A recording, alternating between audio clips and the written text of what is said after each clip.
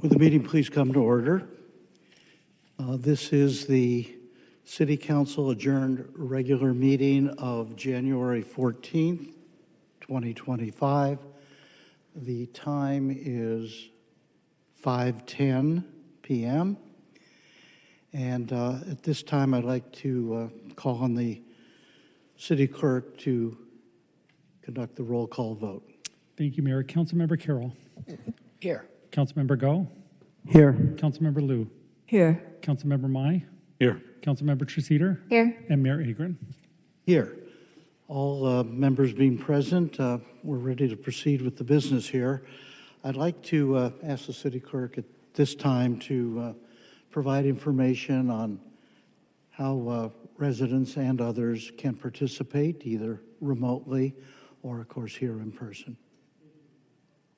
Thank you, Mayor. Members of our audience who wish to speak may submit their name into one of the speaker kiosks next to the City Clerk or in the main lobby. We also offer the ability to provide live comments via Zoom and submit written comments through our e-comment system. For those who wish to participate virtually, visit zoom.us using any web browser or the Zoom app on smartphones or tablets and enter meeting ID 848-4853-1263. The passcode is 272906. You may also dial in by calling 669-900-6833 or 346-248-7799 and entering the same meeting ID and passcode. Those who wish to provide comments via Zoom are asked to enter the speaker queue by raising their hand electronically. The City Clerk will call your name and allow you to unmute your microphone at the appropriate time. Those dialing in by telephone will be identified by the last 3 digits of their telephone number. We ask that you please state your name for the record. The time limits per speaker are noted in the posted agenda and are established based on the number of requests submitted. All requests submitted after the first speaker is called shall receive 90 seconds. Those who wish to provide written comments may do so by clicking e-comment on the City Council meeting agenda webpage at cityofirvine.org/ICTV. All comments will be provided to the City Council as part of the meeting record and will be uploaded to the city's website. For technical assistance with Zoom before or during the meeting, please call 949-724-6078. For any other questions or assistance, please contact the City Clerk's office at 949-724-6205 or via email at clerk@cityofirvine.org. Thank you, Mayor. Thank you, Mr. Peterson. At this time, I'd like to, before we get into the balance of the agenda and the pledge and so forth, I'd like to, well, why don't we just actually move right to the Pledge of Allegiance here. At this time, I'd like to invite Councilmember Go to lead us in the pledge. Those who are able, please stand and remain standing if you would right after the pledge. Thank you.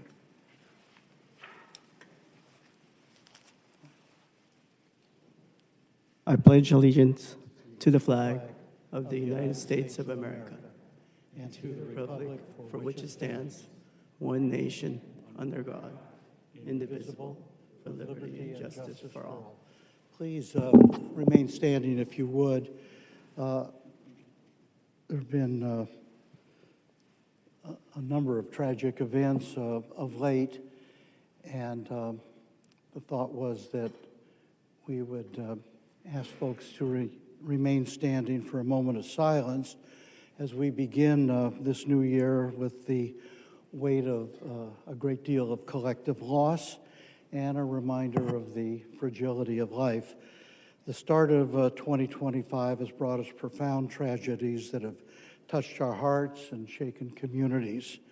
I'd like to take a moment to honor and remember those we have lost, including Kevin Skinner, a fire apparatus engineer who bravely served with the Orange County Fire Authority for 25 years. He was known for his warm personality and his ability to make others feel welcome.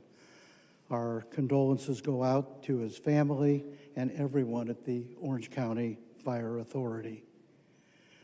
Also, I'd like to note, seems like it was a long time ago now, the 14 people killed in New Orleans in a senseless New Year's Day terror attack. And finally, I'd like us to remember also, it seems a while back, when former President Jimmy Carter, who dedicated his life to serving others and advancing global health, democracy, and human rights, and I must say, conducting himself with the utmost decency throughout his life.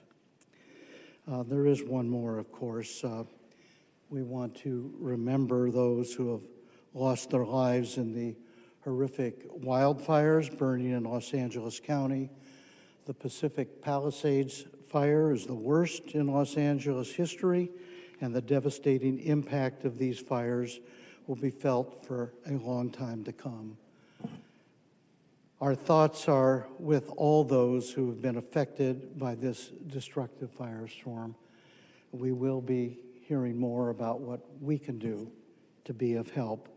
Mindful of these losses, let's just have a moment of silence.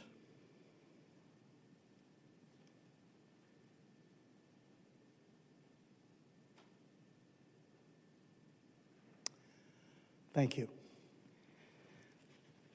With that, you may be seated.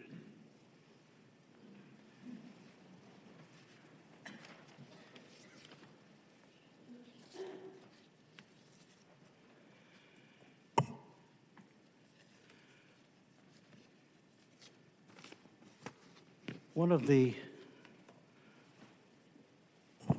prerogatives of the mayor, indeed a responsibility, is to work with the city manager and our council colleagues to shape each agenda for each council meeting. And mindful of that, and mindful too of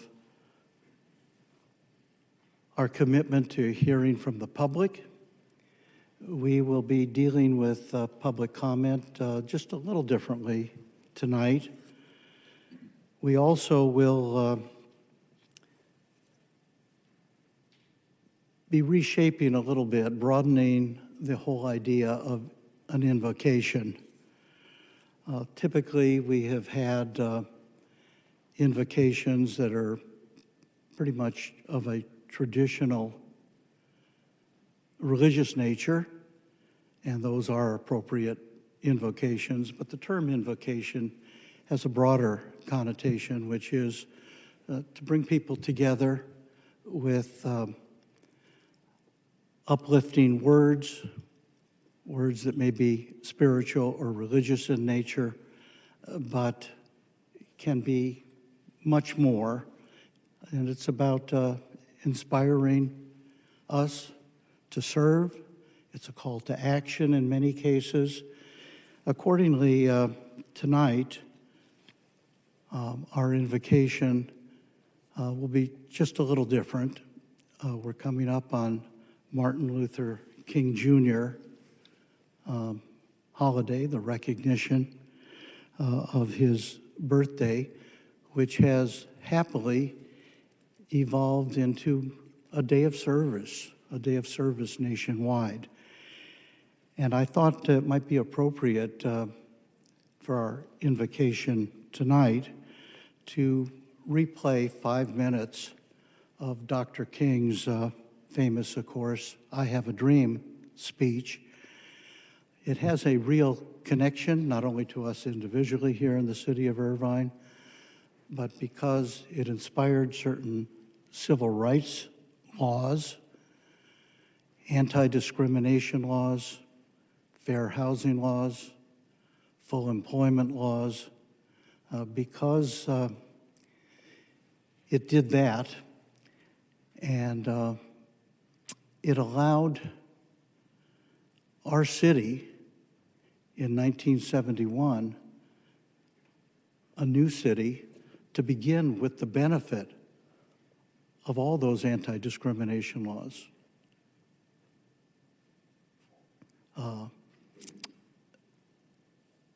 fair employment, fair housing, and so much more. And it has allowed us to grow into the extraordinarily diverse and thoroughly integrated city that is the city of Irvine. It didn't happen by accident. It happened with Dr. King's help, with a civil rights movement that made a real difference. And so I thought for our invocation tonight, our staff hunted down the I Have a Dream speech, which we will play at this time. We hold these truths to be self-evident, that all men are created equal.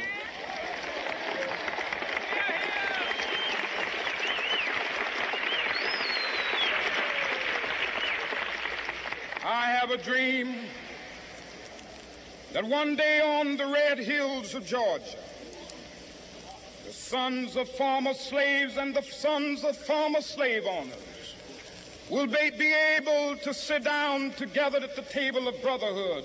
I have a dream that one day, even the state of Mississippi, a state sweltering with the heat of injustice, sweltering with the heat of oppression, will be transformed into an oasis of freedom and justice. I have a dream that my 4 little children will one day live in a nation where they will not be judged by the color of their skin, but by the content of their character. I have a dream today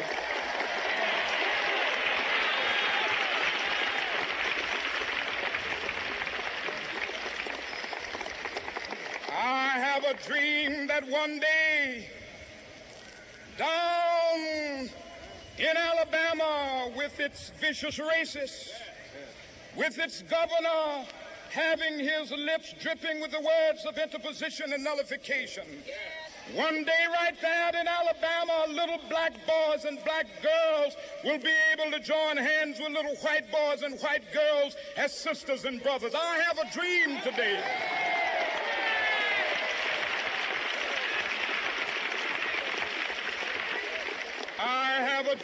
that one day every valley shall be exalted, and every hill and mountain shall be made low. The rough places will be made plain, and the crooked places will be made straight, and the glory of the Lord shall be revealed, and all flesh shall see it together.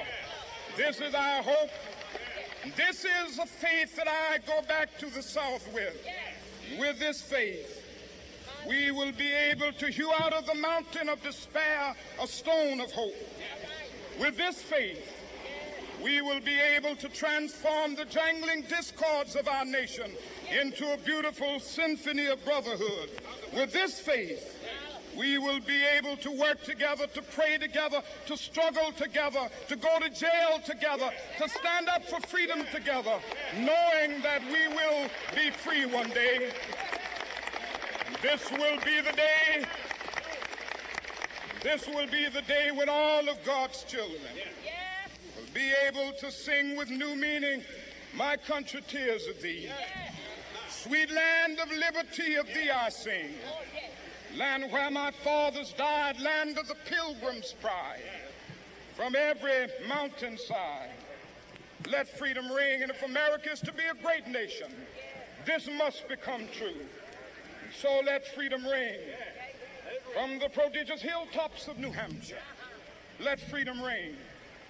From the mighty mountains of New York, let freedom ring. From the heightening Alleghanies of Pennsylvania, let freedom ring. From the snow-capped Rockies of Colorado, let freedom ring. From the curvaceous slopes of California. Not only that, let freedom ring from Stone Mountain of Georgia. Let freedom ring from Lookout Mountain of Tennessee. Let freedom ring from every hill and molehill of Mississippi, from every mountainside.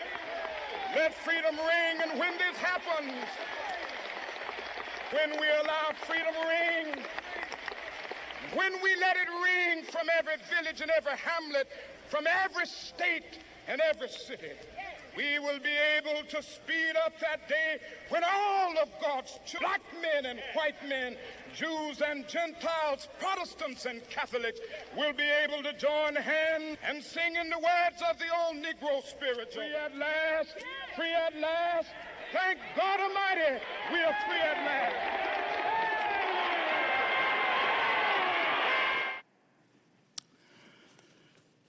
I've heard that speech many times, and every time I get inspired. And as I stated before, it has a through line to all of us here in the city of Irvine. The fact that Dr. King, millions of others, were involved in a civil rights movement that transformed this country in the 1960s, allowed us as a city, as I expressed before, to be founded and mature without any history of segregation or discrimination, to the point where we now have become the single most diverse and thoroughly integrated city in the United States of America. I think we should all be very, very proud of that.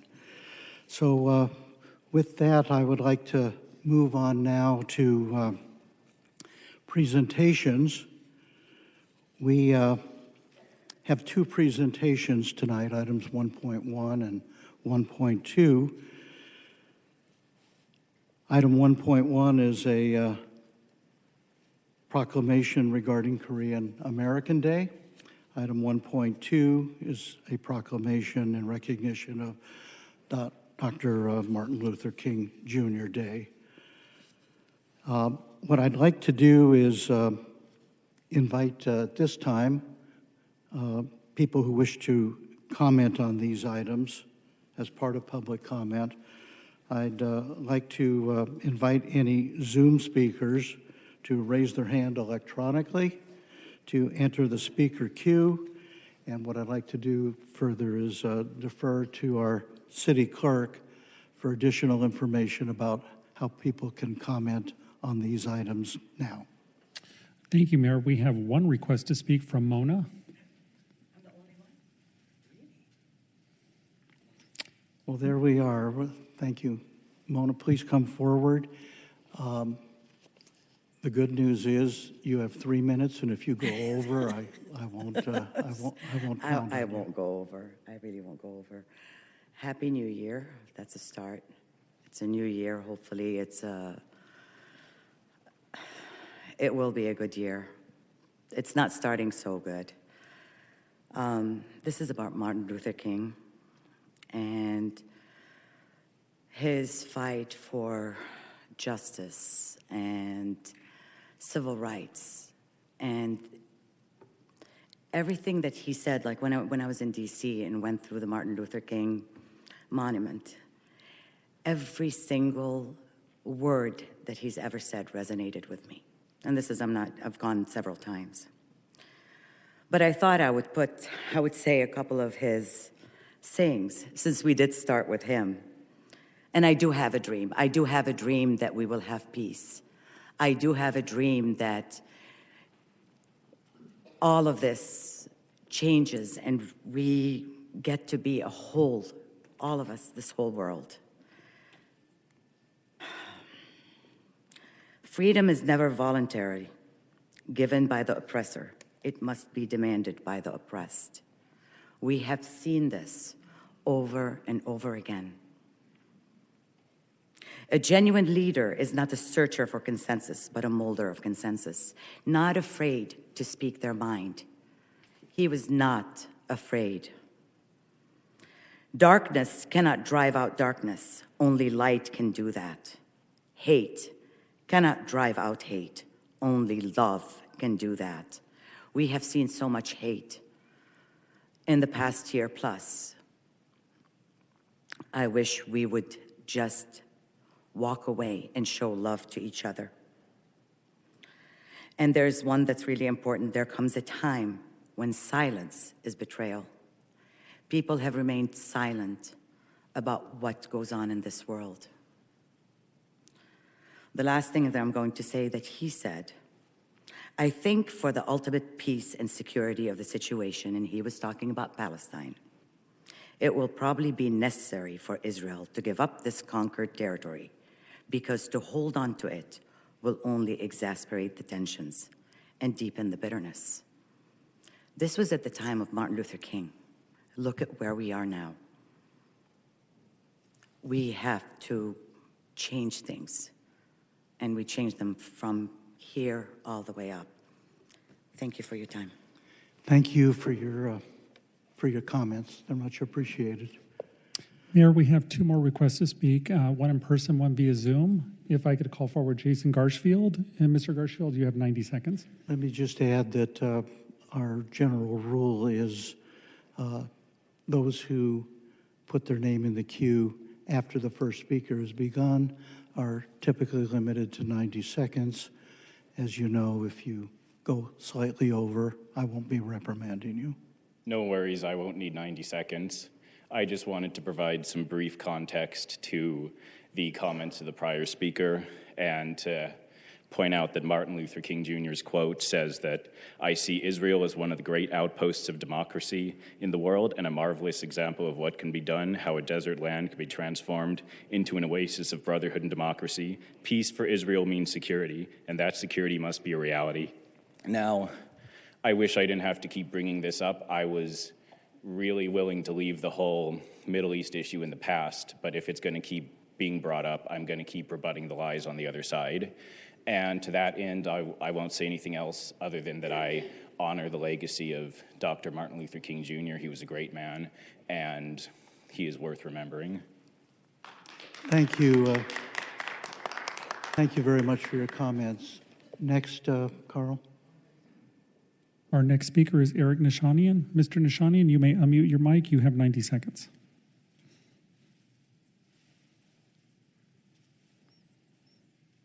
Mr. Nishanian, can you hear us? And that is all, Mayor. All right. Well, with that, public comments on items 1 and 2, 1.1 and 1.2 are concluded, and I'll just be stepping down to the podium so that we'll make the presentations.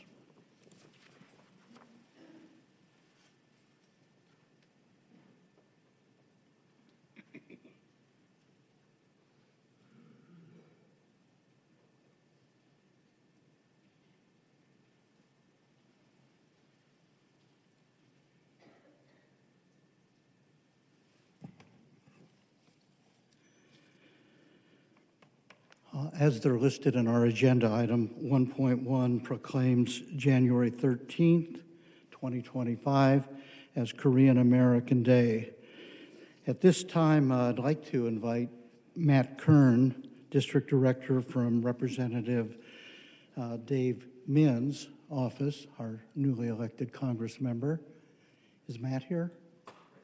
Please come down. Join me at the podium if you would, as we proclaim January 13th, 2025 as Korean American Day. Good to see you, man. Good to see you. Tonight, we're also honored to have representatives from a number of organizations to celebrate this special day and to celebrate our Korean American community here in Irvine and Orange County. So I would like now to invite forward all representatives from various organizations to join me at the podium as well. Those include representatives from the Korean American Center, Irvine King Sejong Institute, I hope I pronounced that correctly, Korean American Women's Society, please come forward. California Taekwondo Committee, the UCI Korean Alumni Association, IKPA, that's the Irvine Korean Parent Association, supportive of education, of course, and the Irvine Korean American Festival representatives. And I see former council member Tammy Kim here as well, probably with all the organizations. Please come forward. This is going to be a joint effort here. Oh, there we are, Korean American Senior Association. Anybody else? All right. Well, it's my privilege and honor to be able to read the proclamation, which I'll do at this time. Korean American Day, January 13, 2025. Whereas on January 13, 1903, 102 pioneer Korean immigrants arrived in the United States, initiating the first chapter of Korean immigration to America. And whereas Korean Americans, like other groups of immigrants that came to the United States before them, have settled and thrived in the United States through strong family ties, community support, and hard work. And whereas the Centennial Committees of Korean Immigration and Korean Americans have designated January 13th of each year as Korean American Day to commemorate the first step of the long and prosperous journey of Korean Americans in the United States. And whereas the City Council of the City of Irvine took official action on January 8th, 2008, to approve the recognition of the federal declaration of Korean American Day on January 13th of each year. Now, therefore, the City Council of the City of Irvine does hereby proclaim January 13th, 2025 as Korean American Day and encourages all residents to recognize and celebrate this special day. So, congratulations. Would anyone like to come forward and say a word or two? The president of the Korean American Federation of Orange County. Wonderful. Come forward if you would. Thank you. Thank you. Mr. President, go right ahead. Hi, everyone. My name is James Cho. I'm president of Korean American Foundation of the United States. I'm really thankful for Irvine, City of Irvine, and mayors and all council members. I very proud in Korean, live in Irvine, a lot of people here. Anyway, thank you so much, everyone. Thank you.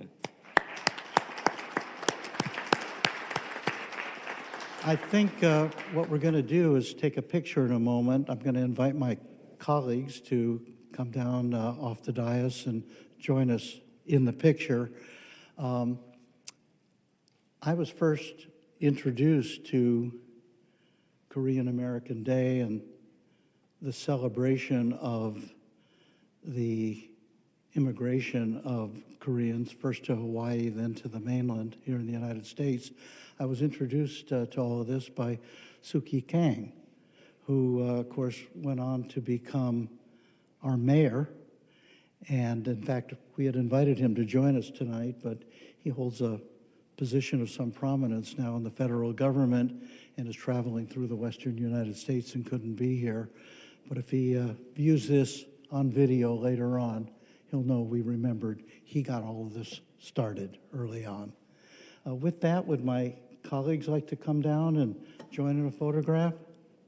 If somebody else wishes to be heard, now's the time. This is a wonderful celebratory event. Thank you. Yeah, let's get up there.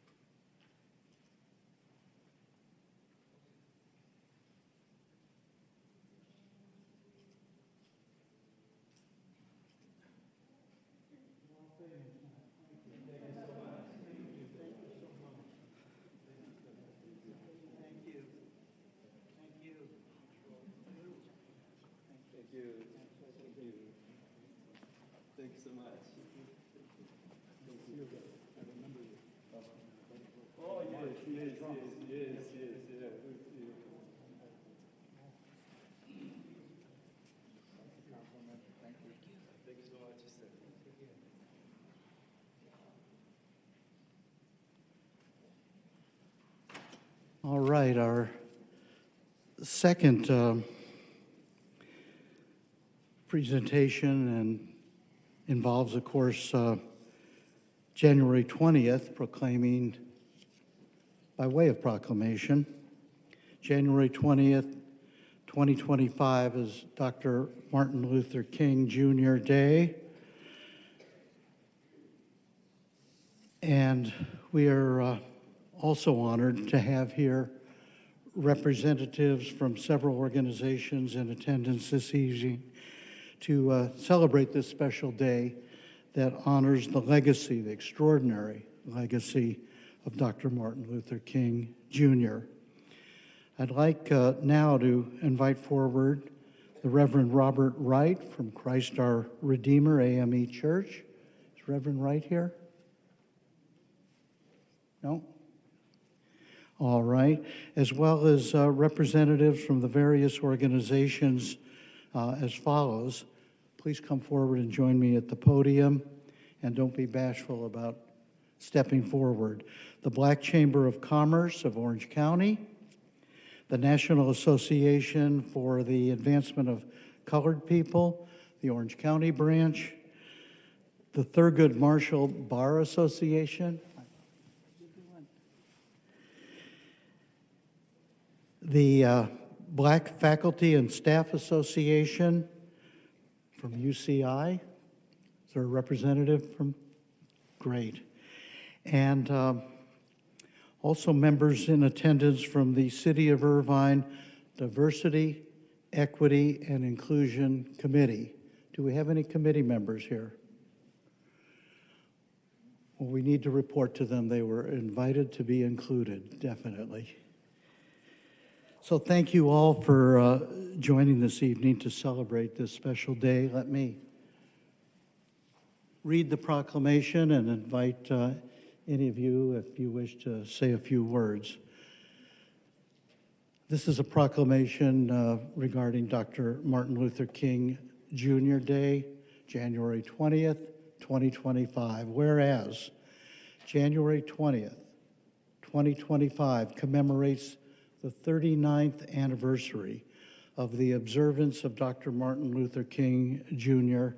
Day, a federal holiday which was signed into legislation in 1983 and first observed in 1986. And whereas on August 23rd, 1994, Congress passed the King Holiday and Service Act of 1994, which for the first time combined a national holiday with a national day of service. And whereas Dr. King's faith, courage, and leadership helped the nation move closer to the ideals of what America was founded upon and continues to inspire Americans. And whereas Dr. King's legacy is recognized on this day, and Americans are encouraged to volunteer in civic and community programs to honor the pioneering civil rights leader. Now, therefore, the City Council of the City of Irvine does hereby proclaim January 20th, 2025 as Dr. Martin Luther King Jr. Day and encourages all residents to participate in civic, community, and service projects to commemorate the spirit of this National Day of Service. So, thank you. Bobby, did you want to say something? Yes, I can. All right. Thank you, sir. Thank you, Mayor. Appreciate it. I would like to say I'm very, very proud to be here this evening with the City of Irvine. For as long as I can remember, they've always recognized Korea Day and also Dr. Martin Luther King's birthday. That really completes, for me, the vision of Dr. King and that diversity piece, and making us all come together as brothers and sisters. So thank you for this. This is an awesome honor. Thank you again, sir. Thank you. Okay. Thank you.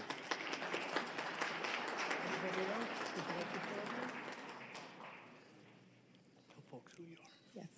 Hi, I'm Deirdre Harris, president of NAACP Orange County. It's an honor to join you all today as we honor the legacy of Dr. Martin Luther King Jr., whose unwavering commitment to equity continues to inspire us and to guide us. A leader who transformed our nation with his courage, his vision, and his commitment. Dr. King reminded us that injustice anywhere is a threat to justice everywhere. A call to action that remains as urgent as it was then, as it is now. As we reflect on this extraordinary contribution, let us also recognize the work that remains. Dr. King challenged us to confront systemic inequities and to build a society where dignity and opportunities are accessible for all. Thank you for your continued commitment to the city of Irvine and these ideas for which we are standing for and united in the pursuit of justice. Thank you.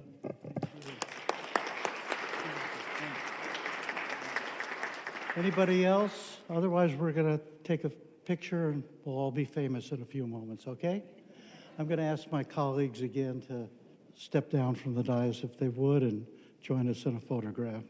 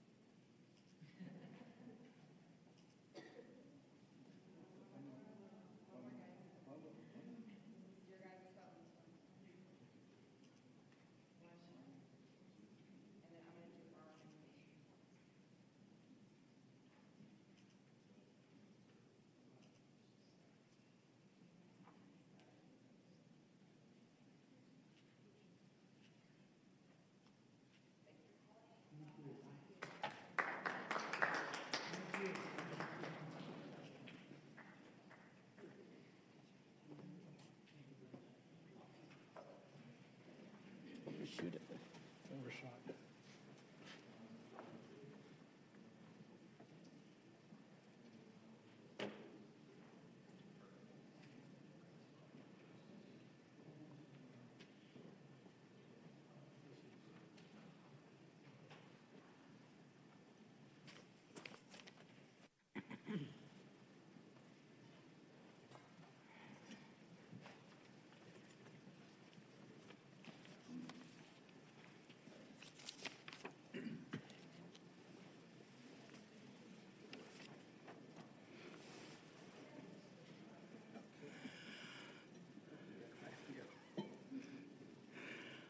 All right, we'll now be moving on to that part of our agenda, which is public comments for non-agendized items.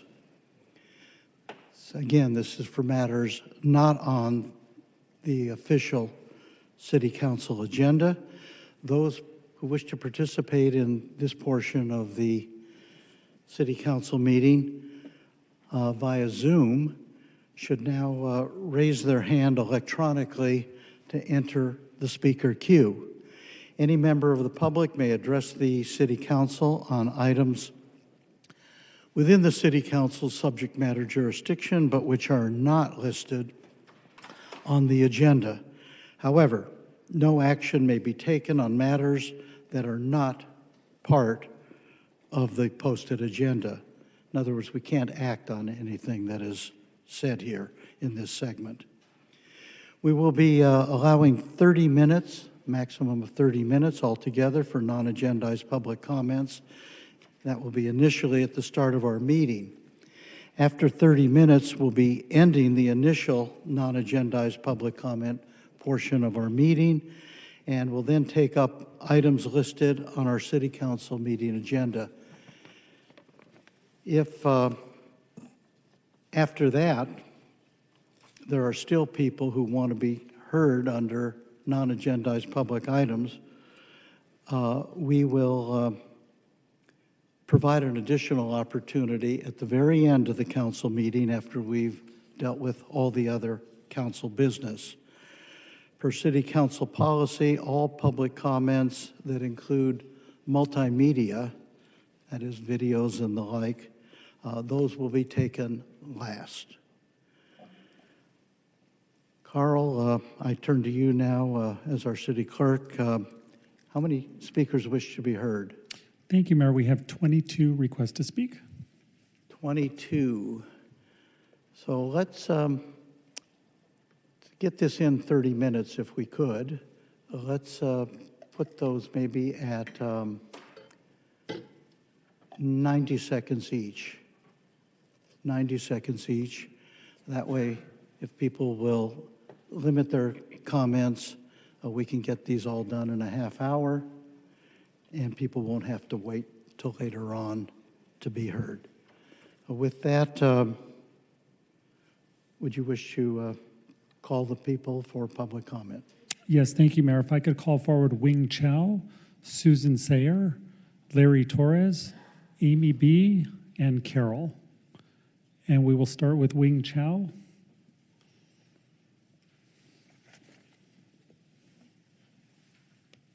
Happy New Year and Happy Chinese New Year on January 29 to all the honorable council members, ladies and gentlemen, Irvine residents. For any success story, start with a vision or a dream. In the Old Testament, Joseph had a dream when he was a child. That was fulfilled, became a prime minister. Martin Luther King had a dream in 1963 that all men are created equal, which is now fulfilled, and won him the 1964 Nobel Peace Prize.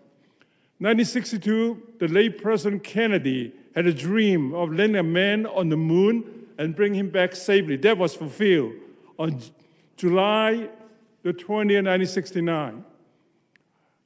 Here, we have a dream to make Irvine a better city. I want to support the new council with the ABCDE. A, to appreciate every member. B, believe in you because the people voted for you.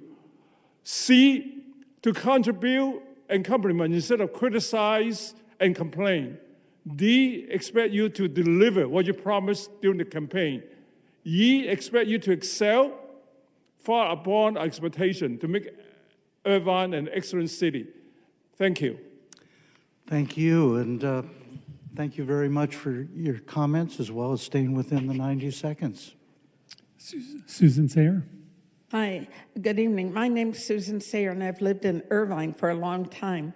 Irvine's current building codes and ordinances fall short when it comes to meeting the needs of residents with disabilities.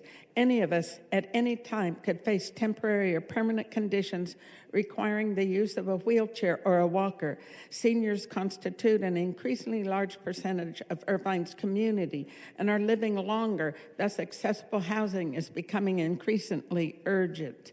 Unfortunately, many of Irvine's residential units are simply not designed to accommodate these residents' needs. They're unable to enter their home in their wheelchair because it can't fit through the doorways. They can't climb the stairs or reach the clothes hanging in their closets. They can't access the kitchens or the bathrooms. People are forced to live under inadequate conditions, such as being confined to a hospital bed in the living room with a portable toilet next to their bed and having sponge baths. ADA building requirements were created to prevent discrimination against people with disabilities with regards to accessing public buildings. The ADA requirements do not go far enough. Irvine's housing design policies, codes, and ordinances must be updated to address the current needs. I'm going to skip. Doorways need to be wide enough. First floor full bathrooms with walk-in showers. First Thank floor you. Your time is room up. suitable for use as a bedroom. Removable under-sink shelving for wheelchairs. Height adjustable closet bars, and higher placement of electrical facilities. Everybody deserves a forever home. Construction costs for ADA adaptable amenities are negligible compared to extremely high costs of retrofitting housing units to become ADA adaptable. Thank you. Susan, what I'd like to do is, sorry to kind of cut you off here, but I want to thank you for all your advocacy. I know it's beginning to pay off in a lot of respects, and we're going to soon have the Irvine Connect bus system on our agenda. I noted that Councilmember Treseder had wished to put that on the agenda for the next council meeting. So we'll give you more time at that time, all right? Okay, thank you. Larry Torres. Good evening.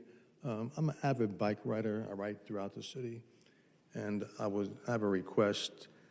Consider if the city could paint street names or post signs on the bridges.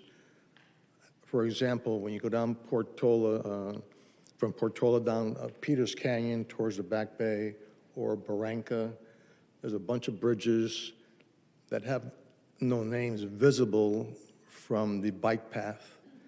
It would be very convenient, and especially for people out of the city who don't know where they're at, to call for assistance. I'm on Peters Canyon, adjacent to Barranca, Maine, Alton, whatever it is, but there's nothing there. And when I ride the bicycles down these paths, I get approached fairly often saying, "Where am I? I need to go somewhere," whatever.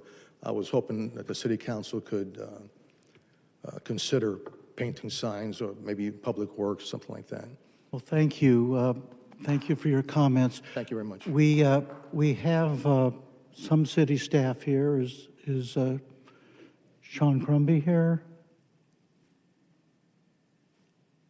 Is somebody from city staff here?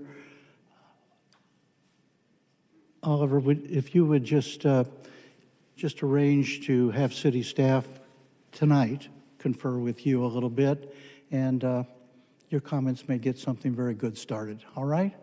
Thank you. Thank you. Amy B. Good evening. Happy New Year and congratulations to the new City Council members. I'm here tonight to draw attention to an LA Times article about the most recent Orange County hate crime report. The article notes that previously data were gathered from local law enforcement and nonprofit organizations. In the most recent report, data were only gathered from the district attorney, which has a grant from the state to do this work. The article suggests that there's a need to bring back a nonprofit reporting system, or there will not be accurate information. The writer leads us to believe that we need to bring back this old system, or we may not have a true sense of what is happening in places such as Irvine. However, I suggest reviewing this through a different lens due to the fact that the city of Irvine has considered giving funding to this nonprofit organization such as Groundswell, who used to do the report in order to have the data. Is this the best solution for Irvine? You have, and have had for a while, an excellent system which allows not only victims but also witnesses to file reports. My hope is that as you embark on this new term as council, you will be mindful of two things. First, you have a great reporting system and a chief of police who has demonstrated a commitment to identify the root causes of hate. No need to use taxpayer dollars to fund two systems.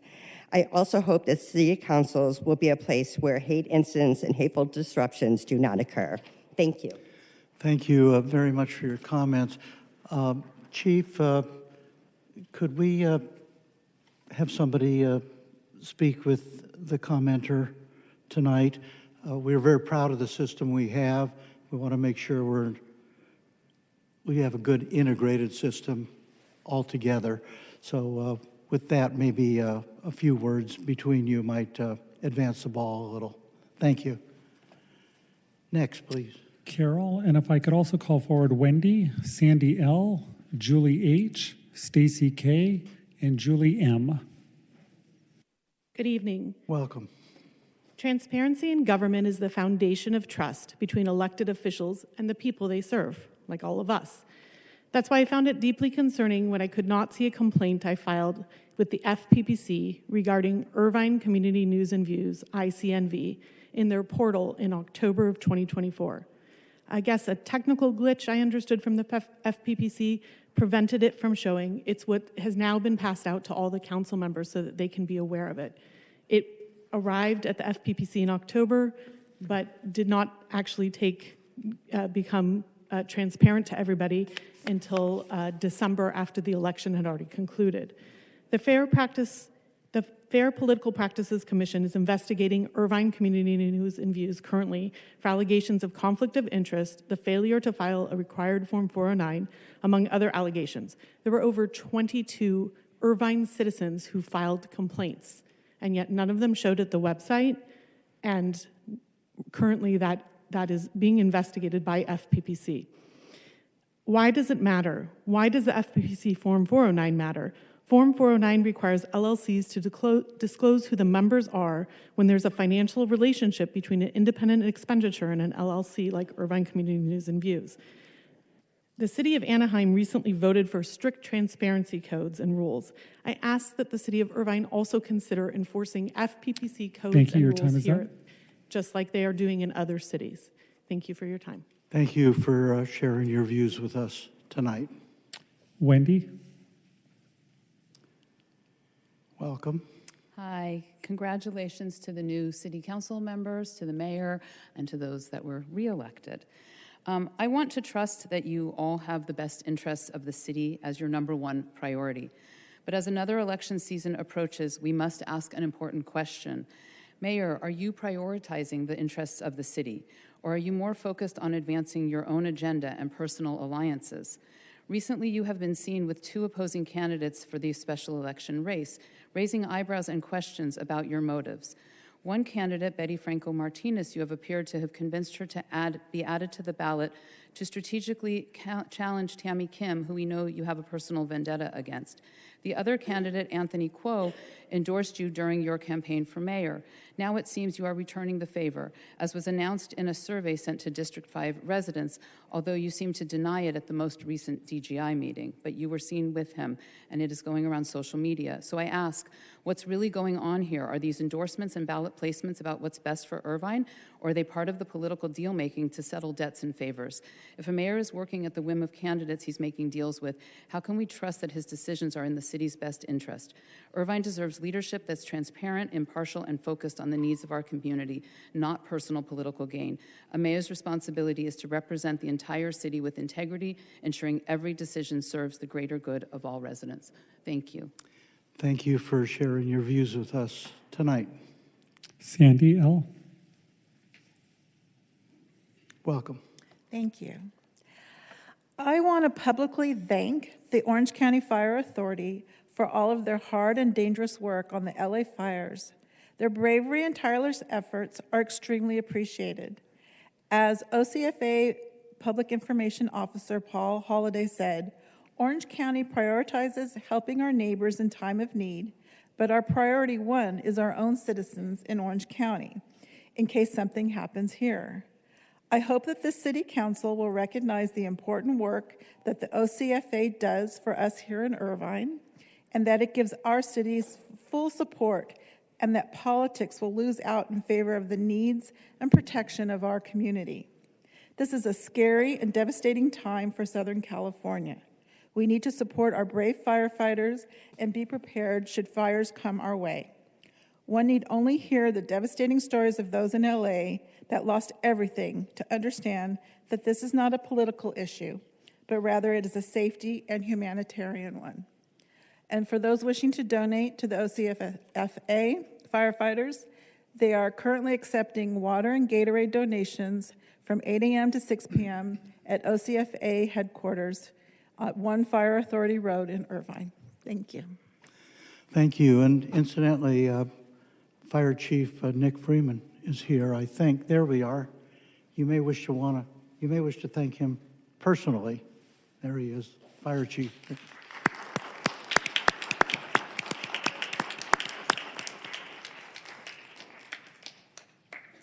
Julie H. Welcome. Thank you. Good evening and Happy New Year, and congratulations to the newly elected council members. My name is Julie. Y'all have, the returning council members have heard from me before, and so you know I grew up in Irvine, went to Woodbridge and IVC, but I'm from the Soviet Union, and in the Soviet Union, we had a newspaper called the Pravda, which means truth, but of course, we all kind of knew what it was. And I'm here today to talk about an issue that was raised previously.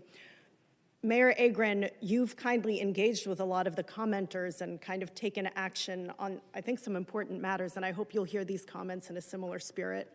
Irvine Community News and Views presents as independent. It has, I've got a copy that came out during our election that says local journalism matters, and then on the inside it says full disclosure. It literally says full disclosure right here, and it's highlighted. ICNV has endorsed Larry Agren for mayor, and it, you know, that's not full disclosure, right? Because you own part of it, and your wife owns part of it, and a family member controls it, and yet it presents, like the Pravda did, as an independent newspaper. And I hope that in future that you'll consider doing better and labeling this newspaper as what it is so that citizens know what they're reading. Thank you. Thank you for sharing your views with us tonight. Stacy K. Welcome. Hi, good evening. I also want to give a shout out to the Orange County Fire Authority, thanking them for their efforts in the devastating LA fire. My roots are from LA, my family is from LA, and it breaks my heart what's happening. But here's to City Council matters.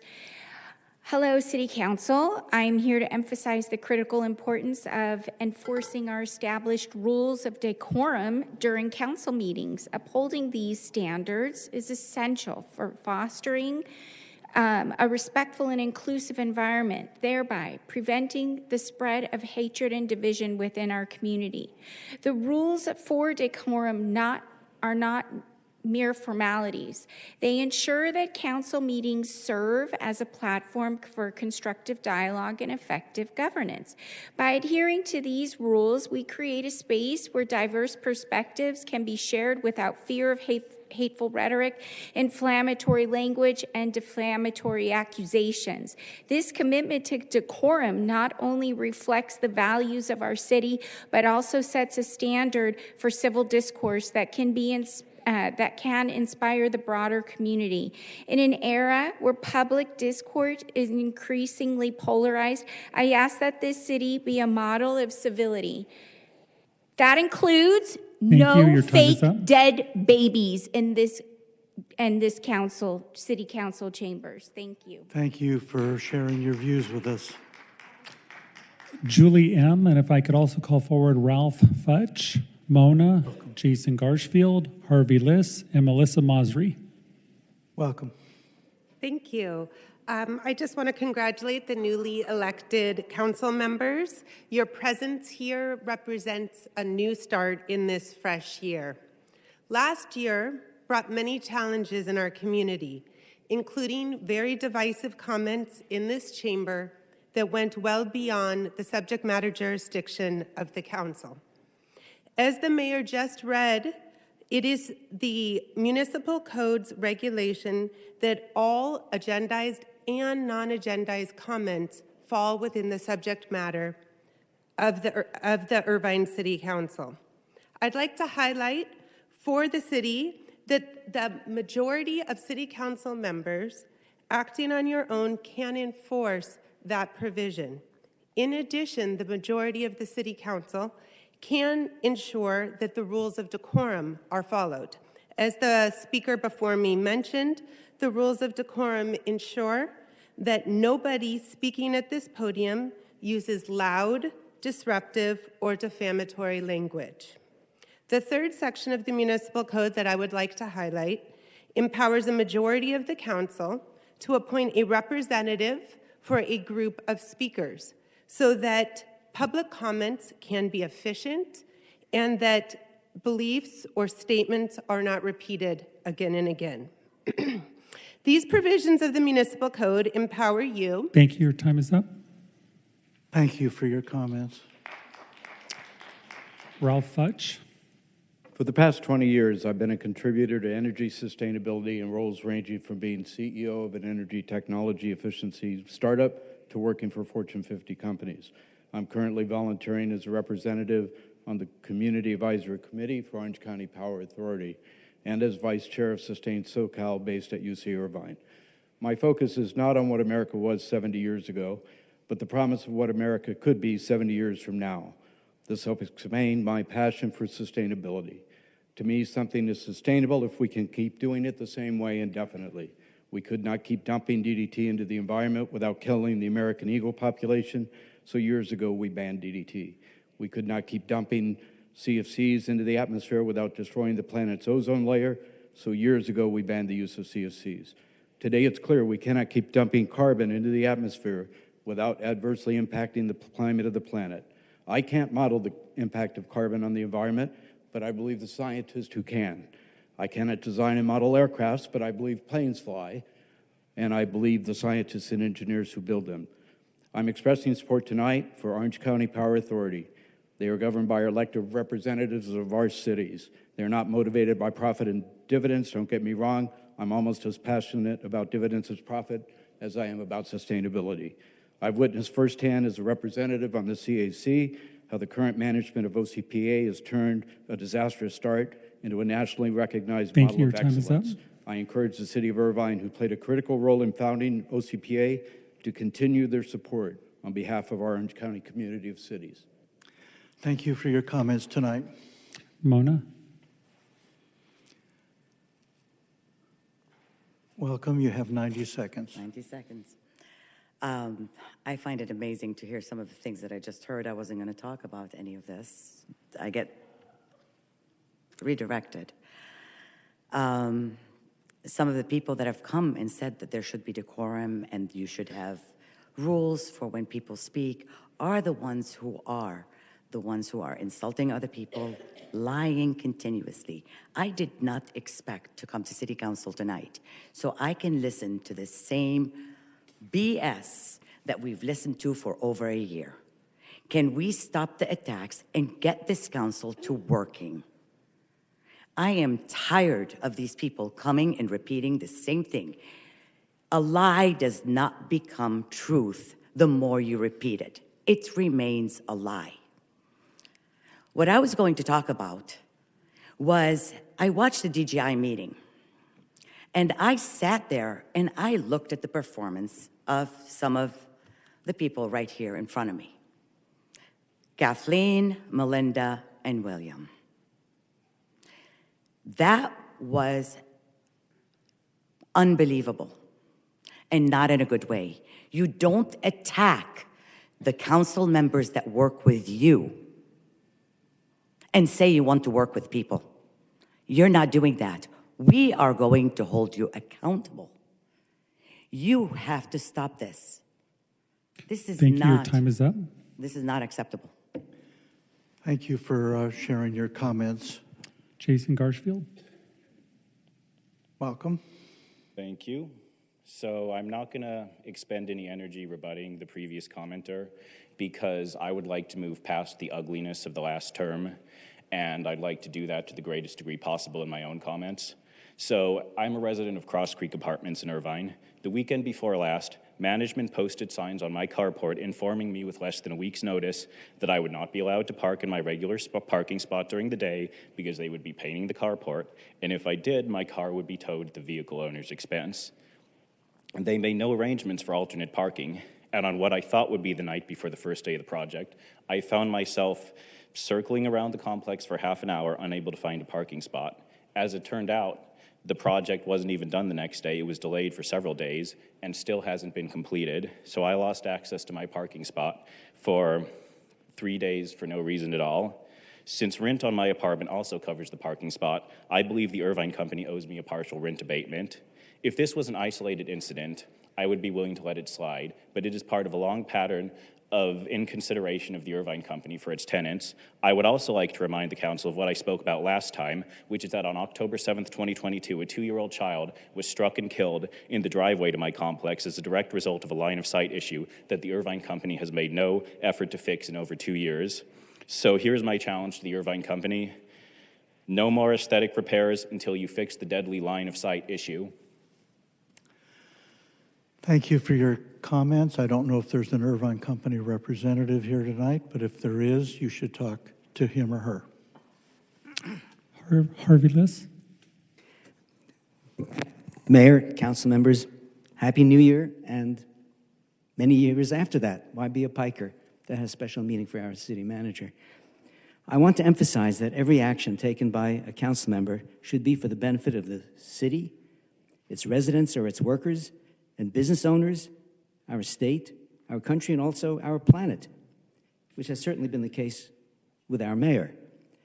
If a political figure or anyone supports your candidacy, that should only mean that that person supports you because that person knows or should know they will only take actions with those purposes. Voting contrary to the best way to serve those purposes, because that's what your supporter or benefactor wants, is contrary to serving the public and an abrogation of one's integrity. So you should feel very good about ignoring that pressure or even possible threats, whether implied or not. The watchwords are always do the right thing to serve the public as an altruist, and you will doing what evolutionarily you are built to do. As a side effect, you will sleep better at night, live longer, and be happier. Thank you. Thank you for your comments. Much appreciated. Melissa Masri. Welcome. Hello. So I'm Melissa Masri. I'm teacher, head of a local science department, science teacher. I just want to get started because we don't have much time. But I just want to mention that I want to speak on behalf of the OCPA, just to be clear. So a peer-reviewed study from the Union of Concerned Scientists found that 19.8 million acres of burned forest land, 37% of the total area scorched by forest fires in the western United States and southwestern Canada since 1986, can be attributed to the heat-trapping emissions traced to the world's 88 largest fossil fuel producers and manufacturers. This Wednesday, I watched the Eaton fires rage from my sister's home in Monrovia from her backyard. She was right next to an evacuation zone. As wildfires rage, let us not forget the contribution of fossil fuel companies like SCE to the CO2 and methane gases which help to fuel them. An entire meeting was held to hold OCPA accountable for what? A small miscommunication? Why are they held constantly to a higher standard than the fossil fuel lobbyists who have wrought destruction on our planet for decades? They use the same definition of 100% clean energy, by the way, but SCE's tier is not even available anymore to people at the moment. If there was a company that knowingly gave Irvine citizens polluted water to each house, and another company came that was willing and able to provide clean water to those same pipes, we would not be discussing whether our purchase of clean water to cover our usage then came only to our house. We would understand that the clean drops of water, or electrons, as you guys like to talk about, that we purchased blended in and benefited everyone. Please don't obfuscate, confuse, or listen to those with an agenda to do so. More clean energy benefits everyone, and OCPA is our best option for getting that. Please allow us to continue to have a choice and a free market. Thank you. Thank you for your comments. Ellen Meyerson. Welcome, Mr. Meyerson. Good evening, council members. Alan Meyerson. I wanted to speak briefly about the makeup of the new council. We have 4 Democrats and 2 Republicans. In recent past, one of the Democrats sitting on this council has been held to a different standard. There was a Rule 2 against this person, so they couldn't agendize items. That was supported by Tammy Kim. There was a issue with the All-American Asphalt Company. And if the Democrats up there are so willing to work together like they constantly say they are, I'd like to know why the then Councilmember Agron had to go to a Republican sitting on the council to work to get the asphalt plant closed. Why didn't a Democrat approach then Councilmember Agron to get the asphalt plant closed? So just saying you want to work together doesn't mean anything. I'd like to see this council actually work together, especially the Democrats. Thank you for your comments tonight. Karen? Welcome. Honorable council members, as you step into this crucial role, I ask you to remember that the power of leadership lies not in authority, but the privilege of serving others. Your mission is not just to enact policies, but to inspire, to uplift, and to be the voice of the people you represent in Irvine. I urge you to lead with humility. This role is a responsibility, not a title. Approach every decision with the understanding that true leadership comes from listening, learning, and seeking the collective wisdom of our community. Always remember, you are not above the people you serve. You are among them. The challenges of today demand bold, creative solutions. Don't be afraid to think outside the box and push boundaries, whether it's tackling homelessness, building sustainable infrastructure, or supporting the small business. With innovation comes empathy. Seek to understand the lives and struggles of those around you. It's easy to get lost in data and budgets and the daily grind, but true progress is driven by people you serve. Walk in their shoes, see the world from their eyes, and let that deep understanding shape the policies that you're supposed to champion. You must also bring passion to this work. As someone who frequented City Council with significant trepidations over the last year, I implore you to consider the beauty of Irvine should be rooted in respect, not hate. It is integrity and not false pretense. If you seek the truth, you will represent the truth. And Irvine will Thank you. Your thrive. time is up. Thank you for your comments. City Clerk, how many more speakers are there? We have 7 more requests to speak, and that puts us at 30 minutes. All right, so the 30 minutes have elapsed? Correct. 7 more. Take no more requests, but we will allow the final 7 to proceed, and then we'll be done with public comments on non-agendized items. Go right ahead. Thank you, Mayor. Our next speaker is Pam Wyckoff. Pam, you may unmute your mic.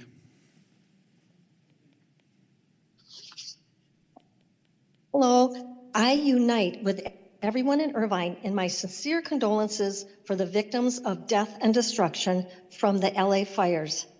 These fires were not caused by global warming. When a county and utility provide water services and fire hydrants, it is reasonable for citizens to expect the water to be there. The law says that it is illegal for me to drill a water well on my own property. Therefore, the government and utility is responsible for water to be available. Most of us recognize an outstanding weather event. If the policymakers truly believed in global warming, wouldn't they have been on top of a super duper Santa Ana wind event in a 150 rain year record drought? So how were liberals prepared to quench the Palisades fire? The reservoir was empty. Now Newsom is in full throttle damage control to protect his flawed political reputation. We need to be kind-hearted towards each other. However, we need a just political system that recognizes and honors super firestorms and uses the old, time-proven treatments. Keep vegetation trimmed, use controlled burns, make sure the cisterns are full. Keep politics out of public safety. Thank you and good night. Thank you for your comments. Next. Our next speaker is Barbara B. Barbara, you may unmute your mic. Hello, my name is Barbara Bornett, and my husband Marlon and I are longtime residents of Irvine in District 5. I'm joining the meeting tonight as a concerned citizen and as someone who wants to be more involved and have more of a presence in Irvine city business.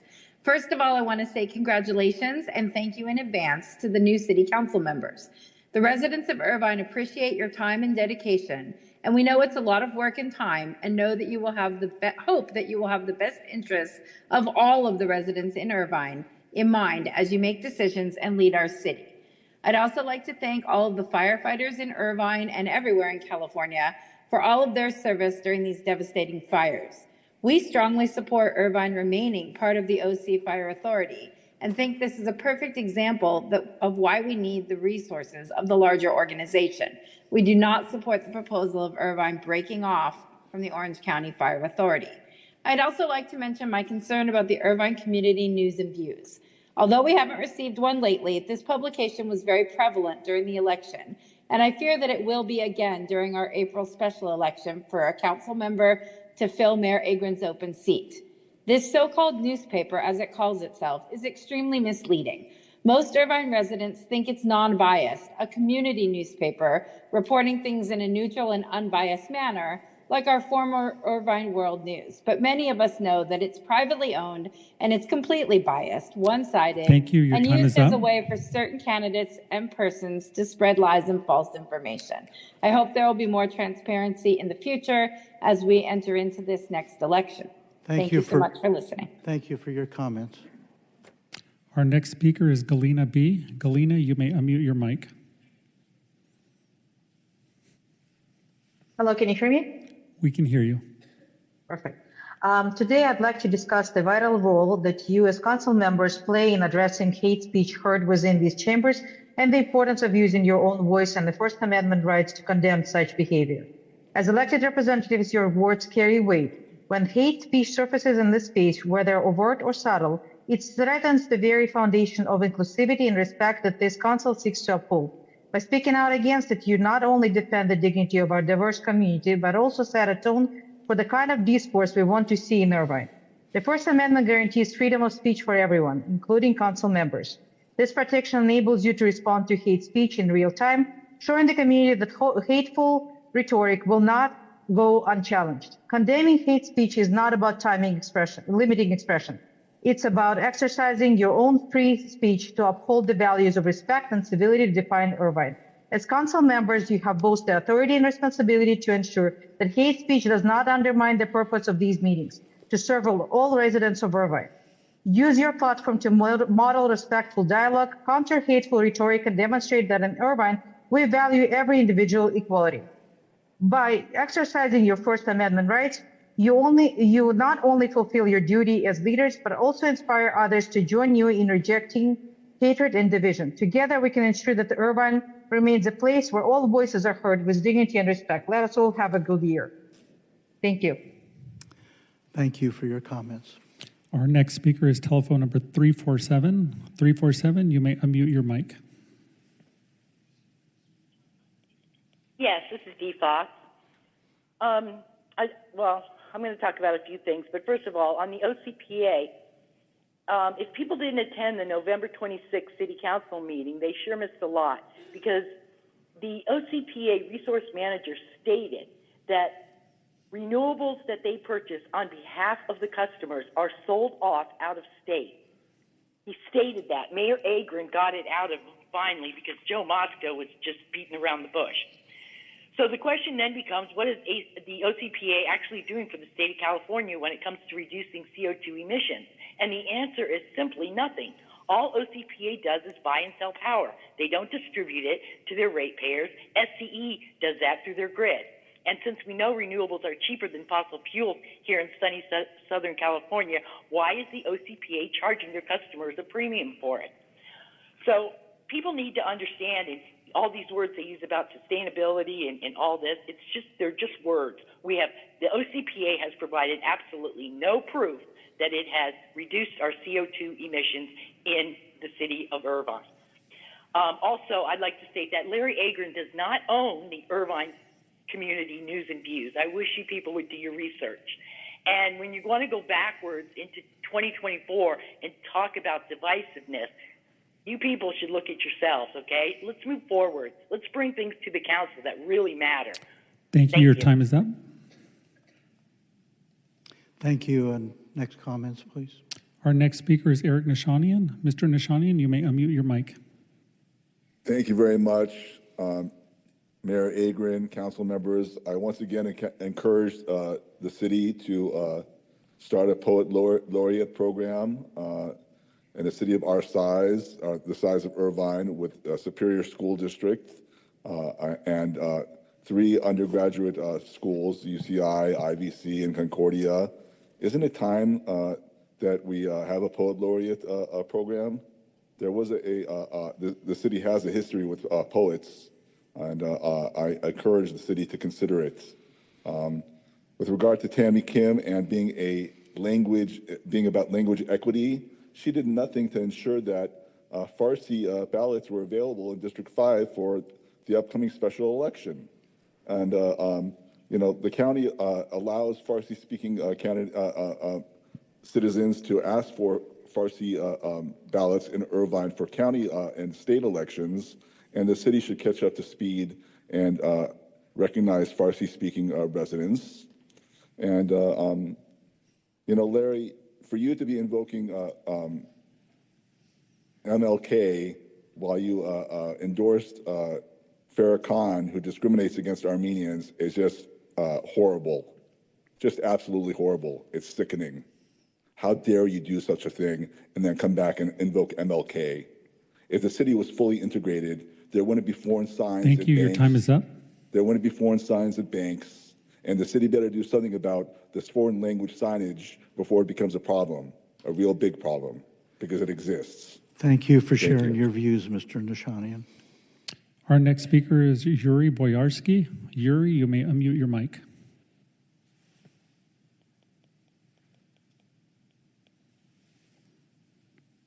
Hello, Yuri, can you hear us?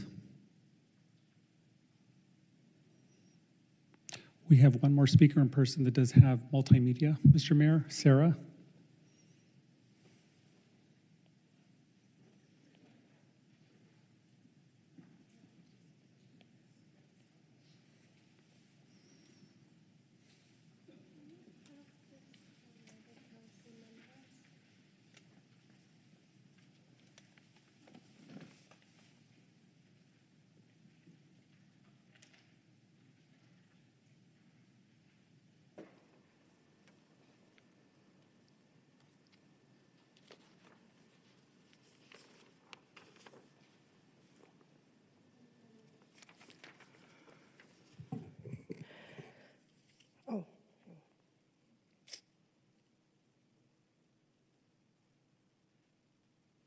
This is last speaker.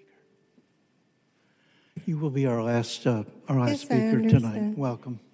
So, Tammy Kim, I received a police investigation report that confirms, that she has actively, purposefully interfered with the constituents' right to be engaged politically. So she officially on her social media continuously claimed that petitioning, which is First Amendment right protected most by law, was illegal. And not only that, I'm gonna have you show the next slide, please, with the video. She showed up to our volunteers that was petitioning and harassed us. Can you please play the video, please? Because, again, all the work that you guys have been doing has really helped us amplify. I'm glad. I feel like this it helped is us raise money. So thank you so much from the bottom of my heart. So right after her leaving, she called the police chief, Mike Kent, personally, and Mike Kent, knowing that there was another officer that we actually asked to be there, that explained to the business that our petitioning is legal and we have the right to be here. The exact same officer was called again by Tammy Kim personally. So she knew fully that we have the legal right. As an elected official, she was involved in retaliatory action. I asked the City of Irvine HR to investigate this on December 17th. The HR manager of the city said this is a pretty serious infringement. Thank you. Your time is up. We need to actually escalate it to a much higher level than the HR by themselves, and I have not yet heard back. All right. If you wish, you can be in touch with one of our staff tonight regarding follow-up on, as I understand it, a complaint that you lodged. Please avail yourself of staff tonight, all right? Which staff? City Manager Chi, will you? Okay. Thank you. That concludes our public comments on non-agendized items, allowing us to move on to the next part of our City Council agenda, which is the city manager's report. Incidentally, I'll observe that the decorum tonight was outstanding, so thank you to all those who spoke in a decorous way, and to all of us here at the dais who've conducted ourselves admirably so far. Thank you. Mayor Egren, I have just a brief update tonight. I know certainly there have been many comments offered this evening as to the devastation we're seeing in Los Angeles. Obviously, what's happening to our partner communities north of us inspires a lot of concern as to how prepared are we here locally. I know that there will be additional comments from you and the council members later as to preparedness activities, but in discussion with our Director of Public Safety, Chief Kent, we did feel it would be appropriate to offer some brief comments to provide some reassurance to our residents that certainly we are prepared and ready for any type of natural disaster that may occur here locally. With Please, that, please go right ahead. I do want to say that our city staff, our chief of police, all of the people here at City Hall have been very carefully monitoring the situation, seeking advice as to how we can be helpful, providing help and assistance, and of course, trying to derive from this terrible tragedy an understanding of some of the lessons that I hope we learn and can apply here in Orange County and in the city of Irvine. But go right ahead, Mr. Chi, if you would, and we appreciate all that you and our staff have been doing. thank you, Mr. Mayor. Bobby, would you like to go ahead and get started? Thank you.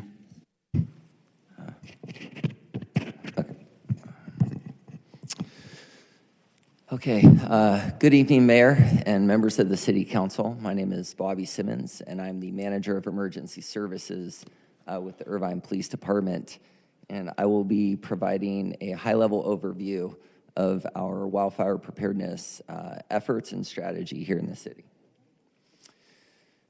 The Office of Emergency Management, we are charged with leading the city's efforts to prepare for, respond to, mitigate against, and recover from all hazards, both those of natural causes as well as human-caused disasters. There is no other hazard identified in our city's hazard mitigation plan that we have invested so much time and effort and resources into as wildfire. You see this play out in the preparedness phase between the partnership between the Irvine Police Department, the city, and Orange County Fire Authority in delivering what has really become known as a state and federally recognized community emergency response team, and all of the preparedness events that we attend and all of the public education and empowerment that we provide to encourage residents to follow the Ready, Set, Go wildfire campaign. You see this in response after the Silverado fire, the way that the city and all of our departments within the city, just incredible partners here in the city, Public Works, Public Information Office, Community Services. There's really not a department that doesn't have a role in that EOC when we activate. Recovery, you see this currently going on with the way that we're sending staff up to the City of Malibu EOC to assist them in transition from response to recovery.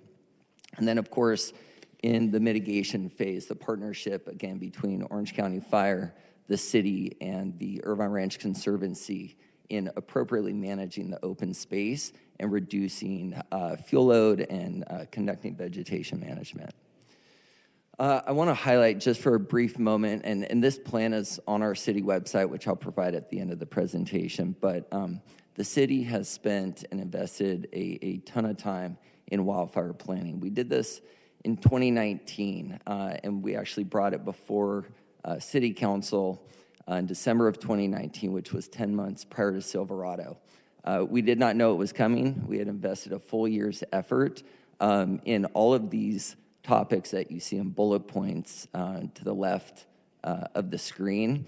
And these just kind of scratch the surface of all those considerations and things you need to plan for when you're going to evacuate a population. Fast forward 10 months, we had Silverado, and so, while no plan's perfect, this plan really held up to the validation that we put it through the planning and exercise process. I can't speak enough about this slide. I wish I had a lot more time, but perhaps another time. But the level of collaboration, not just between fire and law in wildfire preparedness planning, but we've done exercises with all of our schools in Irvine for wildfire preparedness, with the harbor region, which includes Newport Beach, Laguna Beach, UCI, and Costa Mesa in coordinating those evacuation routes. And we've even done specific evacuation drills for certain areas of the city, such as the one on the bottom right that you see in Turtle Rock, where, again, we bring all the stakeholders around a simulation table, and we run through different scenarios and talk through what decisions have to be made, what the considerations, and what the alternatives are. Alert and warning, I mean, this comes to the forefront of any wildfire evacuation. You've seen it all over the news with some of the wireless emergency alerts that were put out kind of erroneously. But in our city, these are really the true mediums that we use to get critical information to the public in a timely fashion. So highly encourage the public to sign up for the opt-in mass notification alert OC. We also, through a direct memorandum of agreement with FEMA and the FCC, we are an authorized sender of wireless emergency alerts, and we are constantly going through monthly training and education with staff on how to effectively notify the public and not go outside the boundaries of Irvine or even Orange County. So that's a huge training point for us. Social media, we mirror everything that we're pushing out in the alerts, all directing folks back to our scalable bandwidth emergency management webpage that gets activated kind of as soon as we activate that EOC, because we know we're, in Silverado, we got tens of thousands of people visiting that site, and we actually received 3.2 million hits on our evacuation map in 3 days, which was astounding. And then lastly, we also manage and maintain our own AM 1640 radio station, which allows us, it's not cellular dependent like some of these systems are, and it allows us to quickly get a message out that we can put on a loop and encourage residents to tune into that, which is actually sustainable in the first day or two, even without power. So just a number of redundancies to get that information to people. We're always looking forward into technology and innovation and how can we continue to close that gap of who might not get that alert or who might not hear that message. So in the aftermath of the Silverado wildfire and going through a thorough after-action report, we've identified a couple things that we can continue to improve upon. One of those is the implementation of our high-low siren, which is a very distinct tone that is programmed into all of our police vehicles that they can just drive through neighborhoods and play so that the public knows when they hear this tone that's very different than any other siren, it'll be time to evacuate.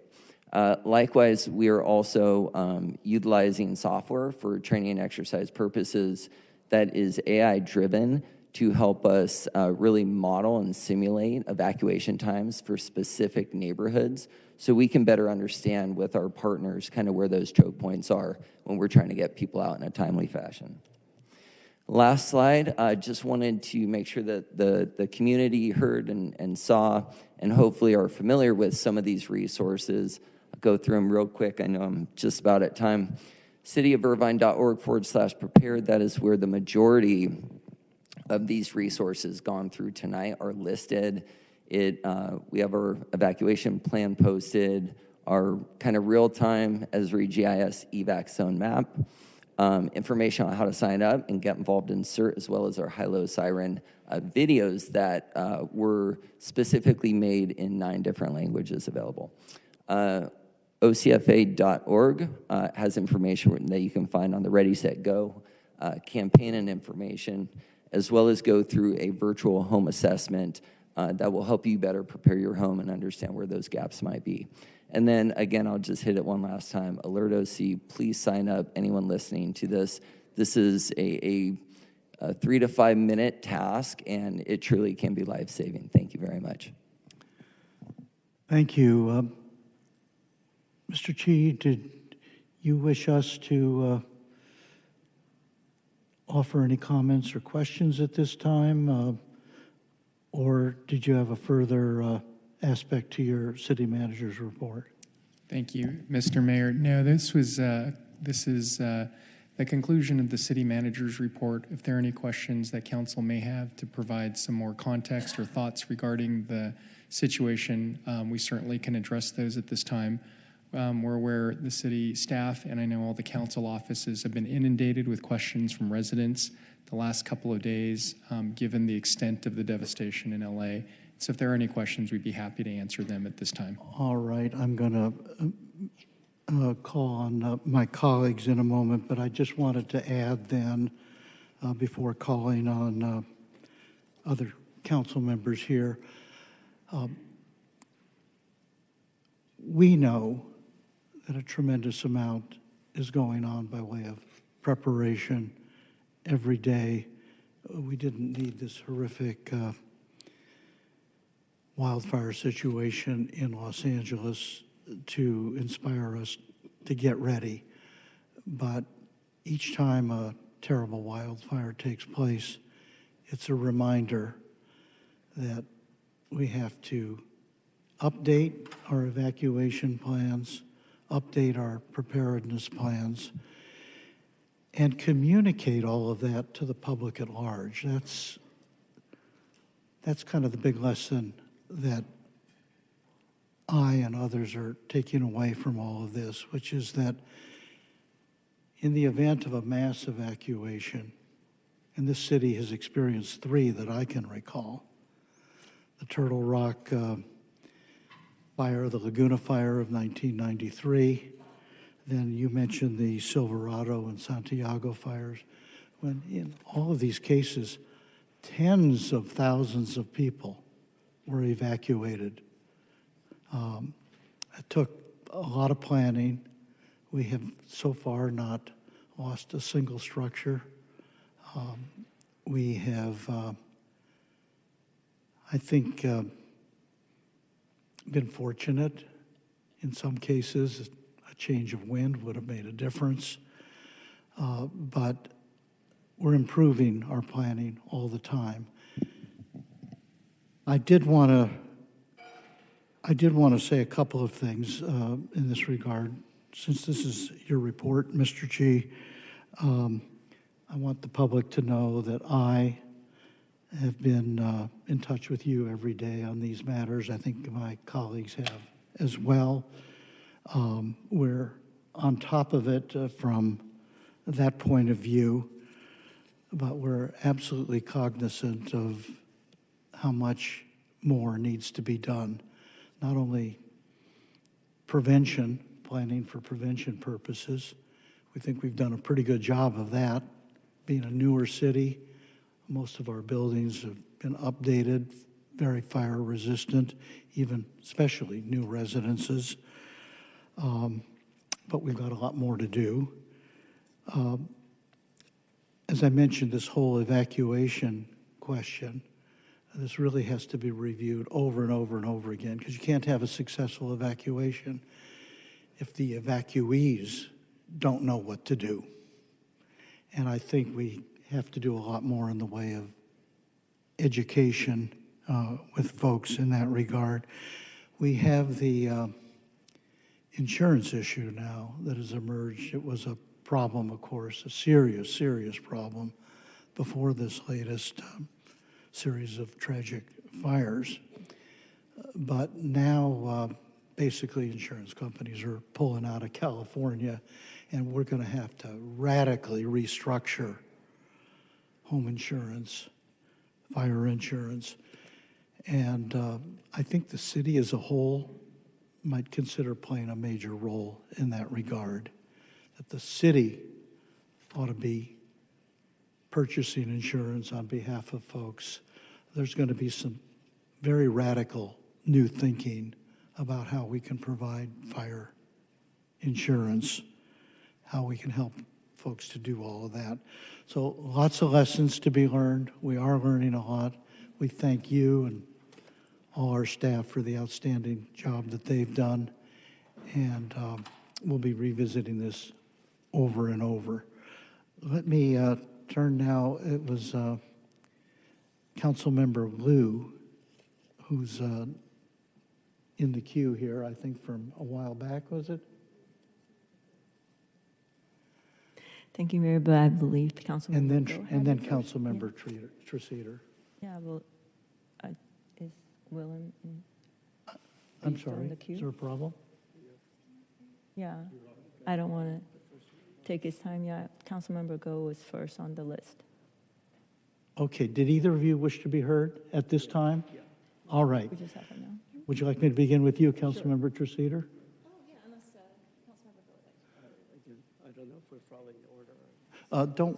Don't worry about how it appears there. You know, just wave your hand and I'll call on you and we'll do it the old-fashioned way, all right? Yeah, thank you. Councilmember Treseder. Thanks. I really appreciate your report. I've also gotten many questions from our constituents about wildfire safety for good reason. And I just want to take the opportunity to offer, first of all, my sympathy to all the victims of the fires in LA. Also, I want to give my official gratitude to our firefighters and police officers and other first responders. I was up there in that area last Wednesday, and the images don't do it justice. It was terrible, and I really feel for everybody who was working under those conditions. So thank you. I also want to give my personal gratitude. My mom and her husband, they're elderly. They lived in near the evacuation zone for the Pasadena fire, and so we had to go up there and get them out. And it was very stressful. They felt very supported by the first responders. And I was really glad to return them to their home. It was intact. I'm so grateful that the firefighters preserved my mom and her husband's home and their life. And also, it's a very small thing, my car was in their garage, so I'm really glad that they saved my car. I didn't feel like rebuilding it. And I know that we have, in addition to the many firefighters from LA up there, we have 25, I believe, from Orange County that were fighting in the Pasadena fire. So I feel a lot of personal gratitude for them. Thank you. Thank you, Councilmember Treseder. Councilmember Liu? Okay, well, thank you, Mayor. Yes, so again, we're talking about this fire in LA area. I am somewhat personally affected. My sister is near the fire zone. She could see it from where she lives, and my daughter was evacuated from UCLA. So, and I have lots of friends in the Palisades area and Eden area that either had lost their homes, their schools, or their friends had lost their business as well. So I'm the representative of District 1, and it's a high fire danger zone. In the last few days, I've been getting a lot of emails from concerned constituents in that case, asking us what we're doing, and my staffer, to their credit, have been sending out all the messages that they can find to help people get information and get help. And so many of us also have families and friends in the LA area and being affected. So I want to express my heartfelt gratitude to our first responders, particularly our firefighters and the OCFA, for their collaboration and mutual efforts during these challenging times.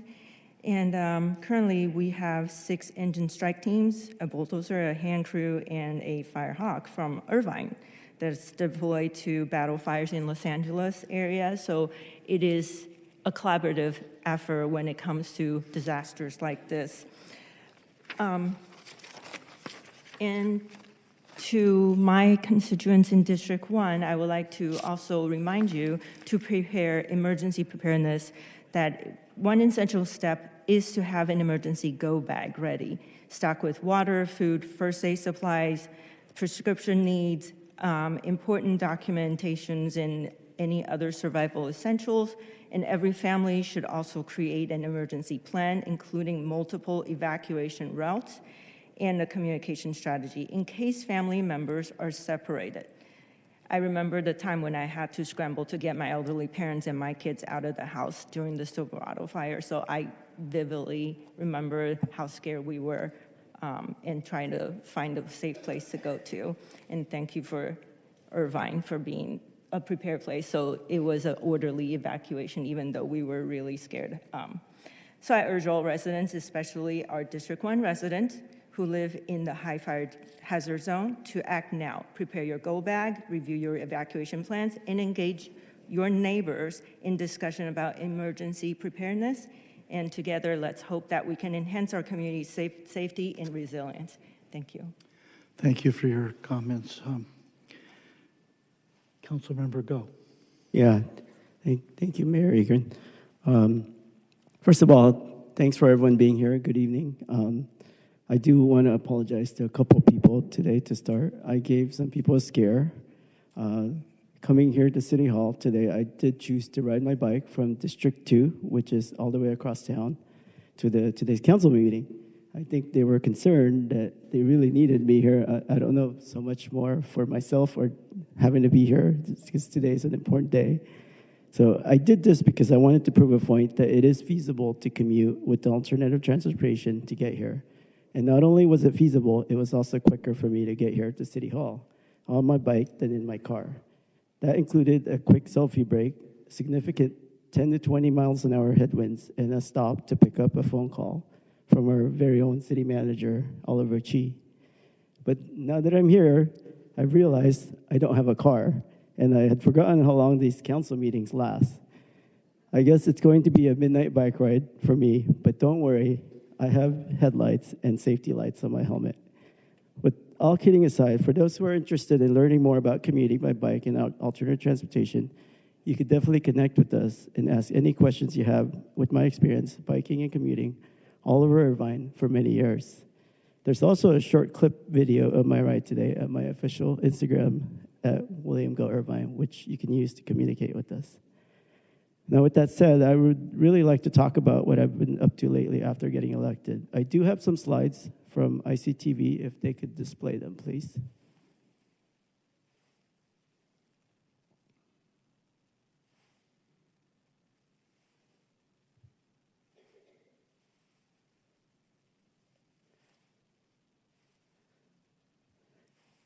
I can get started for a little bit here before they get it up. Mr. Mayor, while the slides are coming up, do you think our staff report is complete at this time? And it sounds as if this is announcements and committee reports. I think at this time, we wanted to direct any questions or comments to our staff regarding fire safety matters. Sure. The announcements will be coming shortly, and we can maybe take care of this technical problem you've got too. So let's just wrap up with staff that is present. Councilmember Mai. Thank you for that report, the detailed report. A lot of my constituents were asking about some of this information. I'm sure it's readily available on our website. Just a suggestion is that we can make it a little bit more accessible or noticed, because people can't seem to find it. I look on the website and I see the big fire thing in the middle, but maybe we could do some more outreach or community engagement, because people are saying, hey, we need to communicate with the residents on these topics, because they are important. But thank you so much for letting us know your efforts. Thank you to OCFA as well. And fire is such an important thing. For me also, living in my district is one of the oldest districts, built in 1971. Some of these houses are I hate to say it, not up to code in terms of fire and going up into, I mean, if you put a flame there, it's going to go up. So thankfully we have OCFA, and we have a station right there in the middle. So I just wanted to say thank you to you, and hopefully we can get a little more just engagement out there. I think a lot of people are waiting for us to be proactive and reach out to them, either through social media or through contacts or through a newsletter or something like that. I think people are looking for that, because I'm hearing a lot of it. But just wanted to add that in there. Thank you, Councilmember Mai. I have no further requests. Again, we thank you, thank our staff for all the good work you're doing. Obviously, we're going to be coming back to this topic over and over again as agendized items on future council agendas, beginning with the 28th of January. No doubt we'll have agenda items to address and fortify our efforts to keep Irvine safe, keep people safe, which of course is the #1 responsibility of our government. Thank you. Thank you, Mayor. No more, Mr. Shea, is that correct? All right, then let's move right on to announcements, committee reports, council reports. This is an opportunity for council members to make brief announcements and to alert the public to matters that they wish to bring to the public's attention. Are there any requests, council member requests? What's that? Yes. Why don't I turn to council member Go, and he can complete his announcements. Thank you. So I was continuing. Now I'd like to really share what I've been up to lately after I got elected. Since our last council meeting, I've had the pleasure to attend many events in support of my local community in District 2, as well as in support of my alma mater, UC Irvine. Last week, I met with the government affairs team at UC Irvine, and they generously gave me a tour of the campus with my team. As an Anteater alumni, it is important to me to continue to support my alma mater in order to maintain relationships and remain involved within the UCI community. Next slide, please. I was fortunate enough to go back to UCI's campus to attend the Chinese American Association of Orange County Lunar New Year's celebration gala at the Barclay Theater. As a Chinese Filipino immigrant myself, I feel it is part of my duty as a council member to support organizations like CAAOC that help the Chinese community better integrate into our local communities. Next slide, please. I also attended the Modern Makers Mart in Woodbury Town Center to represent my first certificate to the recognition of Hello Kitty on behalf of the city. Modern Makers Mart is a free, lively community space featuring handmade items, local foods, and live music. It will be returning to the Woodbury Town Center on February 8th and 9th. Next slide, please. Some events that I have upcoming are UCI's Lunar New Year celebration, the Portola High School Proms Concert, and Advanced Beauty College TET Lunar New Year's Eve celebration. I hope to see my fellow community members at these future events. Thank you. Thank you for your report. We appreciate it. Are there other requests? Councilmember Treseder. Yeah, thank you so much. Okay, as promised, I am delivering an update on OCPA and how everything is going since we met last. So I was charged with advocating strongly for Irvine residents with the OCPA board and staff. I have set up weekly meetings now with the CEO of OCPA, that's Joe Mosca. He meets with Mr. Chi and I so that we can make sure that we have, we facilitate our communications. Since we met last, I have some news to update you. First of all, OCPA is moving our Irvine 100% renewable energy customers to basic. They will start February 1st and finish February 28th. We have to do it in batches because there are so many customers. OCPA has sent out an email to all Irvine customers notifying them of the change that we're moving down to basic. Hopefully you have all received it. I have received it. We are also sending out mail notifications. So we are going to start on January 10th. Okay, so we've already started. We're going to send that out to everybody who has 100% renewable choice. It's going to be split into 3 batches, again, just there's so many customers. Those mailings should be finished going out January 14th. We'll have a secondary mailer after the change is made, so after February 28th. About 30 days after that, we'll send a second mailer to reinforce the message to make sure that nobody's missed that. Also, we have learned from SoCal Edison, they have projected their rates for this year. I am pleased to say that they anticipate reducing their generation rate price about 8%. So the generation rate does not include delivery fees and all that, but the generation rate will be reduced. But then that's countered by a 43% increase in the power charge and difference adjustment. This is a separate fee that is charged to our residents. So it's a little bit of a game for them. They're reducing our power costs, but then kind of making up for that with this PCIA charge.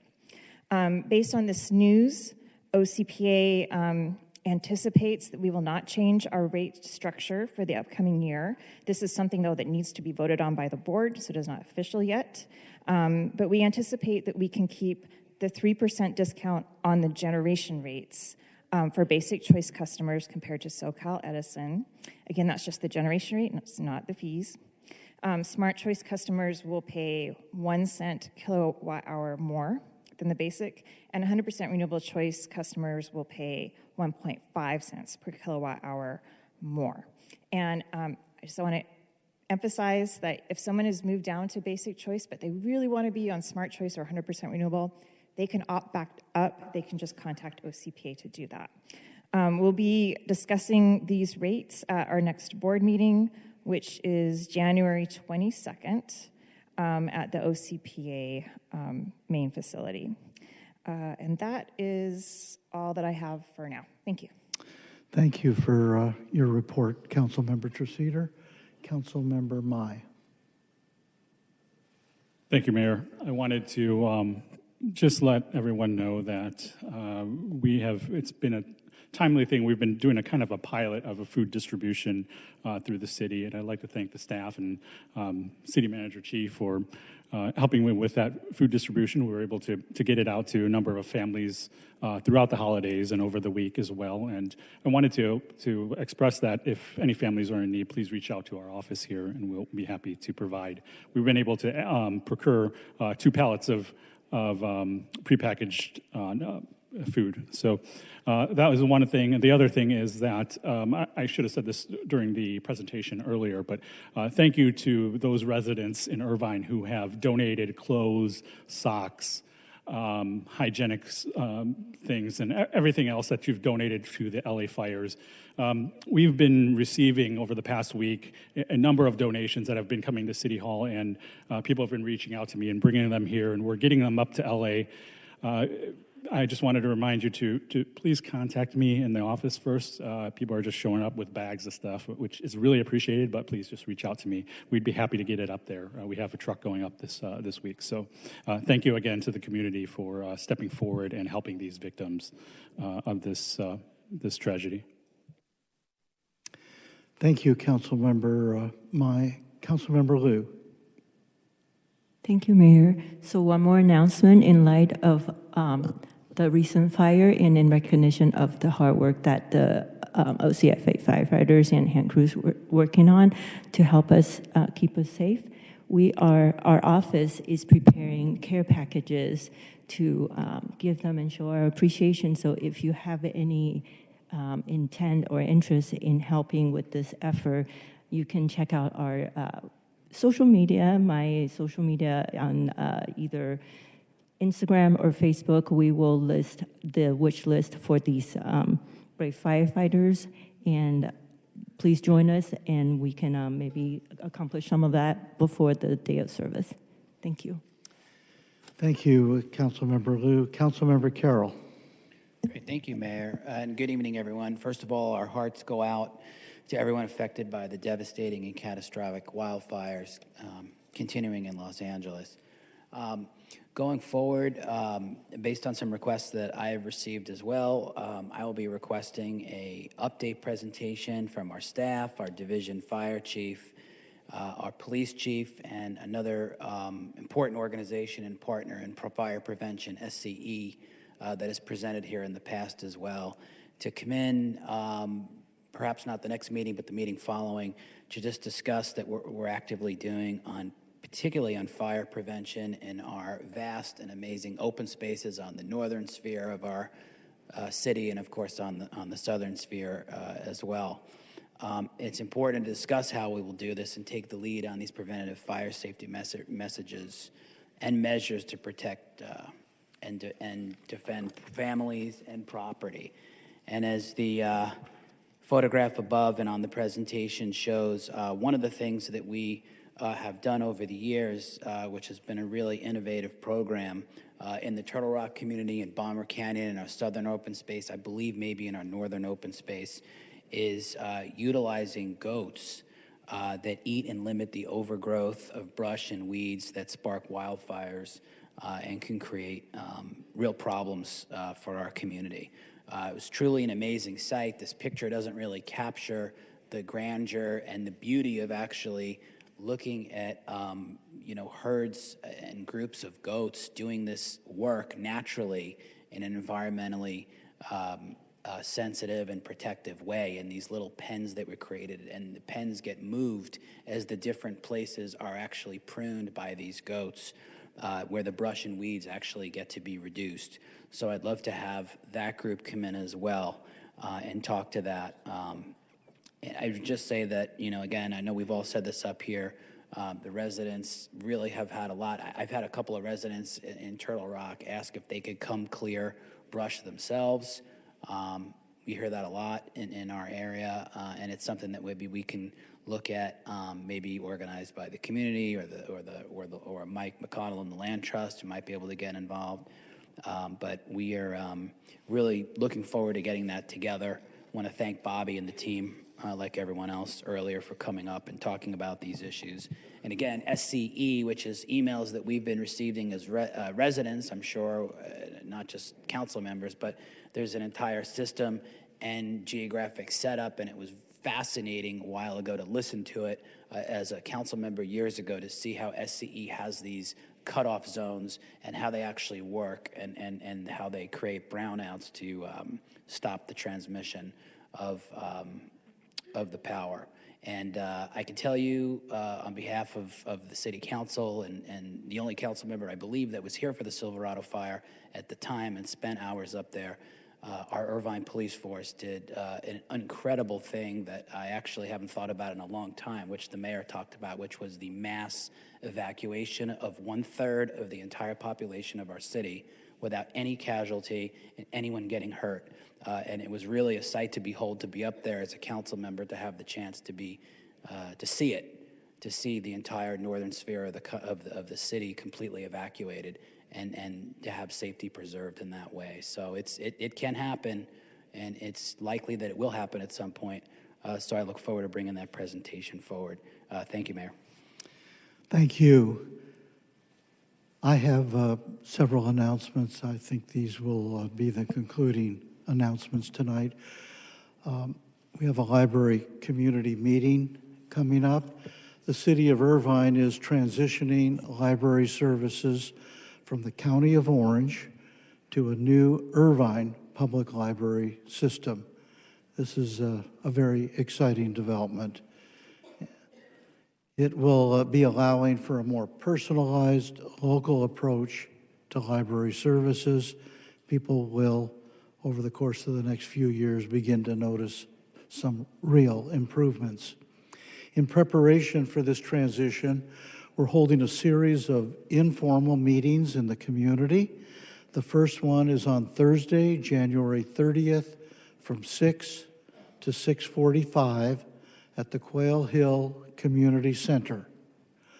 I hope you out there will join us to provide your input on the future of our library system and help ensure services meet the needs of our community. For more information, visit cityofirvine.org/libraries. Next, the City of Irvine was awarded a Top Workplaces 2024 honor, ranking 11th among large companies with 500 or more employees in the Orange County Register's 17th annual list of top workplaces. This is the 4th consecutive year the city has received this prestigious recognition, which celebrates organizations that have built an outstanding company culture. We're very proud of that here. I would notice this is the 4th consecutive year. This is my 4th year on the council, so it all works together. Irvine, the only Orange County municipality among 152 companies on the list, moved up from 14th place to that was 14th place last year. So we moved up from 14th to 11th. This achievement highlights our ongoing commitment to fostering a respectful and collaborative environment for our employees, ensuring Irvine continues to be one of the best cities in the country. Learning more about this award and to view current job opportunities, if you wish to do so, go to cityofirvine.org. Next, how to help fire victims, and incidentally, if staff has anything to add, I think this will be the final announcement with respect to the fires tonight. We have all, of course, seen the shocking images coming out of LA County, where multiple devastating fires erupted last week. The extent of the damage and loss is unimaginable. I'm personally familiar with just about all of the neighborhoods that have been affected, having grown up in LA County. More than 1,200 structures have been damaged or destroyed in the Palisades and Eaton fires alone, and that does not include the Hearst fire or what's called, I guess, the Auto fire. Many residents in these communities are desperately in need of support. We've reached out to our friends at the City of Los Angeles to offer our support and learn the best ways we as a community can provide assistance. I think we have to begin to view this not just as a short-term call for assistance, but over the long haul. We as such a well-planned city ought to have a well-delineated plan for providing assistance over the long haul. The City of LA shared with us a list of organizations that are assisting victims in the immediate aftermath of these blazes. If you would like to help, this list of LA-approved organizations can be found at lacity.gov/LA-strong. Please visit cityofirvine.org/IrvineGives to learn how you can help those who have been impacted. We, of course, thank all of the organizations and individuals supporting relief efforts. It's encouraging, even awe-inspiring, to see the outpouring of support. We also extend our deepest gratitude, of course, to the brave firefighters, including members of the Orange County Fire Authority and law enforcement personnel working tirelessly to protect lives, homes, and businesses. Their selflessness and even heroism are an inspiration to us all. Finally, I want to offer my thanks to members of our emergency management team and our Irvine Police Public Information Office who have assisted with the emergency management response. We'll all be hearing a lot more about this in the days ahead. With that, I think we've concluded announcements, committee reports, council reports, and now we can move on to additions and deletions to tonight's agenda. Mr. City Manager, are there any additions or deletions to tonight's agenda? Mr. Mayor, there are no changes this evening. Thank you. There being no changes, we'll move forward then with the consent calendar. The City of Irvine will now consider the City Council of the City of Irvine will now consider the consent calendar, which tonight consists of items 2.1 through 2.10. Those participating via Zoom may now raise their hand electronically to enter the speaker queue. All matters listed under the consent calendar are considered by the city manager to be routine, and all will be enacted by one roll call vote. There will be no discussion of these items unless members of the City Council request specific items be removed from the consent calendar for separate discussion. Before I turn to my colleagues, we'll consider a public testimony on items listed on the consent calendar. And for tonight's meeting, we'll be limiting public comments on the entirety of the consent calendar to 30 minutes. At this time, I'd like to turn to the city clerk to let us know how public comments will be handled. Go right ahead. Thank you, Mayor. We have two requests to speak on item 2.6. If I could call forward Jean Cullen and Michelle Johnson. And we'll start with Jean. And as you come forward, if you would identify the consent calendar item that your comments are directed toward, we would appreciate it. Thank you. Welcome. Hello, Mr. Mayor and council members. Thank you for the chance to speak. My name's Jeannie Cullen, and I've been a resident of Irvine for 40 years, older than some of you are, I think. I'd like to speak on behalf of the Friends of Katie Wheeler Library. We'd like to encourage the council members to please approve this new lease. Which consent calendar item is that? 2.6. 2.6, thank you. Sorry.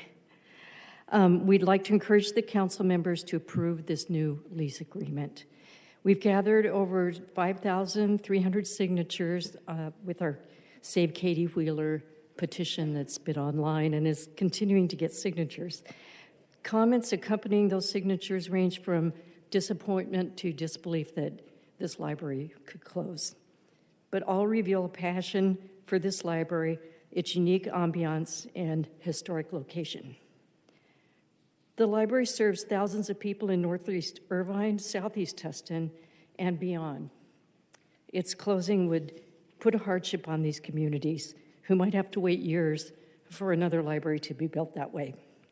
So it just makes sense to keep a well-loved, well-used, functioning library open for the community it was built to serve. It seems to me a win-win-win situation. So please pass this. Thank you so much. Thank you for your comments. Michelle Johnson. Welcome, Ms. Johnson.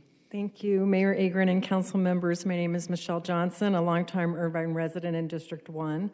I want to express my enthusiastic support for item 2.6 and the 3-year lease of the Katie Wheeler Library by the City of Irvine.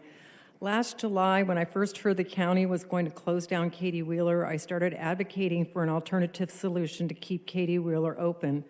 Many residents expressed their love of this small but truly unique library situated at the edge of District 1 and the hours of joy and learning their children experienced over the past decades of living and growing up in Irvine. Katie Wheeler is much, much more than just a library to many residents of Irvine and beyond. It is part of our community, and it's part of the history of the city of Irvine, where the James Irvine family resided and where many important pictures, books, and historical documents are housed that tell the story of the Irvine family and the Irvine Ranch. I want to thank Mayor Agron for your tireless advocacy for the city library system and for listening to my concerns regarding Katie Wheeler. I'd also like to thank City Manager Oliver Chee, who had several meetings with me as well as with the Friends of the Katie Wheeler Library to hear our concerns and the concerns of the residents, and to Chris Lemma and his staff for working out a solution with the county, albeit temporary, to keep Katie Wheeler open and accessible for all. Most of all, I want to recognize the Friends of the Katie Wheeler Library, including Hamal and Jean Cullen, who's here tonight, who mobilized and started a Change.org petition, which now has almost 5,300 signatures to keep the Katie Wheeler Library open. And I want you to know over 60% of those signers, verified signers, are District 1 zip codes. Hamal, who could not be with us tonight due to her travel plans, was the first volunteer when Katie Wheeler opened, and she has been involved with them ever since and remains a passionate advocate, as well as Jean, for the library. I feel very honored to have gotten to know them and to help them with this important item. I hope as we move forward with our citywide library system that the residents, but also the friends of the various libraries, are brought into the conversations regarding how the system will unfold, what it will look like, and where the libraries will be located, including the future of Katie Wheeler beyond the county lease term. It's critically important that we seek their input and their feedback and their expertise on what will become our own library system. Thank you.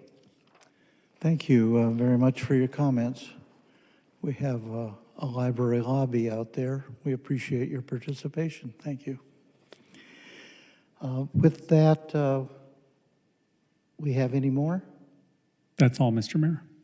Well, we just had two comments regarding the consent calendar this evening. At this point, then, are there any requests from my colleagues to remove items from the consent calendar for separate discussion? Yeah, Mayor, 2.4, please. I'm sorry, which one? 2.4. 2.4, Council Member Carroll requests that 2.4 be removed for separate discussion. Is there a motion to approve the balance of the consent calendar? So moved. Moved by Council Member Treseder. I'll second. Seconded by Council Member Liu. Would the clerk please call the roll? Councilmember Carroll. Yes. Councilmember Go. Yes. Councilmember Liu. Yes. Councilmember Mai. Yes. Councilmember Treseder. Yes. And Mayor Agron. Yes. Carry 6-0. There we go. Your lobbying paid off.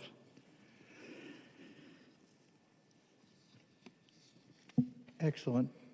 So the consent calendar having been handled, but for item 2.4, Councilmember Carroll, 2.4. Great, thank you, Mayor. Yeah, I just have a question. I guess I'll just maybe direct it to the city clerk, just regarding the errata. So we had the calendar come out, and then there was a change. I just want to try to map this out with my calendar, then maybe proposals. So what was subsequent to the publication? Another date was dropped, or what was that? Thank you, Councilmember Carroll. So subsequent to the posting of the agenda, there was some feedback from members of the council to also include the cancellation of the September 23rd, 2025 meeting in observance of the Rosh Hashanah holiday. Oh, and that's the right. only adjustment based on that errata. For the Jewish New Year. Okay, great, wonderful. Well, if my colleagues would be amenable to it, I would propose too that we take off the 25th of November, which is the Thanksgiving week and a school holiday week, that Tuesday, November 25th meeting, if that's amenable to my colleagues. Let me just say, in response to that, I have no problem with removing both of those. I would say this, that because it may lead to a substantial gap between two council meetings, there may be a need to call a special meeting in that period. And I, of course, wouldn't hesitate to do so, and upon request from others, wouldn't hesitate to do so.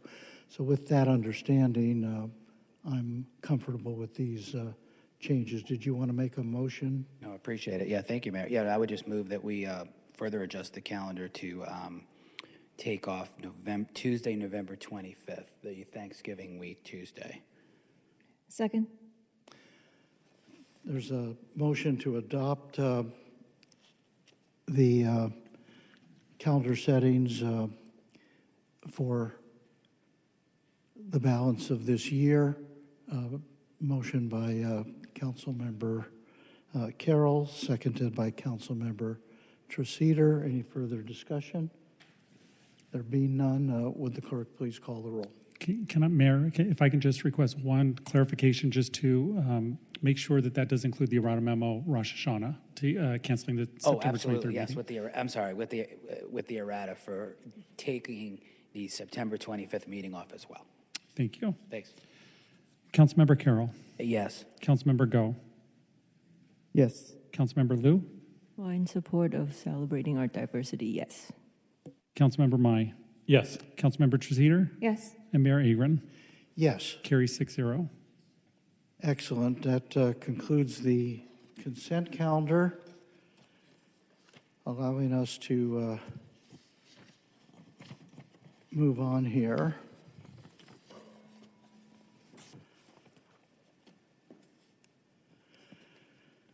Now we have a public hearing. For those who may be uninitiated, of course, our council meetings consist of a number of public hearings on items, but there's a little more formal public hearing provided pursuant to law regarding planning commission actions that are appealed or otherwise called into question. So with that, I'm going to ask the city clerk to read the title of this particular public hearing, and then I'll declare the public hearing open. Thank you. Appeal of the Planning Commission decision approving a master plan modification for the development of an approximately 540,000 square foot warehouse facility located at Von Karman Corporate Center in Planning Area 36, Irvine Business Complex. I'll declare the public hearing open at 7:30 p.m. Staff, I'll note here, upon whom I'll call in a moment, is recommending a continuation of this matter to January 28th, 2025. But before taking any such action, let's first hear from our staff and others. Thank you, Mayor Agron. I'm Stephanie Frady. I'm Director of Community Development, and I'm joined by Alyssa Matthews, our Planning Manager. Can you yes. turn up the volume a little bit? As I can come a little closer too. There we are. As stated, staff is recommending the City Council continue this item to their next regular meeting of January 28th. We are available for any questions you may have. All right.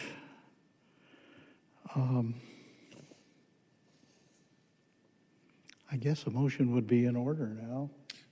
Mr. Mayor, we do have one request to speak on this item. Very well. Go right ahead. Let's call that person to come forward. Thank you, Mayor. If I could call Mario Albuquerque.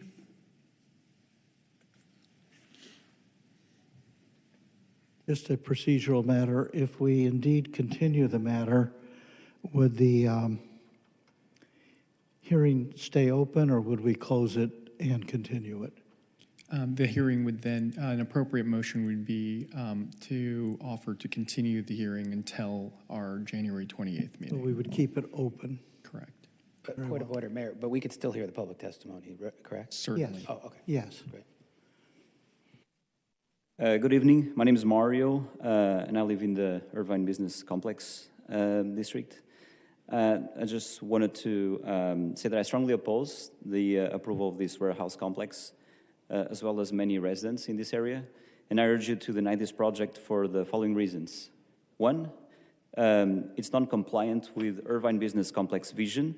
The IBC vision plan prioritizes mixed-use developments that integrate residential, office, and retail spaces to foster a vibrant, pedestrian-friendly community, and a large-scale warehouse directly contradicts this vision and undermines the city's long-term planning objectives. The IBC mixed-use district, under zoning ordinance section 33728.1, restricts traditional industrial and warehouse uses. Number two, violation of state law on warehouse developments. California law AB 98 now requires new warehouses to maintain a distance of at least 300 to 500 feet from sensitive areas such as residences due to concerns over air pollution and environmental justice. This project's proximity to residential zones violates these requirements. Number three, traffic, environmental, and health impacts. Large warehouses cause higher levels of traffic, environmental and health issues, including increased noise, air pollution from diesel trucks, and higher particulate matter levels. And 4, economic opportunity costs. Approving this warehouse sacrifices opportunities for mixed-use developments that align better with the IBC vision, while offering mostly low-wage, unstable jobs with limited prospects, as automation increasingly reduces employment in warehouses. In conclusion, this warehouse project is incompatible with the IBC zoning intent, violates state environmental standards, and poses significant risks to public health, infrastructure, and quality of life. I respectfully urge you to reject this proposal. Thank you. Thank you. And that is all, Mayor. Very well. If someone would like to make a motion to continue the matter to January 28th, that would be consistent with staff's recommendation. If this were continued to January 28th, Mayor, I'll move at 5 p.m. I'll move staff's recommended item to continue the public hearing to January 28, 2025 at 5 p.m. Second. Council Member Carroll has moved for a continuance, and Council Member Treseder seconds the motion. Unless there's any further discussion, would the clerk please call the roll? Councilmember Carroll. Yes. Councilmember Go. Yes. Councilmember Lou. Yes. Councilmember Mai. Yes. Councilmember Treseder. Yes. Mayor Agron. Yes. Carry 6-0. Very well. With that action, we'll be seeing this again on the 28th or soon thereafter, if necessary. Thank you so much.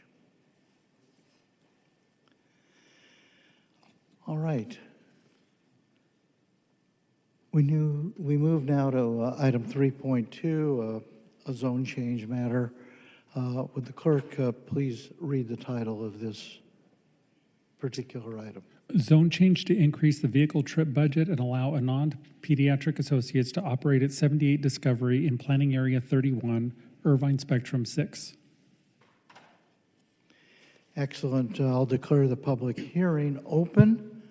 The time is 7:36, and invite Zoom speakers to raise their hand electronically to enter the speaker queue. Incidentally, let me just inject a question here. Might it be possible to explore Zoom speakers being visible to us for the future? All right? Yes, thank you. Thanks.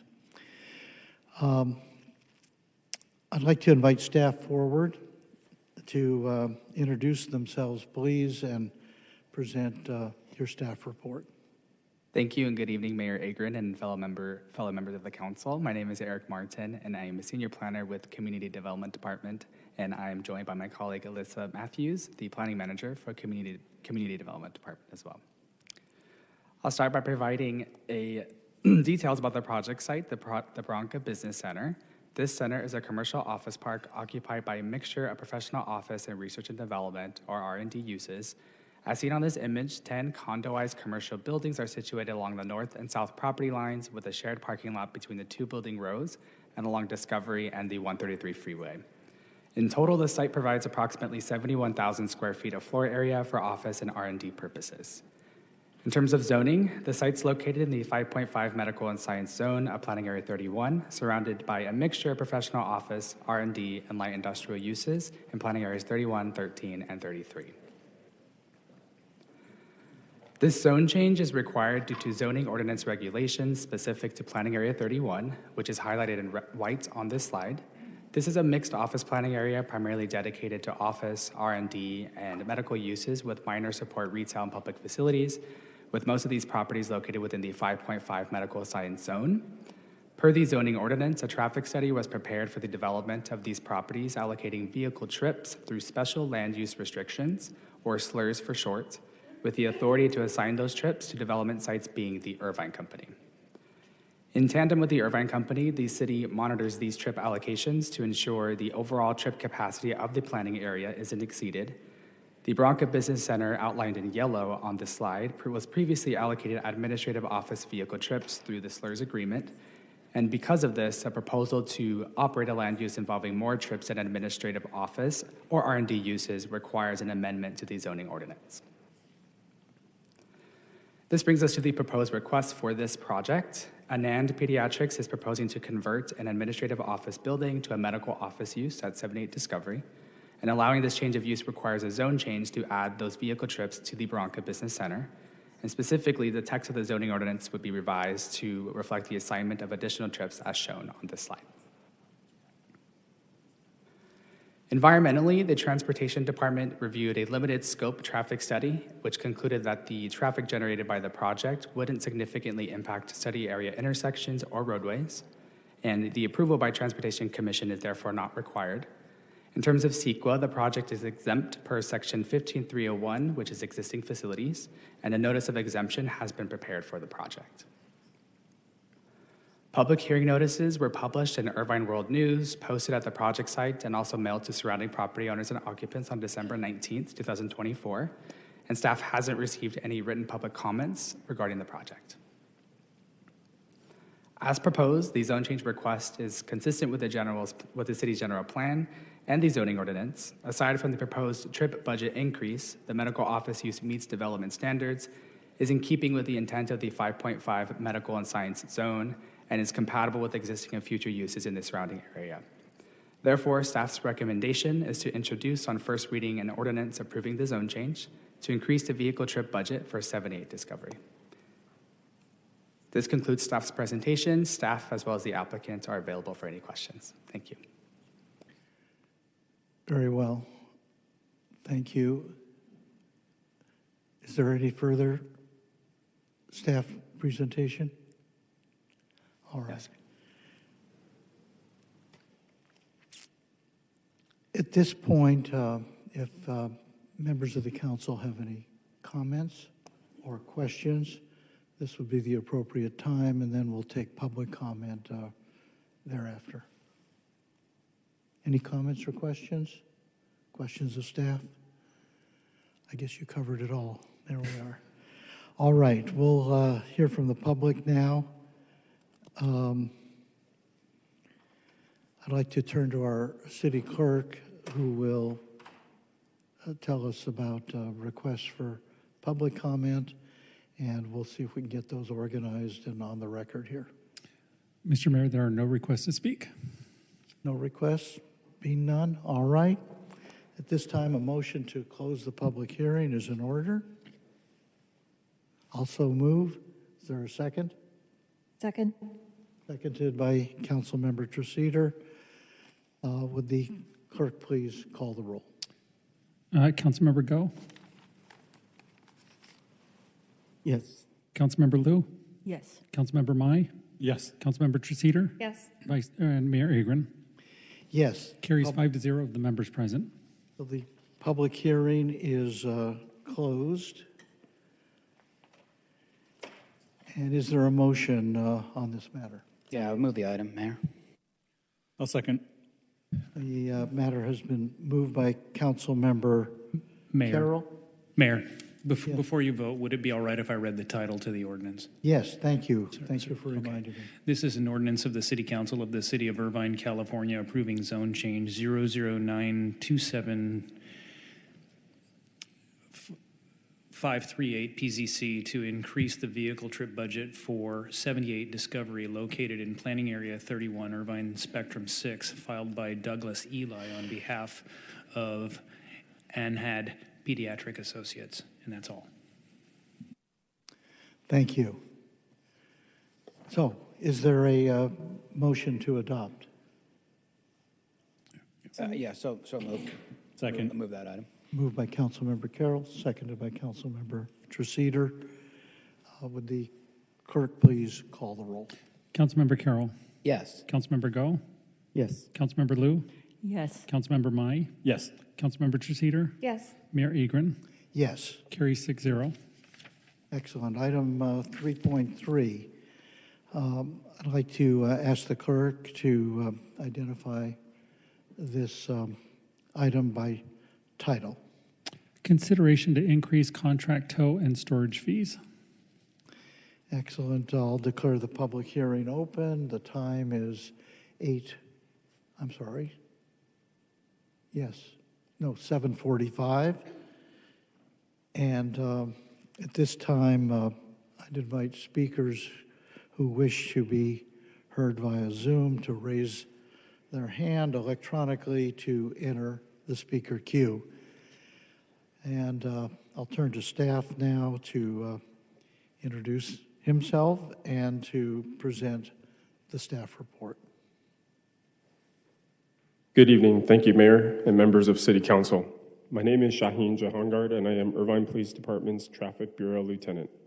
Tonight, I will be presenting a consideration to increase contract tow and storage fees. In 2018, the Irvine Police Department established contractual agreements with two independent towing service providers, Metro Pro Road Services and G&W Towing. These contracts are set to expire on June 30th, 2025. These vendors are responsible for responding when requested to store or impound vehicles as directed by public safety personnel. To ensure that our towing fees align with fair market rates, the Irvine Police Department's Tow Committee periodically assesses the fees charged by local and comparable towing programs. A review was conducted in September 2021 where it was determined that the fees charged were below the local average. Following this analysis, the Tow Committee recommended and the City Council subsequently approved an increase in the towing fees. Further, in 2023, a comprehensive citywide fee schedule review led to another increase in the fees charged by the tow companies. The most recent fee survey completed in December of 2024 again confirmed that our current towing fees are below the market average. The Tow Committee, composed of personnel from the Irvine Police Department's Traffic Bureau, conducted a fee comparison between the city's two contracted tow vendors and those of surrounding law enforcement agencies. The agencies included in this analysis were the Orange County Sheriff's Department and the police departments of Laguna Beach, Santa Ana, Newport Beach, Costa Mesa, and Tustin. Please note that the California Highway Patrol was excluded from the fee comparison due to its unique fee structure, which differs significantly from that of local municipalities, rendering it inappropriate for direct comparison in determining an average fee. The data indicates that the current fees charged by the city's tow vendors are below the regional fair market value. These findings were presented to the Finance Commission on Monday, January 6, 2025. The Finance Commission voted 5-1 to recommend eliminating the Orange County Sheriff's Department tow agency charges from the market rate survey and using the remaining cities to calculate the average, keeping the current rate should any tow and storage fees drop as a result of the revised survey. The item was considered by the Finance Commission and has since been updated to exclude the Orange County Sheriff's Department, and the following chart lists the updated fees. We recommend that the City Council approve an increase to the current tow fees with revised recommended fees. This concludes my presentation. I'd be happy to answer any questions that you may have. Thank you. All right. Are there any questions of staff at this time? Questions, comments? All right. At this time, I'll turn to the city clerk to see if there are any requests for public comment. Thank you, Mayor. We have two requests to speak. If I could call forward Tyler Miller and Jody Campbell.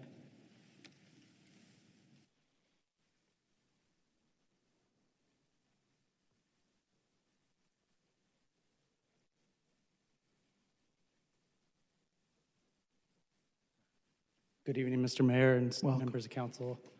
My name is Tyler Miller. I'm with G&W Towing.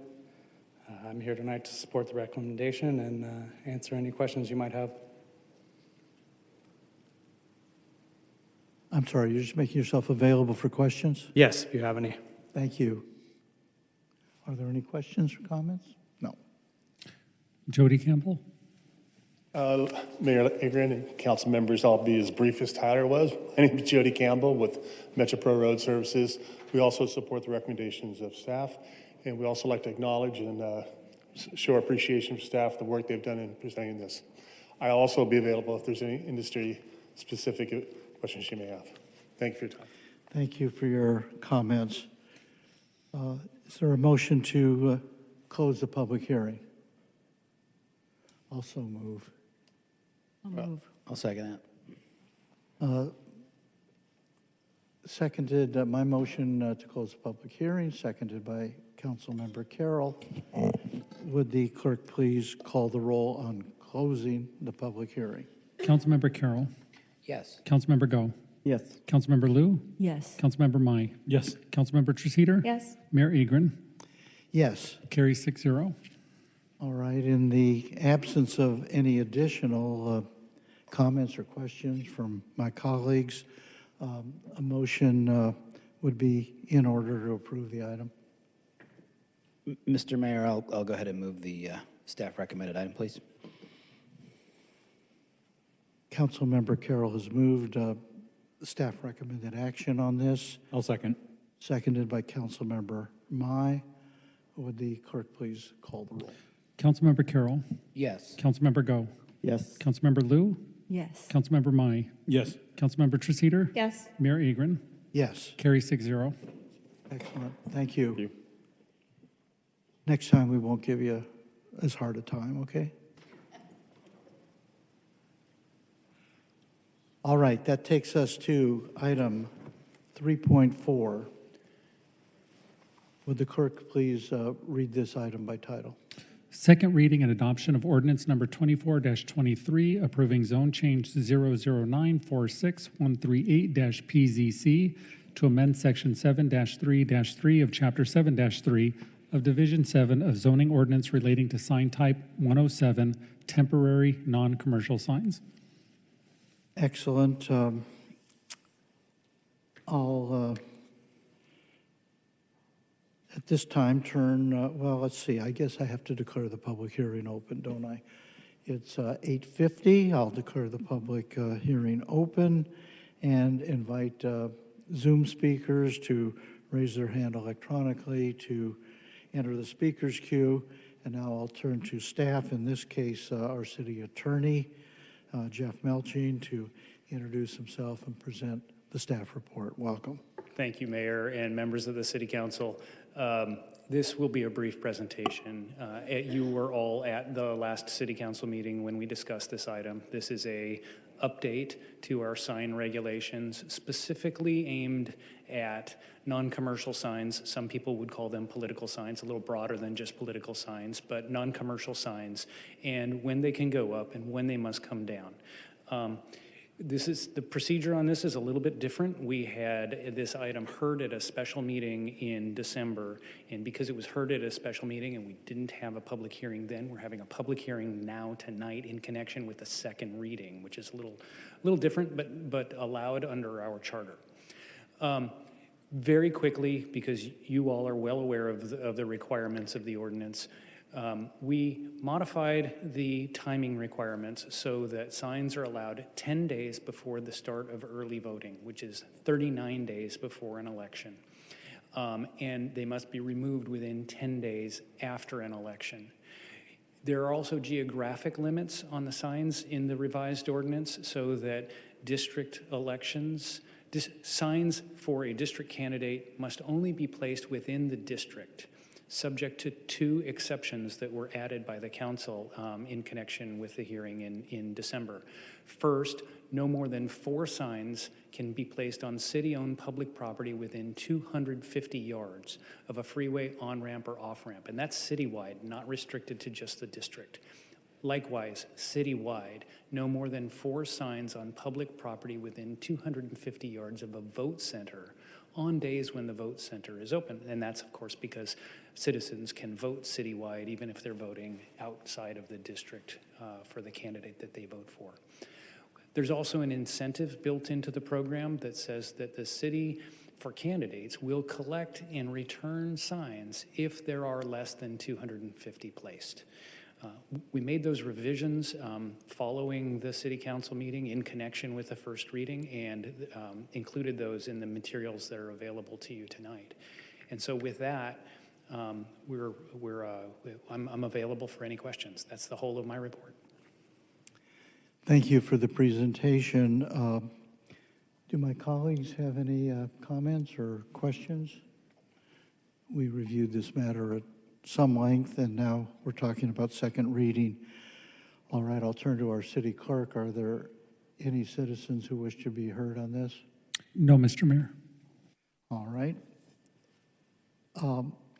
Is there a motion to close the public hearing? Also move. Is there a second? I'll second. Seconded by Councilmember Liu. Would the clerk please call the roll? Councilmember Carroll. Yes. Councilmember Go. Yes. Councilmember Liu. Yes. Councilmember Mai. Councilmember Treceder. Yes. Mayor Agron. Yes. Carry 6-0. With, in the absence of any council questions or comments, I'll simply make a motion to read and read by title only the adoption of ordinance number 24-23- an ordinance of the City Council of the City of Irvine, California, approving zone change 00946-138-PZC to amend section 7-3-3 of chapter 7-3 of Division 7 of zoning ordinance relating to sign type number 107, temporary non-commercial signs. Is there a second? I'll second. Seconded by Councilmember Liu. Would the clerk please call the roll? Councilmember Carroll. Yes. Councilmember Go.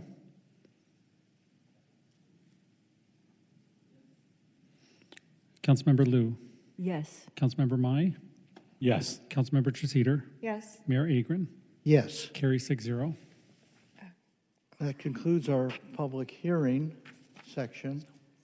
There seems to be a problem with microphones here. Yeah, it looks like we have a technical issue with the dais. Mayor, if we could take maybe a 5-minute recess to address it, I'm would sorry, that be what's okay? It looks like we have a technical issue with the dais. If we could take maybe a 5-minute recess to address it, if that's okay? All right, let's do that before we take up council business under number 4. Let's take a 10-minute recess. And let's reconvene here. Well, I'll tell you what, let's make it a 14-minute recess, reconvening at 8:10. We're in recess.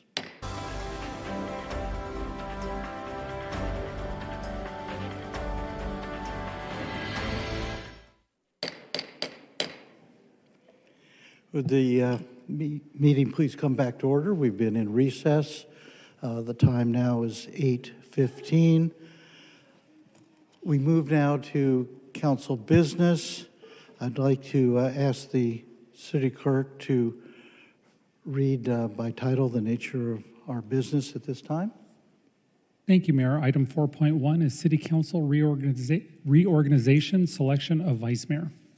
Excellent. So this is the selection of the Vice Mayor.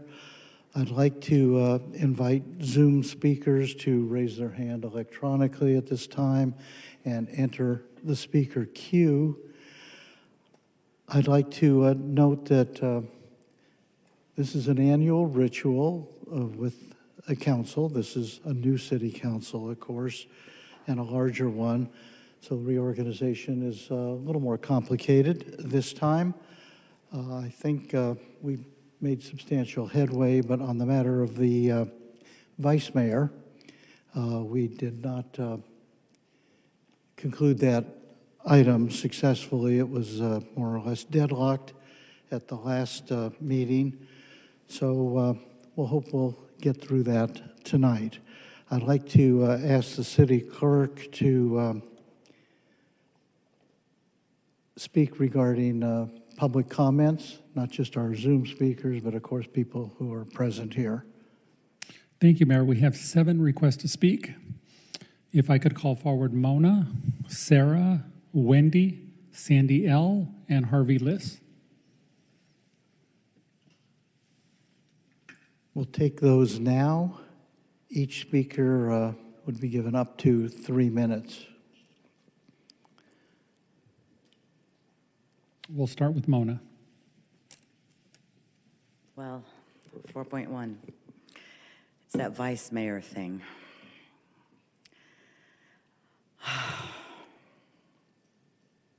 I hope we don't end up with the same situation as we ended up last council meeting.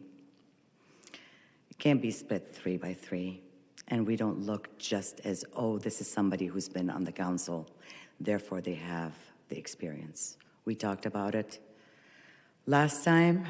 If you want experience, you look at Mr. Carroll or Mr. Agron. Those are the people you look at. You don't look at somebody.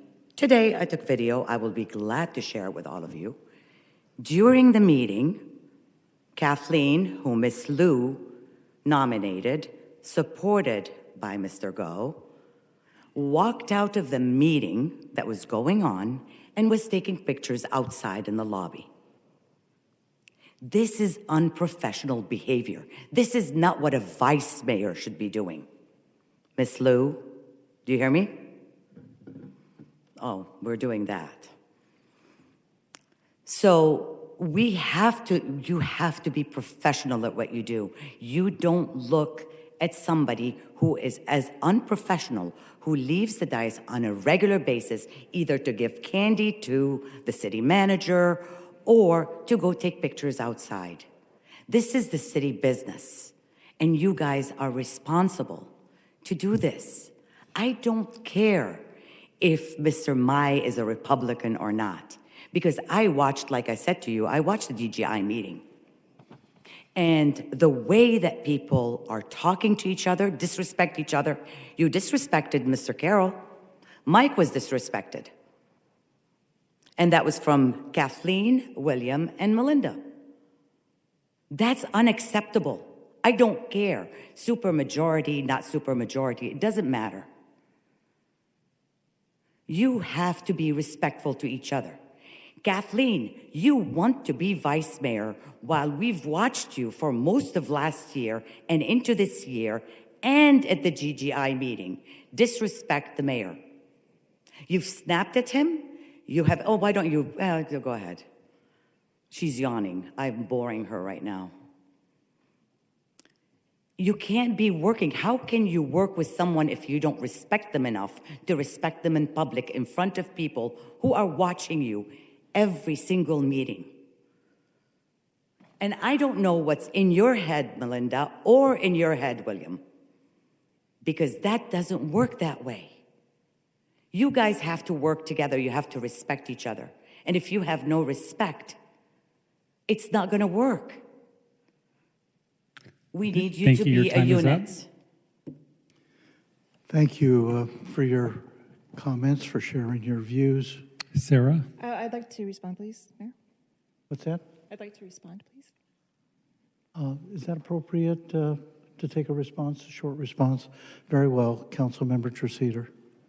Yeah, I just want to say that I went and took pictures with some women from my synagogue that I attend.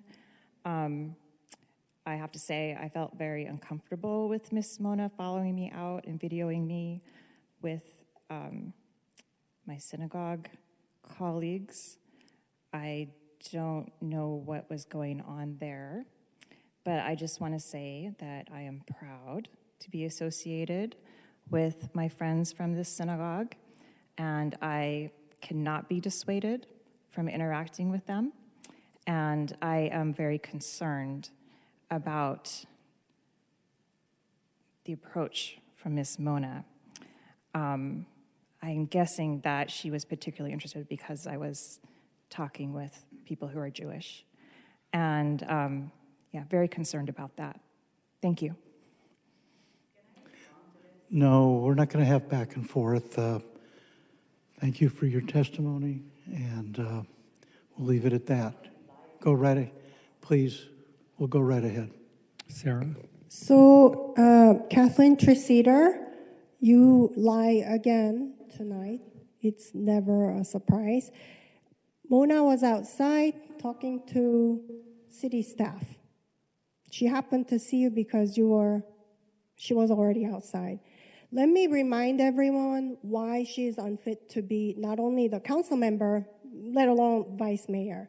Last year, she tried to pass an agenda that blocks freedom of speech. City received 1,100 emails within 24 hours. Then she walked out of the council meeting on her own agenda. She disrespected not only the council members, time and time again, she disrespected residents, even just a month ago, refusing to look at the constituent from her own district for 3 full minutes, who repeatedly asked her to look at her while she speaks. This isn't the first time Traceder walks out of the meeting. This happens almost every meeting, if not every other meeting. Half the time, she hasn't come back for the majority of last year. So making this about identity politics is unprofessional, dishonest, and absolutely disgraceful. And I think Irvine residents deserve much better than that. You can't walk out of the council meeting or prance around during the meeting and then blame it on everyone else. Blame it on how you identify yourself as. Has nothing to do with it. It's you not fulfilling your job duty. It's you being uncivil towards the residents and the colleagues. And that is not a character of a leadership in any shape or form. So I strongly oppose Kathleen Traceder, council member, being nominated to be a vice mayor. And I do want to remind newly minted council members, we are watching you. The decisions you make on our behalf, if you don't consider our well-being and our wishes and what's good for the city, what's good for the residents, when you nominate someone, you have to have good enough reason.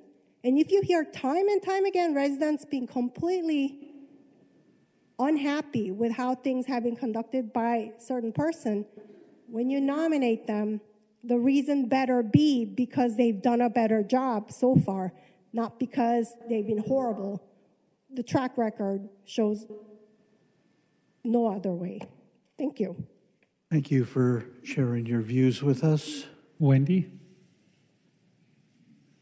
Yeah, I just wanted to clear the record for Kathleen. Number one, I do believe that she deserves to be vice mayor. The role of vice mayor, as I understand it, is when the mayor is absent from a meeting. So it's somebody that has experience in running a meeting, who has seen the meetings being run and who has learned from previous mayors.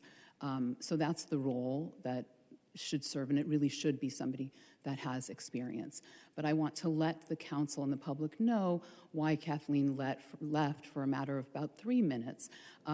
She went to go take a picture of several of us who are being honored at a gala for the work we do in unifying our community. And several of you council members will be there. It is going to be over 300 people of different faiths, from congressmen to superintendents to nonprofit leaders of all faiths there to honor the work of unity and not division. Kathleen is unable to make it. She was invited, but she is submitting her regards to us and to others who are being honored. So she wanted to get her picture taken because they asked her to do that so they could present that and show how she is honoring us. And so we appreciate that, as should all of you, because it really is a sign of what she feels about our city, that it is a city without hate and of unity. And that's what this event and this gala that you will see is all about. And Mr. Mai, council member Mai, you and I are friends. I've known you for a long time. I would just say I hope that you, in the next 4 years you have, learn from the leaders like Larry Agron and others on the council, and then it will be your turn, and I know you'll do an amazing job. But in the meantime, I really think Kathleen Traceder is the only one really who has had the experience to actually run a meeting, as that is what the job of vice mayor is. So thank you very much. Thank you for sharing your views with us. Sandy L. Thank you so much. I wanted to speak in favor of Kathleen Traceder. in the time that I've known her to be nothing but a leader. And she's the longest serving person on this council who has not served as vice mayor, and it is essentially appropriate for her to take this role. Any personal vendettas or things that are thrown out showing lack of respect towards all of you by condescending and not presenting the true Kathleen, not knowing the facts, it hopefully does not enter into your decision making. Again, I've known Kathleen to be full of respect and integrity, and I hope that you all will choose to appoint her as a vice mayor as it is appropriate. Thank you. Thank you for your comments. Harvey Liss.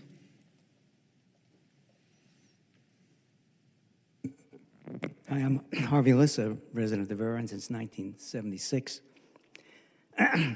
Mayor Agron stated at the last council meeting that he has a very different conception for the role of vice mayor. Yes, it's true that legally, if the mayor is indisposed, which will likely never happen with this mayor, that the vice mayor will take over running the meetings. But that's an extremely minor role for the vice mayor. What Mayor Agron sees the role is a collaboration to address the problems of Irvine, which are enormous. And it's terrific to be able to have two people working together, two very capable people working together, than just one. That's really the role of vice mayor. We know already that Councilmember Treseder will not work with Larry Agron. She will not be his ally. She will not work with him. She's been opposed to virtually every issue that's come up between the two of them. Larry votes for the policies that support the residents and workers of Irvine. I have no idea what's in the mind of Councilmember Treseder, but clearly she cannot work with Mayor Agron. If Councilmember Treseder is elected vice mayor, we will not have a vice mayor. We will only have a vice mayor who can run a meeting if Mayor Agron is not here, which is not the role that none of us really see as important right now. So what I'm asking for you is to do the right thing. Clearly, Councilmember Mai, who has already been working with Mayor Agron, is the way to go if you want Irvine's problems to be solved in an efficacious and expedient way. And the other decision is just going to put us further and further behind. Thank you. Thank you for your comments. Our next speaker is Eric Nishanian. Mr. Nishanian, you may unmute your mic. Council members, Mayor Agron, I don't believe either James Mai or Kathleen Treseder are qualified to run a meeting. I don't think they've ever run a meeting. The only one on the dais that is qualified is Mike Carroll in Mr. Agron's absence. But what I will tell you is it's Mayor Agron's prerogative to choose who he would like to work with. And if the council members can't show him the respect to allow him to work with who he would like, how can you expect the citizens of Irvine to show him the respect that's due to him as the elected mayor of the city of Irvine? Kathleen Treseder is a manipulative wench. The fact that she would invoke the synagogue or being a synagogue member, I don't think she's even Jewish. But even if she is, the fact that you bring that up, well, it happens to have been a lie because the woman that just came up and spoke said that she was taking a picture with them because of some banquet about anti-hate. It's funny, I don't recall that woman ever coming into this city council to speak up against Mayor Khan when she got caught, making fun of Armenians and marginalizing them. I don't recall Kathleen Treseder speaking up for the Armenians in the community. Kathleen Treseder is manipulative. She's a pariah on UCI. She obviously and has shown that she does not want to work with Mayor Agron and is working with some faction to gain power and put him down even further. And even though I don't agree with Mayor Agron, it's his prerogative to work with whom he likes. And you guys should show him the due respect as the mayor again. He's obviously earned that in the community, and you guys should show the respect so that other people will respect him too in the city. Because if you guys aren't going to show him respect, you guys aren't going to get anything done. You will not get anything done. That's what you're saying from the beginning, that you guys are going to be a party of no. Have some manners. Have some respect for the office. You don't have to necessarily respect Larry, but respect the office. He gets to choose who he likes or wants. And there's no way Kathleen Trezor should be working with him. Kathleen has admitted to speaking to the FBI. Kathleen has narked on the city manager when he spoke to the FBI. God knows who she is. God knows what she is. She's either a kook or she's a liar, or she's talking to the FBI. Is that who you want to be the vice mayor in case something happens to Larry? You guys are scary. Please, go along with Larry, let him have his prerogative as mayor, and let's move on and start trying to do something good for the city. Thank you. Thank you for sharing your views with us. Our next speaker is Jamie Chan.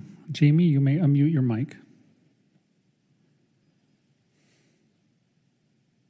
Hi, sorry, it's actually Chan. I have the wrong name for my Zoom, so I apologize. Thank you. Our next speaker is Andrea. Andrea, you may unmute your mic. You have 90 seconds.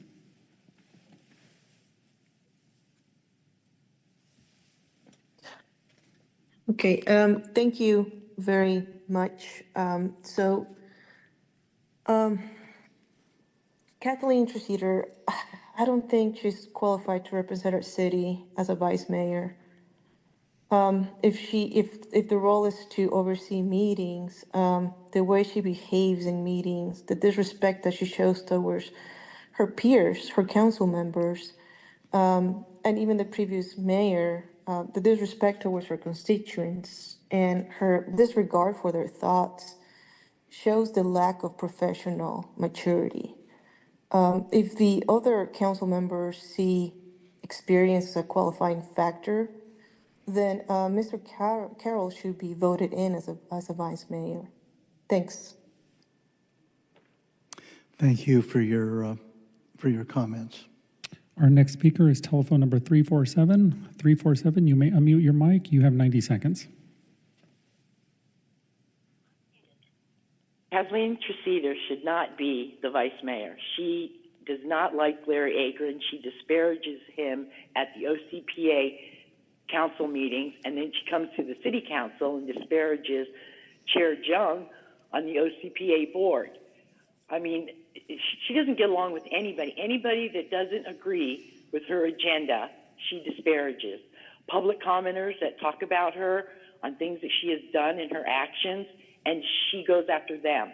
She doesn't talk about the issue and the problems that we have with her. She attacks the person. Now who does that? She should not be vice mayor ever. She shouldn't even be a council member as far as I'm concerned. And her reputation with UCI when she accused a man of sexual harassment when he's never even met her, when she called the Irvine Police Department and he was in another country. And then he at UCI had to settle and pay the guy because of Kathleen Trezor's allegations that were turned to be false. So, we don't need her. We really don't need her. Irvine doesn't need her. James Mai would be a great choice. I think Mike Carroll's already the interim mayor, so I'm not sure, but Mike Carroll or James Mai for sure. Thank you. Thank you for sharing your views with us. And that is all, Mr. Mayor. That concludes the public comments.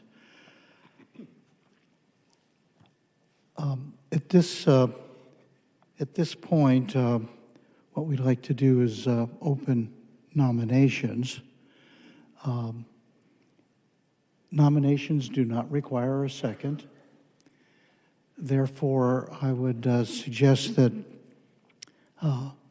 people feel free to self-nominate, to indicate that they're interested in being vice mayor, and put their name forward.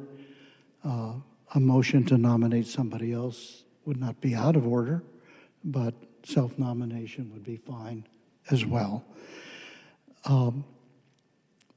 Once nominations are made, I'll close the nomination process and give the nominees and anybody else at the dais an opportunity to speak to the nomination prior to taking a vote. Understood? We've cleared this. I cleared it with you, Mr. Melching and Mr. Chi. Thank you. With that, I'll declare the nominations open for vice mayor. Are there nominations?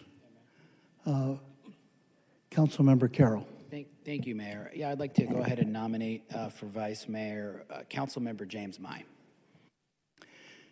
Councilmember Mai's name has been put in nomination for vice mayor. Are there further nominations? I'd like to nominate Councilmember Kathleen Treseder. Councilmember Liu puts in nomination the name of Councilmember Treseder. Any further? There being none, do I need a motion to close the nominations, or should I just declare them closed? You can just declare them closed. I'll declare the nominations closed at this time, giving an opportunity to first to Councilmember Mai, then to Councilmember Treseder to speak on their own behalfs if they wish, and then I'll turn to my colleagues if they have something to add. Councilmember Mai? Sure, thank you. And thank you for the nomination. I gladly accept that nomination. I wanted to just quickly read a passage from one of the great presidents, that Thomas Jefferson. And it basically is every difference of opinion in politics, in philosophy, is not a difference of principle. And again, every difference of opinion is not a difference of principle. This is something I fully believe in. No matter what, we are here to serve the people of Irvine. The principle of making Irvine a better place is why I'm here. It's why I ran for office. I ran for office. It wasn't for titles. It wasn't, I needed it. It wasn't for power. It wasn't for anything professional to enhance myself other than to give myself to the city. And it's not just city council, but this role of vice mayor, they say it's very just a ceremonial title, but I don't believe it's just a ceremonial title. I believe the vice mayor should be present, should be working with the mayor, should have the ability to work with the mayor, also lead and represent with the mayor, the city, with kindness, empathy, respect. We have an amazing opportunity to Irvine right now. I mean, we are in a growth stage. There's people all over the world looking up to us here. We need to make a decision here on how we want to go. Before I got into office, I looked at city council meetings. I watched city council meetings, and I was like, wow, this is not what I want. I said I wanted council members that represented me in a way that puts me first above anything else, above political party, above their personal agendas. And that's how I operate. It doesn't matter what I want. It matters what the people want. I'm that person that will do that.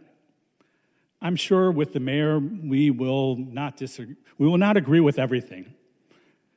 But in the end of the day, we want the best for what the city needs and what the city wants and what the people want. That's why I'm even considering being a vice mayor, because frankly, this city is so big with so many official events and so many things going on. I don't know if two people are going to be able to cover enough ground. But I'm willing to do that because I care about the people in the city. And in respect to Kathleen, hey, I've had a great interactions with you and everything else like that. I just want to do this based on what I'm capable of doing and what I've been doing for all my life. That's it. Thank you. Thank you. Thank you for your comments. Councilmember Treseder?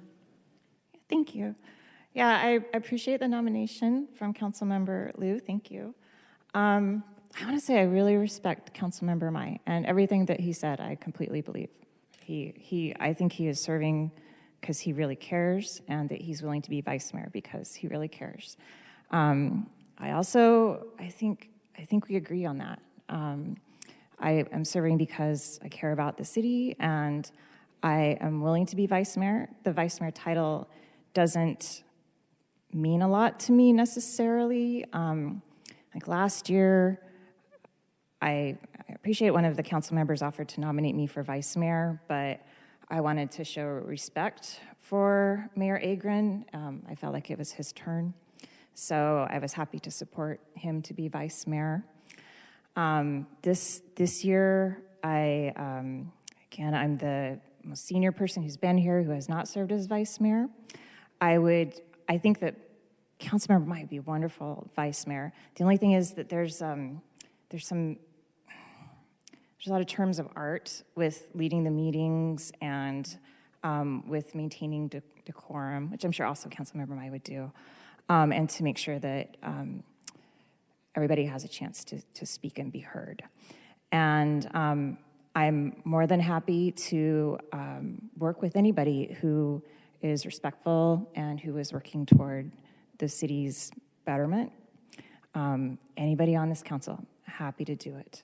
In fact, Mayor Agron and I, we have jointly submitted an agenda item for later today where we're talking about the warehouse logistic facility regulations. Very happy to do that with him. I don't feel like I have any issue interacting with anybody on this council. And again, just really appreciate the consideration, and I will make every effort to be a good vice mayor and serve this city. Thank you. Thank you. Thank you for your comments. Are there comments by other council members? Councilmember Liu. Thank you, Mayor. So I'd like to use this chance to explain why my thought process was. Obviously, we have 3 new council members, and I have to start with I respect everybody on this council from a professional background, experience, community services. All of us have been doing so much for the city. I know that Councilmember Mai has been very involved with senior services and all that, running a nonprofit besides his successful business. So I absolutely respect you. This has nothing to do with your qualification. Thinking about that the 3 of us are all new. And so I was looking at the 3 more senior members. I mean, obviously, Mayor Agron is not in the running, and Councilmember Carroll is our interim mayor. And so I was looking at Councilmember Treseder because she's also the person that is representing currently the city at large. And so that is one of my considerations, that as an institution, that is what I'm considering, that she is the remaining member on this council that represents the city at large, just like mayor is, and also voted by the entire city. So besides seniority, besides the issue about who we're representing, she is also somebody who's been on council, so she knows how council works. So that is one of my consideration as well. So with all that, that is why I think Councilmember Treseder is the more qualified member, though I believe Councilmember Mai is very qualified. This is what helped me make that decision. So that's all I have to say. Thank you. Anything further? Well, let me just offer a few comments. First of all, I very much want to get this position filled tonight.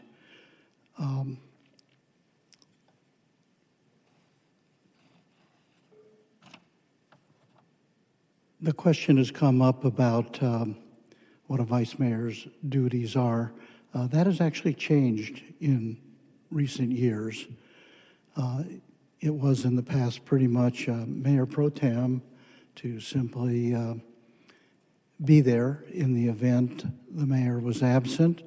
You had a temporary mayor then to preside over meetings. That's changed in recent years.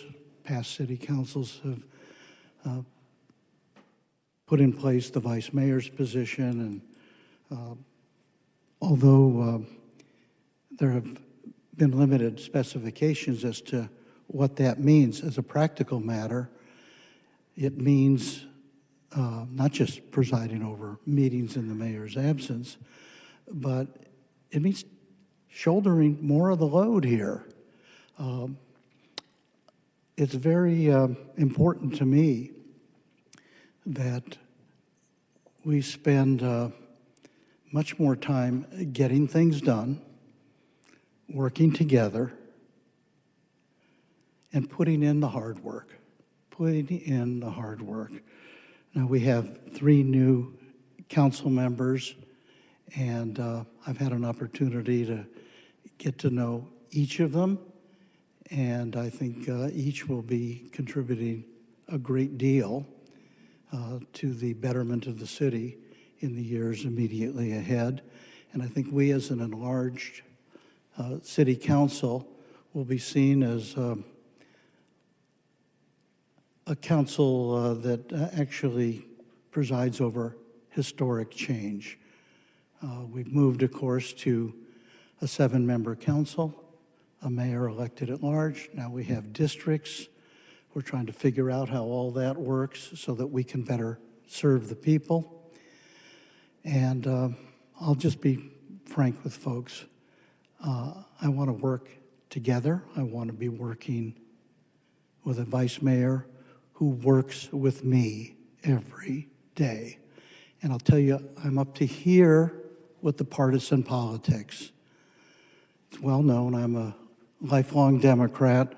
I was at a partisan political meeting the other night, and I was stunned to hear among the new council members a statement to the effect that no Democrat on the council should be appointing a Republican to any position of prominence. Now, in my view, that is absolutely wrong. It is contrary to what local government, nonpartisan local government, is supposed to be about. I've read some things been written about me. Oh my goodness, Larry has somehow deserted the Democratic Party or whatever. And it is a profound misunderstanding of what local government is about. This is the one place in the 3 levels of government, federal, state, and local, the one place where you can actually work together with your neighbors, not bound by party and party strictures and all the rest that just get in the way of making a community a better place, making our community a better place. I remember years ago when Mayor Sills, who was a prominent Republican, he reached out to me. It was a 5-member council then, and we formed a real partnership. I learned so much from him, and we were able to really move the city forward with our colleagues as well. There's a lot of work to do. I'll say this, that Councilmember Mai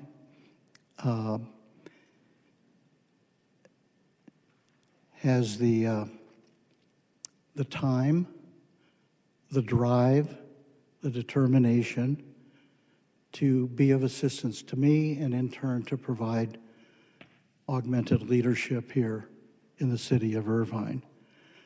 I want to remind people this is a one-year appointment. It's not as though we're appointing somebody for 4 years and irrevocably and all the rest. Everything we do tonight by way of appointments is a year at a time. And I'd like us to get beyond this tonight by taking a vote, and my vote will be cast for Councilmember Mai. Any other comments?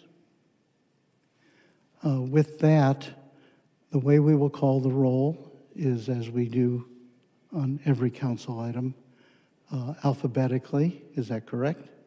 Correct, with the mayor going last. With the mayor going last. And we will ask people to state the name of the person they prefer to be vice mayor. We're only a council of 6 now, so you have to get to 4. Everybody understand? Okay. Would the clerk please call the roll? Thank you. Councilmember Carroll. Councilmember James Mai. Councilmember Go. Mayor Agron, can I speak to it before I vote?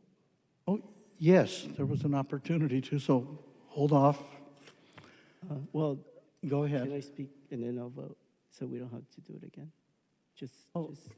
Yes. Yeah. Okay. Yes, you have an opportunity to speak. Okay. Go ahead. Yeah, no. Thank you, everyone, for your comments. I wholeheartedly listen to all of them and take them as a learning process to hear and see everything. Although I voted the first round to appoint Councilmember Dr. Kathleen Terceder as vice mayor, the nomination unfortunately did not pass. I think Councilmember Terceder would be a very capable vice mayor. And Councilmember Terceder, I respect your service on the council and appreciate everything you have done for the city. Sadly, we did not have the votes to get there on the first day. We are composed of some of the most accomplished and capable minds in Irvine's history of elected officials here. Councilmember Liu has a degree from UC Berkeley, as well as a law degree, while running her own successful private business practice. Councilmember Carroll, also an attorney, brings extensive legal and counsel experience. As our senior serving member, he definitely knows his stuff.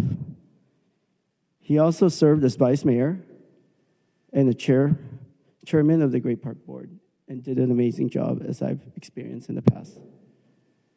Honorable Mayor Agron graduated from Harvard Law School and has been instrumental in making Irvine the incredible city that it is today. How many cities can claim their mayor went to Harvard? I decided to stay in Irvine after graduating at UCI because you helped make Irvine one of the best cities in this country.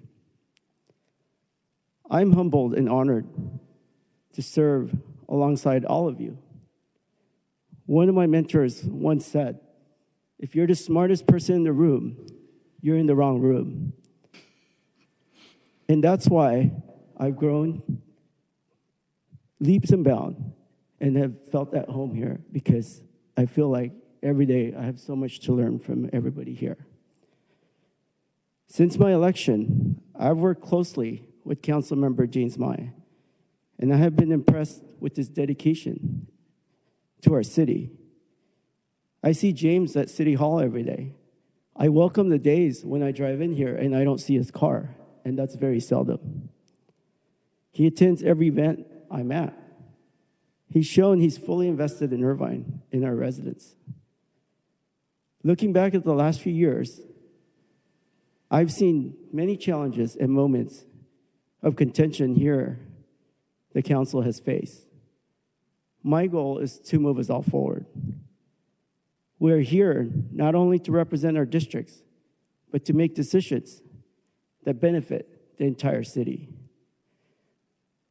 I'm committed to collaborating with everyone on this dais and getting things done for our city of Irvine. The decision to appoint vice mayor is an annual process. And as some of you had said, this role is a ceremonial one and not about titles or power. But I feel this vote is not about anything else other than ensuring that we continue as a united and functional council. If we appoint James Mai this year, there will be other opportunities to appoint others in the future. I support James Mai as our vice mayor because we need a vice mayor, and we should move our city forward with an appointment to help Mayor Agron with his duties as mayor. We tried to appoint a vice mayor at the last meeting, but unfortunately we could not get there. This will keep us advancing forward, and I know James will serve our city well. So let's get this vice mayor appointment out of the way and focus on our work ahead. We're elected here to get things done and move things forward. I'm ready to go and always stay focused on getting things done. So with that said, James, you have my vote for vice mayor this year. Thank you for your comments. Anything further? We will restart the vote. We'll take a roll call vote. Council members will announce the name of the nominee that they prefer. Thank you, Mayor. Councilmember Carroll. Councilmember James Mai. Councilmember Go. Councilmember James Mai. Councilmember Liu. Councilmember Kathleen Treseder. Councilmember Mai. Councilmember James Mai. Councilmember Treseder. Treseder. And Mayor Agron. Councilmember James Mai. Carries 4-2 to select Councilmember Mai to serve as vice mayor for the ensuing year. Congratulations. Congratulations. I look forward to all of us working together.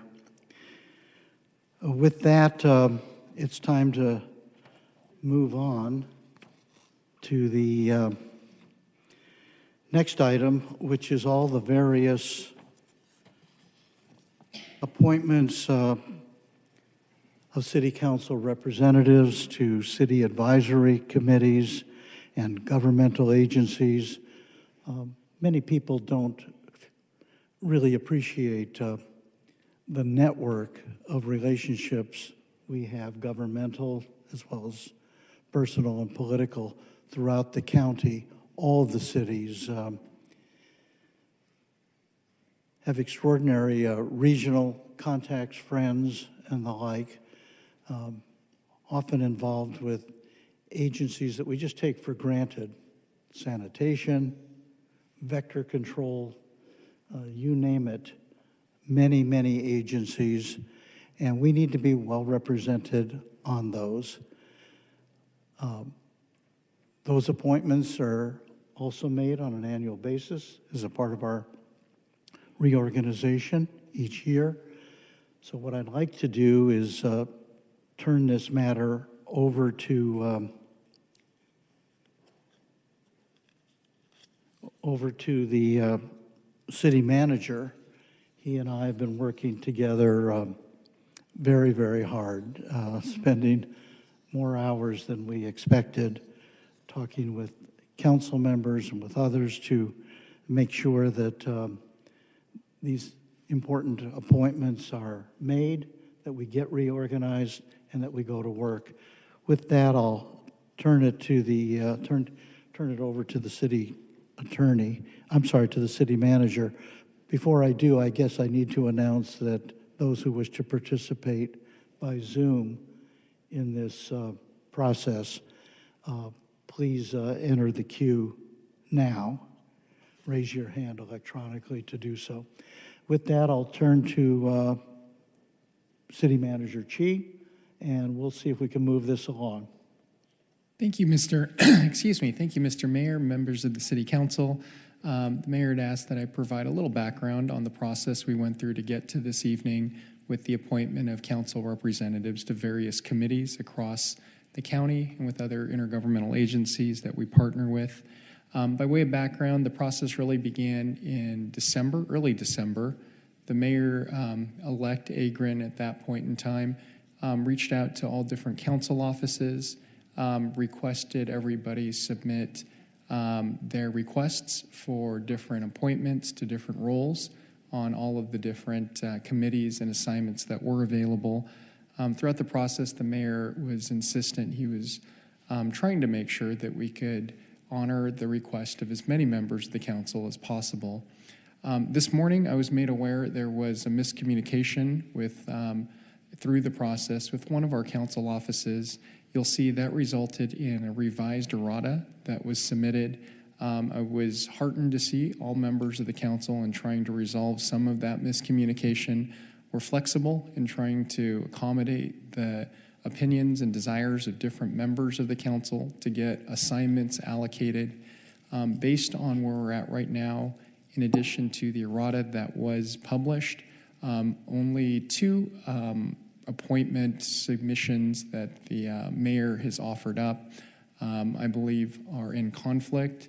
That would be the appointments for 2 members to the Orange County Power Authority and the appointment of 1 member to the Orange County Fire Authority. The remaining appointments, my understanding, based on conversations with all the council offices today, the remaining appointments we've reached consensus on who should be moving forward. With that, the mayor asked last night the process we might engage to resolve any remaining conflicts that exist based on his submitted recommendations for appointment. Given that there's only 2 appointment agencies where there is some conflict on the council, the recommendation from staff right now would be to go ahead and adopt the initial appointment recommendations from the mayor, consistent with those in the revised errata that was published earlier this evening. That would include all of the appointments except for the 2-member appointment to the Power Authority and also appointment of a member to the Fire Authority. With those 2 different agencies, the council can then engage a process perhaps similar to how you selected the vice mayor, with nominations and a vote amongst the council to identify who we would be sending again to the Power Authority and the Fire Authority. With that, that's a quick summary of the process we engaged and the recommended action now. Again, the recommendation is for the council to consider adopting the mayor's recommended council appointments for 2025, including those outlined in the errata. That would be for all appointments outside of the Power Authority and the Fire Authority, and then to take up appointments to those 2 agencies separately. With that, Mr. Mayor, I'll turn it back to you, and if there are any questions from the council, the staff is here to support the conversation. I think procedurally, the best way to go would be perhaps for me to move all the appointments, including the errata changes that, as I understand it, everybody is comfortable with. And move all of those with the exception of OCPA and Power Authority and Fire Authority. Fire Authority, right. And I think we'll take those in order. Power Authority first, then the other matter as well. And we'll do that pretty much along the same lines that we did for Vice Mayor, a little more formal. So I will move adoption of the recommended appointments, including the errata, but without OCPA and OCFA. I'll second those appointments, Mayor. Very well. Motion offered by me, seconded by Councilmember Carroll. Is there any discussion? Mr. Mayor, we do have one request to speak. Oh, yes. We have to hear from the public. Thank you. Thank you, Mayor. We have one request from Eric Nishanian. Mr. Nishanian, you may unmute your mic. Thank you very much, council members, Mayor Agrin. I'm not sure if you guys are going to be discussing OCPA, but with regard to Kathleen Trester, I think that she should be disqualified for a conflict of interest. It's really simple. If you Google Kathleen Trester, OCPA, the second entry or the first entry will be an interview of her on the OCPA website. It was dated July 2023, wherein she admits that she takes responsibility for lobbying cities to set up a CCA. Basically takes credit for the founding of OCPA. And I don't see how she can represent the interests of the city when she has already said that she, pretty much was one of the founders of the OCPA or takes credit for that. And it shows that she's playing to two masters, one of them being her own and one of them being the city. And that's inappropriate. It's a breach of fiduciary duty that she owes to her constituents and to the citizens of Irvine. And she should be disqualified and not considered for a board position at the OCPA. Thank you. And that is all, Mr. Mayor. The one public comment having been concluded, I think now we can move on to a roll call vote, unless council members have a further comment of any kind. No? Oh, you do. Councilmember Treseder. Thank you. I just want to say I really appreciate the mayor and my colleagues on the council for responding so quickly today about the changes in the appointments. It appears there was a miscommunication about offering preferences for serving, and there were additional agencies that I wanted to serve on. And I really appreciate my colleagues working with that and accommodating that. And so I just wanted to offer my gratitude. Thank you. Anyone else? Well, let me just reciprocate Councilmember Treseder and say that this was an opportunity to get to know certainly the new council members, their interests, their inclination to serve. Several appointments have been left open. We will be having, come April 15th, we'll have a seventh council member, and he or she will be able to shoulder some of the additional load. And so if this motion passes, I think we're well on our way to an appropriate reorganization. So shall we call the roll now? Thank you, Mayor. Councilmember Carroll. Yes. Councilmember Go. Yes. Councilmember Liu. Yes. Councilmember Treseder. Yes. Vice Mayor Mai. Yes. Mayor Agron. Yes. Carry 6-0. Excellent. And I want to thank all those people, citizens alike, whose names were approved for continuing service on one committee or task force or another. All of that having been done with that motion. So at this time, I'd like to turn to the two remaining matters. First to OCPA, Orange County Power Authority. Mr. Chief, why don't you explain that we have two appointments on the Power Authority, and then I'll proceed to define the process by which we will fill those two seats. Mm-hmm. Certainly. Obviously, the relationship Irvine has with the Orange County Power Authority has been a topic of conversation with the City Council of late. The appointment process that we have affords us not one, but two seats to the Power Authority. Given that we can send two members of the City Council, currently Councilmember Treseder is the representative to the Power Authority, we have the opportunity to send two individuals through the process. Initially, there was a recommendation from the mayor for two members to be recommended for council approval. My understanding was there was an additional member of the council that also wanted consideration for appointment to the role. Given that we were unable to resolve those issues, the The matter is now before the council for consideration. The process for selecting which of our 2 members from the council that will be appointed to the Power Authority is, I believe, going to be considered in the process similar to how we coordinated the selection of the vice mayor. I believe that we're going to request any member of the council that's interested in serving to self-nominate. After a nomination period is closed, we'll go through a selection process and a voting process with the council. With that, Mr. Mayor, if there are any questions, certainly feel free to let me or Jeff know. Thank you. Councilmember Treceder. I have a question. So the position in question is the second position for OCPA?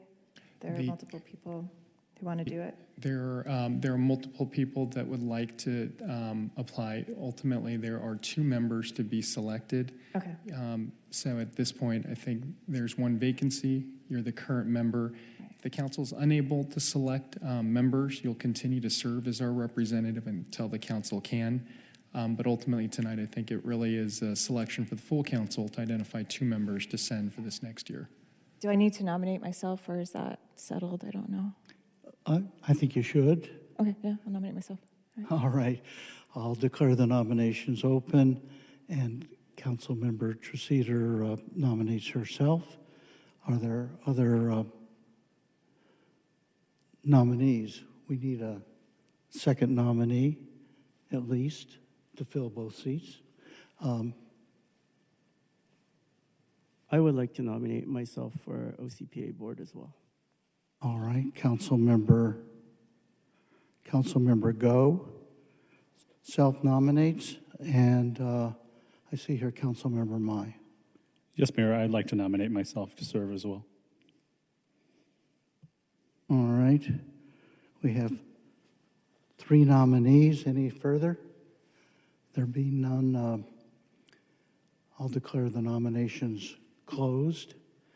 Ask those who have nominated themselves to please say something on your own behalf, and then we'll solicit comments, if desired, from other council members, and then we'll proceed to a vote. We'll be asking people to vote for 2. To vote for 2. Is that correct, Mr. Melching? That is correct. All right. To name the 2. Yeah, each council member will be called in order alphabetically, and each council member will name 2. And then if there are, at the end of the roll call, there are 2 that receive 4 votes, they will be the selections, 4 or more. Excellent. All right. Happy to call on Councilmember Treceder. Thank you. Yeah, I'm proud to have served on OCPA for the past 2 years. I've got another, well, I'd love to serve for more. I'm very happy to make the sacrifices required to serve on the board. It is very much a sacrifice, but it's important.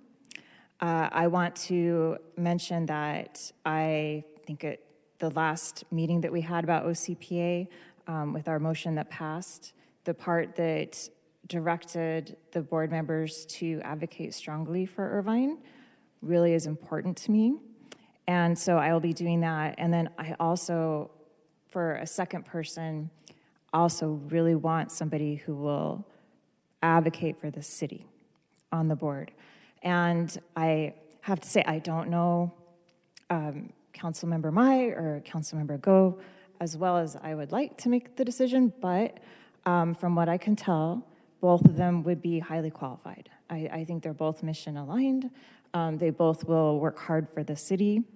And yeah, I think that they're both great. So thank you very much for offering me to. I appreciate it. Thank you for those comments. I'll also add thank you for your service. Next, I believe it was Councilmember Go. You nominated yourself. Yes, thank you, Mayor Egan. When it comes to OCPA, I just wanted to share some thoughts I have about the organization. While on the campaign trail, I repeatedly heard voter frustrations about Orange County Power Authority. The number one complaint is that there is significant lack of trust with our residents in OCPA. As such, this leads me to believe that change is urgently needed on the board to restore confidence in this organization. Since its inception in 2021, OCPA has been embroiled in controversy, which overshadows its missions, unfortunately. If we want Irvine to remain a leader in clean energy, we must take bold steps to reform OCPA, starting with appointing new leadership to guide the authority towards stability and growth. I have a proven track record of guiding organizations to success. Through strategic leadership, as a graduate of the UCI's Paul Merage School of Business, I built a career focused on managing and growing businesses. My success has been driven by the ability to identify challenges and implement practical solutions. These skills are directly transferable to OCPA, where strong leadership and clear vision are urgently needed to turn the authority around. Irvine has 2 representatives on the board. We need fresh new leadership in OCPA to expect a different result from the past. I'm dedicated to delivering strategic leadership, ensuring financial accountability, and fostering transparency to rebuild the community's trust in OCPA, while maintaining access to clean, renewable energy for our residents. Thank you so much. Thank you, Councilmember Go. Councilmember Mai. Yes, thank you. I put my name in here. I want to serve on OCPA. I've heard some names that have been called as after the motion was Terminator. That was pretty interesting. You know, one of the things that people didn't realize on this motion was that we still have a mission to negotiate and go in there. The third item there was to send our representatives to go in there and negotiate on behalf of the city of Irvine. And we have to deliver on that. And I would like to go in there because I believe that we're getting shortchanged as a city. And I think that we need to see why is there so much controversy? Why are they not communicating with us? And we have to look out for the best for the ratepayers. I mean, just that simple motion of dropping from 100% down to the lowest tier. I mean, it saved potentially an annual $20 million. And I think there's more that we can save. And I think that we have to uncover these things. And if I go in there, I'm going to try the best to get the best for Irvine and do the best for Irvine, especially fiscally. I mean, we really need to take a look at what's going on there. And that's the reason why I want to do this. It doesn't sound fun to me, but I'm going to do it because it's the best thing for the city. And I think that the relationship needs to be there. So thank you. Thank you. Any further comments? Councilmember Liu? Thank you, Mayor. So my thought process, again, is one, continuity. Councilmember Truceder have been the advocate for OCPA, and honestly, you know, Councilmember Carroll started it, so, you know, but he's not interested in this, so it's Councilmember Truceder for me that will continue her hard work that's been on the board, serving that. And then between Councilmember Mai and Councilmember Go, I believe that Councilmember Go has the experience in restructuring a business. So that will be, you know, my consideration, that we need somebody to go in and try to fix the transparency issues that we've been having with OCPA. With that, I would like to support both of those council members. Thank you for your comments. Councilmember Carroll, did you wish anything? Let me just weigh in a little bit on this. A number of us have been on this very bumpy ride with OCPA for years now. I yield to no one in my commitment to cleaner, greener energy generation. The promise here was with OCPA that there would be cleaner and greener electricity at lower prices as compared with SCE and with full transparency. All three promises broken, all three of them. That's just the fact. An additional fact is that OCPA has excess cash on hand. They got it mostly from Irvine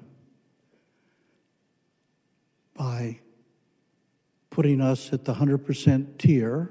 We put ourselves there and found that the 100% tier was much more expensive. People had choice. They were all forced into the 100% tier. They had the choice to opt out. In the end, just a few weeks ago, OCPA came to us, begging us to lower the tier because they weren't able to acquire enough 100% electricity. You try to follow this through. They're sending electricity to Nevada, to Arizona, and we're not getting any of the benefit of paying more for the 100%. Quite the contrary. Quite the contrary. So they managed to accumulate nearly $100 million in excess. Now, I do want to thank Council Member Treseder for struggling with this agency for years now, trying to make it work better, trying to fix it in a way that would help Irvine ratepayers and taxpayers. My view of it was that this was a fatally flawed agency. Right from the start, fatally flawed. And basically, what it does is engage in massive commodity trading. We don't need to be in the commodity trading business. We need to be in the environmental improvement business. And so my view of it has been, although I've wished Councilmember Treseder well, my view has been we have to find a way to disengage from OCPA to somehow claw back the $100 million that they've got of our money and to invest that money instead directly in rooftop solar and batteries, in all kinds of systems by the tens of thousands of rooftops in business and in residential settings that would allow us to really, really do something remarkable here as a city in combating climate change and in moving toward a greener, cleaner electricity format and configuration for the entire city. My view, therefore, is we've reached a critical point. And again, think about this. OCPA just came in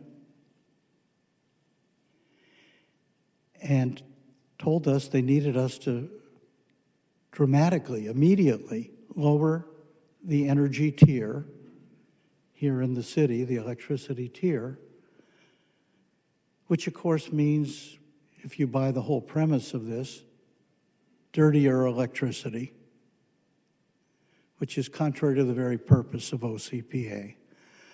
I won't go on and on. I was an economics major. When I got on the council in 2020, I studied this matter for hundreds of hours to try to understand what was going on, whether it would deliver on the promises, how much risk there was to the city. And for years, I sounded the alarm. And sure enough, we have gotten to the point where a change has to be made. My view of it is we need 2 tenacious members who will really be looking out for Irvine ratepayers and taxpayers, and who will help us disengage clawing back those dollars, those Irvine dollars that are sitting in OCPA's excess cash reserves. Accordingly, I'm going to be casting my votes for 2 new members who would be our appointees, in the hope that they will apply their business acumen and tenacity to help us figure out, working with the city manager and with others, how to appropriately disengage from this agency. Those are my comments. I'm ready to vote. If Anybody I may, have something? I'm in the queue, yeah. Okay. Councilmember Liu. So maybe I'm more of an optimist in the sense that I'm hoping that OCPA, the idea of a CCA will be something that will introduce competition and bring down the rate, at the same time also go towards renewable, sustainable energy. So being the optimist I am, I understand that council has decided to vote to show our intent to withdraw. And with that, we had allowed Councilmember Treseder to go in, and OCPA apparently responded based on the report earlier that they are giving us more information, and we are slowly getting to where we want with regard to transparency. And so with that, I'm hoping that what we can do is to allow her to continue this mission to bring more information back to Irvine and advocate for Irvine residents, because ultimately we all report to Irvine residents, and the goal is to bring down the rate and also achieve sustainable renewable energy. Thank you. Anyone else? With that, I'll ask the city clerk to call the roll. I would ask each council member to vote for 2, and we'll add them up in the end and see where we are. Thank you, Mayor. Councilmember Carroll. Council members James Mai and William Go. Councilmember Go. Councilmember William Go, myself, and James Mai. Councilmember Liu. Councilmember Treseder and Councilmember Go. Councilmember Treseder. Councilmember Treseder and Councilmember Mai. And Vice Mayor Mai. Councilmember James Mai, Councilmember William Go. And Mayor Agron. Councilmember Go and Councilmember Mai. Thank you, Mayor. We have 2 votes for Councilmember Treseder. We have 5 votes for Councilmember Go and 5 votes for Vice Mayor Mai. Congratulations. Thank you. Okay, we've concluded that matter. Let's go now to OCFA. Maybe City Manager Chi, with OCFA, maybe you could describe again the situation and then set the stage for opening nominations and so forth. Certainly.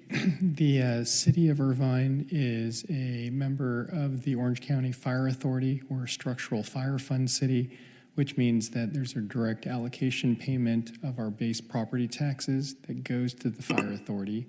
Given that we're a structural fire fund city, Irvine is afforded 1 seat on the Orange County Fire Authority Board of Directors. It's a seat that certainly has a lot of importance always in light of all of the public safety issues that are happening up in Los Angeles. There's certainly added importance, I think, for Irvine to have representation at the Fire Authority. Tonight, the mayor had initially selected and recommended one member of the council for appointment to the Fire Authority. There were other members of the council that were interested in that particular role. Given that we couldn't find consensus on who would be appointed, the matter is now set before the full city council. And again, similar to how we selected the vice mayor and our OCPA representatives, we're going to now engage a process to identify who we'll be sending to the Fire Authority. With that, Mr. Mayor, we'll turn it back to you and the council for deliberation. Very well. I'll just add one point that came up, I think, at the very last regular meeting of the city council, the previous city council, which was your report, as I recall, Mr. Chi, that City of Irvine property taxpayers, business and residential, put in basically about $140 million a year. That goes up, of course, every year with the new property that is built here. So it was last $140 million, and we got back, by your estimate, about $60 million in services.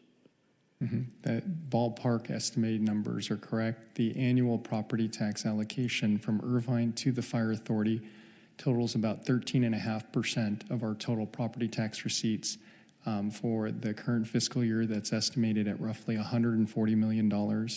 Based on the analysis, we don't have direct numbers from the Fire Authority, but based on the analysis of cost of services, based on the size of the fires and EMS response operation in Irvine, costs are estimated somewhere in the $60 to $70 million per year range. That being the case, why don't you also add how many cities participate? I believe there's, Nick is here, I believe there's 23, I apologize, 23 cities that are part of the Fire Authority. Percentage of them are, like us, the structural fire fund city, where payments for fire services are taken directly from property tax allocations, a set percentage. There are others that are contract cities that pay for services on a prearranged agreed rate. And it's bizarre. It's one city, one vote. Correct. So I will warn whoever assumes this position, it's very lonely on that Fire Authority, because notwithstanding the fact we are a major donor city, the major donor city, nevertheless, when it comes down to it, we're just one vote. And talk about disrespect. Our city has been, frankly, disrespected over the years, not only with this formula, but in trying to get more in the way of services for our city in some way commensurate with our contributions. So, having said that, I'll now declare the nominations open. People are encouraged to self-nominate or nominate someone else if they wish. Councilmember Treseder. I'd like to nominate Councilmember Liu for the OCFA board. I think that all of the council members here would do a great job. Councilmember Liu, looking at the city, and I'm trying to think of what's best for the city. District 1 is right up there by the open space. It has already burned in previous fires. I think the residents there are very concerned about fire safety. I know that Councilmember Liu, fire safety is one of her top priorities for serving on the council. I think she'd do a wonderful job. I also just want to say, as an aside, I do not support defunding the firefighters, especially right now, considering they're up there protecting people's lives and homes. And many of them are also back here ready to step in to help us in case there is a fire during this extreme wind event. So in the end of the day, I think Councilmember Liu would be the best choice for the OCFA board. Thank you. Very well. Councilmember Liu's name is placed in nomination. Councilmember Carroll. Oh, thank you, Mayor. Yeah, I would like to nominate Councilmember James Mai. Councilmember Mai's name has been placed in nomination. Are there other requests? There being none, I'll declare the nominations closed, and we'll invite the nominees to say something on their own behalf, and then we'll open that up to other council members and proceed to a vote. Who would like to go first? Councilmember Mai? Councilmember Liu? You were first nominated. Go right ahead. I'll go first. So, as Councilmember Truceder mentioned, that fire safety is what I ran on. It is my platform because I vividly remember getting my kids out of the house, grabbing our fireproof bag with all the documents, and then going across the street to grab my parents who are not necessarily able to walk, and trying to get all of us to safety during the Silverado fire. And that, to me, is the biggest concern I have in being in District 1, which will be designated as high fire danger zone. That is something that I live with every moment, especially being reminded now with this fire with the 2 fires in LA, having friends who lost their homes. That is bringing back nightmares to me. Having said that I've been working tirelessly to help the residents in my district who have been coming to me because we've gone into district and they know that I am the person who will have the information, and I'm working closely with OCFA to get information, to get it out to the residents who are sending me emails, who are following my social media for information, to give them some comfort. And my own experience and the fact that I understand what Mayor was saying about the fact that Irvine has been in donor city. That is true. Unfortunately, we are being punished by our own success, that because we pay so much into a lot of these agencies that we're on because they're all based on property taxes, that I am willing to go in and help negotiate. In consideration of that, in 2018, we had already tried to pull out of the agency. And back then, I believe what we ended up doing was negotiate more allocation of more resources, additional resources. And I think Mr. Mouching will be able to answer this question. I believe we are unable to take any of the money out if we remove ourselves from the agency at this point because the contract expires in 2030. Is that correct? Briefly, the settlement agreement that we entered into in March of 2019 did commit the city to stay through the 2030 expiration date. And the dollars that get contributed to OCFA are structural fire fund dollars. Those are dollars that must be spent on fire protection services. So I think I got to your question. If I didn't, I apologize. So my concern, like I said, we answer to the residents of Irvine at the end of the day. So if we can't get this money out, I think the best course forward is not to withdraw immediately, is actually to negotiate for more resources. And because I don't want to just throw the money away by withdrawing, and I don't want additional liabilities. Will there be any liabilities on breaching this contract?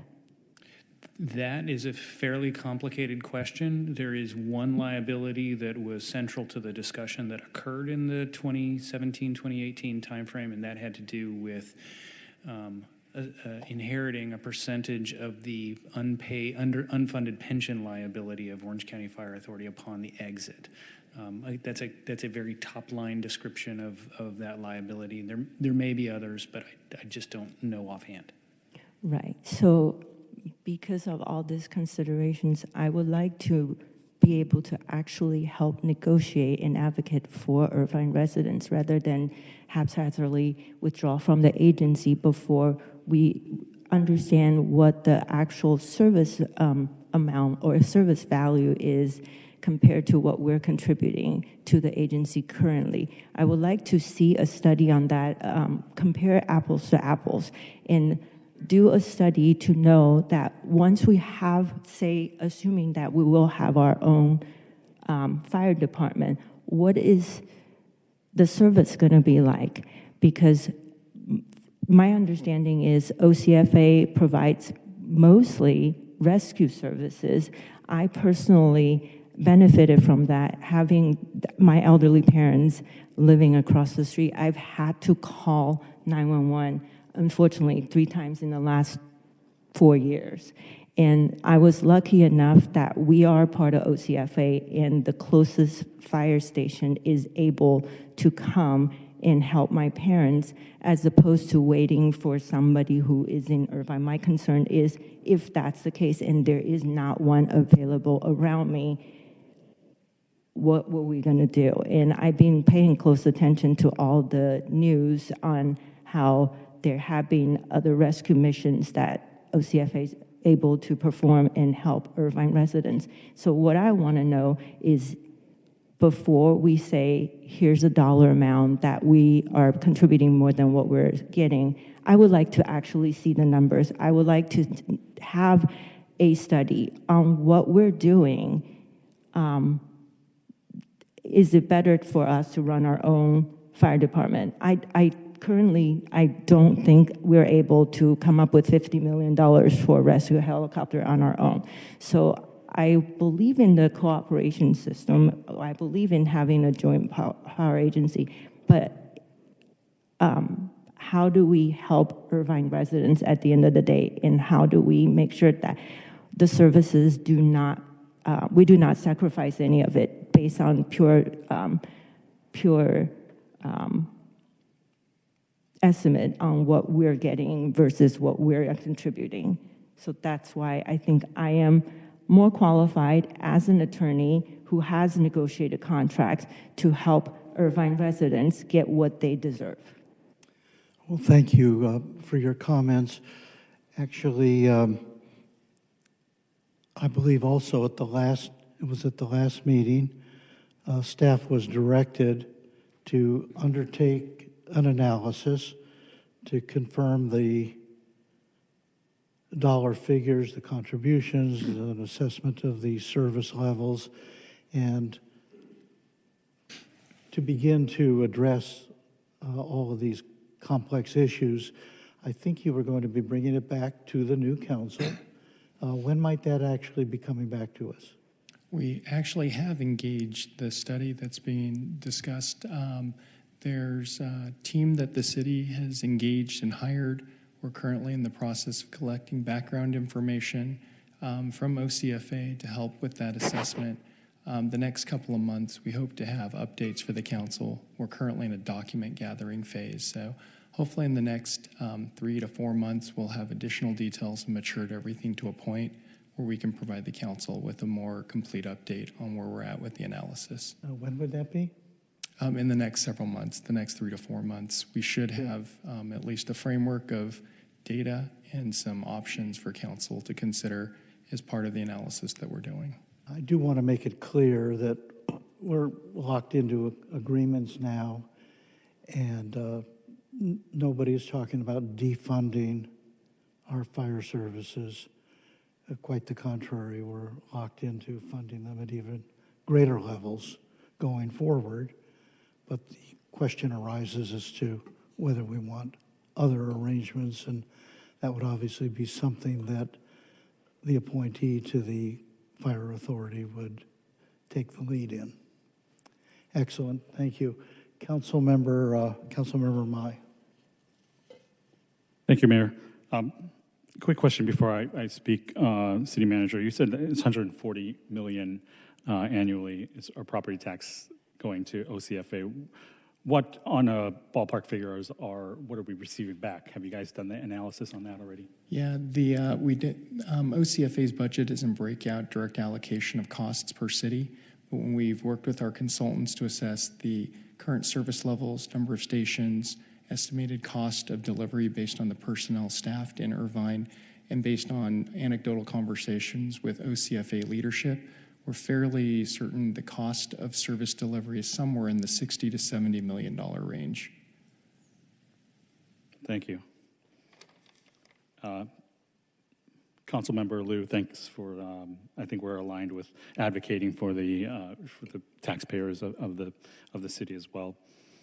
Personal experience, I'm going to talk about it a little bit. I don't think it's the platform to really base why I want to serve on OCFA. I mean, I live in the oldest district, the heart of Irvine. Things are built in 1971. The majority of my constituents are, a lot of them are original homeowners, and a lot of these homes are just literally not up to code. I mean, if you threw a match there, it could go up at any time, and I've seen it over and over. Again, that OCFA has responded within like 1 to 2 minutes because we have a station right in at Heritage there, and they are great. I want to state that I'm also an OCFA fan. I'm not interested in talking about withdrawal here, but what I want to do before my philanthropy and before I started serving on city council here, I spent 25 years building a business providing solutions for organizations where we would go in and we would evaluate where they are, where their revenue is going to come from, and we would restructure companies. I mean, that's what I did for 25 years. So I'm applying a lot of my private sector knowledge here at City Council, and that's what I want to do here at OCFA as well. I want to see how we can work together, how we can get the best value, and that's my number one priority, and my number one prerogative is to find the best value for the city. So I would hopefully think that you would vote for me for this, so thank you. Thank you, Councilmember Mai. Anybody else? Yes, Councilmember Go. Yeah, so with fire risks intensifying here in Southern California, as we've seen in LA and Malibu, Irvine faces an urgent need to appoint a representative to OCFA board. Leaving the seat vacant is not an option. The clear choice for this role is Councilmember Melinda Liu. According to the Office of State Fire Marshal's Fire Hazard Severity Zone maps, 3 of Irvine's districts, 1, 2, and 4, are in the high-risk fire danger zones. Our OCFA rep should come from one of these districts. The District 1 area has historically faced some of the most devastating wildfires, as you guys can remember, including the Santiago fire, the Silverado and bonfires, and the recent airport fire. OCFA's headquarters is also located in District 1, giving Councilmember Liu a strategic advantage in accessing critical resources and keeping Irvine residents informed when emergencies are present. Her leadership will ensure our city is prepared to address the ever-growing threats of wildfires. I urge you guys in supporting me in appointing Councilmember Liu. Thanks. Thank you. Any others? Yes, comments. Oh, yeah, thank you, Mayor. Yeah, I just wanted to just point out, from my perspective, I think that, again, as one of 6 and soon enough one of 7, I think that it's premature to talk about anything around withdrawal. We have contracts. We have, middle of a fire crisis going on in the Southland.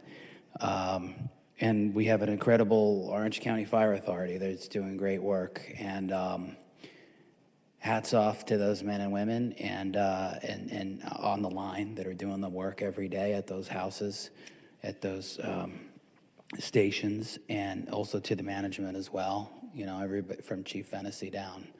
and the leadership, and we're in a really good place. And again, it's always important just to kind of bring up the perspective. This city council, none of which were up here years ago, created a settlement. And I think it's a settlement that the three attorneys up here would have had a real hard time with. And that settlement ended with no governance change. So we are, how many members are there of that board? 23. So we are the largest contributor, and we are 1/23 of the governance power. It doesn't take Councilmember Mike Carroll up here, who spends his days in boards doing governance. Any person on the, anyway, I'll just leave it at that. I think that what we're laboring on, my colleagues, and I think we have two great candidates here. Obviously, I've nominated Councilmember Mai. But I think what we're laboring under here is an issue that prior council members, unfortunately, as well as we planned this city and this council and prior council have done a darn good job. This was a real miss. We had the opportunity of a life predates City Manager Chi, you, and I don't know. Unfortunately, I think yes, the city attorney was here, and he will have to. He was taking his clients. We love our city attorney, but the fact that we didn't get additional board members in governance is a real miss. I hope that is something that either Councilmember Liu or Councilmember Mai will take to that board. It will not be easy. All eyes are on Irvine for a lot of reasons as we kind of ascend in prominence and in size. But we are the largest contributor. So I do hope that no matter what happens with the vote, I hope that we will have good, honest conversations with respect to the smaller cities that do have the power that they have, that we can get to some kind of a ground of understanding, again. And again, for the public's benefit, this is a contract that stays through the decade. So, hats off to our fire protection and everything that they do. And it's not just fire protection; it's a massive amount of daily emergency services that these people provide. So, really pleased with that, and just wanted to say that. And really, I think that we will have good representation on that fire authority board. And if we can't get there tonight, it's not as if we can't get there in the future when we this is why governing boards are odd numbers. So with that, thank you, Mayor. Thank you.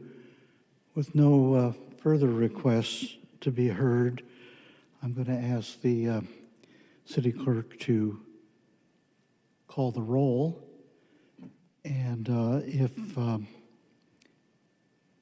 each member's name, when called, would indicate by name your choice. We'll see if we can get to 4 with anybody. Thank you, Mayor. Councilmember Carroll. Councilmember James Mai. Councilmember Go. Councilmember Liu. Councilmember Liu. Councilmember Liu. Councilmember Treseder. Councilmember Liu. Vice Mayor Mai. Vice Mayor Mai. Mayor Agron. James Mai. Fails 3-3 to select a representative to OCFA. All right. Here's what I've talked to the city manager before. We're not really disadvantaged, are we, over the next 3 months? No, we won't have a representative at OCFA, but certainly we have continued conversations with the fire administration. We interface with Chief Hennessy, with Chief Freeman. Certainly if there's issues, we can continue to work through them. Very well. We will have an election April 15th. As Councilmember Carroll pointed out, this is why typically boards and councils are odd-numbered, so that we will get to 4 at some point soon. And with that, I think we'll just continue this matter until then. Does that make sense? All right, so be it. Onward. Let's go on to the next item. Thank you all.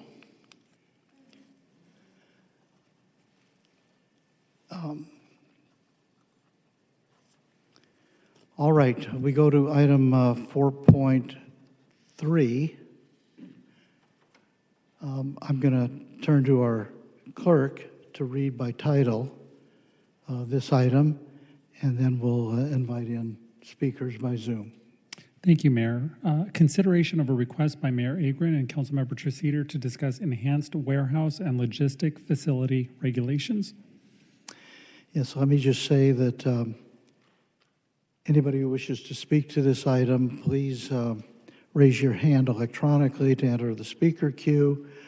I did want to defer to Councilmember Treseder, who put together the memo, which reflects my own views about this matter as well.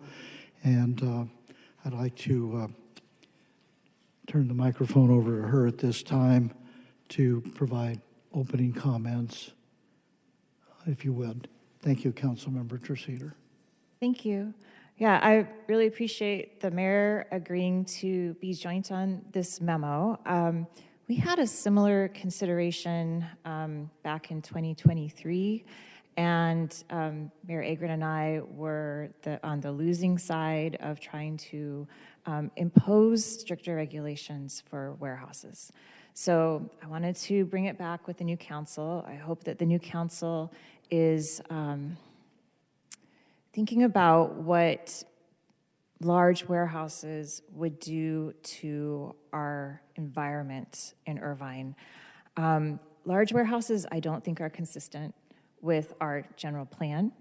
They're not consistent with what our residents want. They'll add traffic, and the traffic is not normal car traffic, it's traffic with big semi-trucks. Now, this will be located in, we're talking about especially warehouses in the Irvine Business Complex and Spectrum. These are areas where we are focused on adding more housing, right? We need to consider the future. If we're in a trajectory where we're gonna have more residents there, especially affordable housing residents, I do not want them to be subjected to this big semi-truck traffic. I think it can be dangerous for their kids, it adds pollution, and it's just unseemly for Irvine. I hope that my colleagues will be interested in just making some tighter regulations around the warehouses. Thank you. Thank you, Councilmember Treseder. The specific action which you are proposing, in addition to our discussing it, I think is to refer this matter back to the city manager and staff to do a little further work on this matter, bring it to us. I would just say that the comments that you made, warehouses are very, very troubling. In fact, there's state legislation now to try to control the proliferation of warehouses that are so disruptive to cities, residential communities, and the like.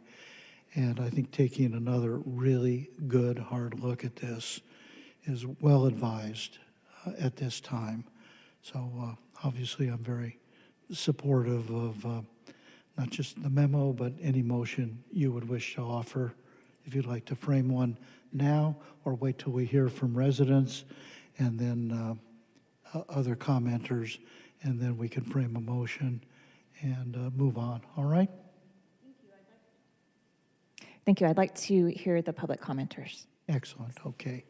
With that, we'll move to public comment. I'll ask the city clerk to guide us through that. How many requests are there? Thank you, Mayor. We have 4 requests to speak, all in person. 4 in person. Excellent. Correct. If I could call forward Stephen Masura, Alan Meyerson, Miran T., and Susan Sayer. And we'll start with Stephen Masura.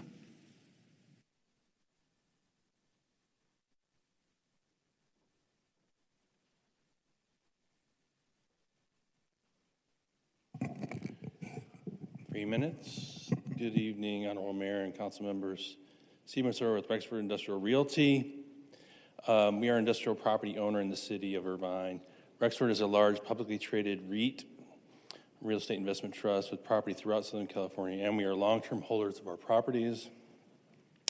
Rexford has concerns of any new regulations for warehouse industrial. Let me just interrupt to say, yeah, 3 minutes, but if you go a little longer, don't worry. I don't want you to have to feel like you got to rush through. All right? Great, thanks. And we're available too through for discussion after this. But we're also members of NAOP, National Association of Industrial and Office Properties, who are also going to speak tonight.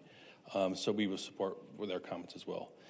And they'd be a good contact, by the way, if staff wants to go through NAOP to talk to a lot of industrial property owners and businesses.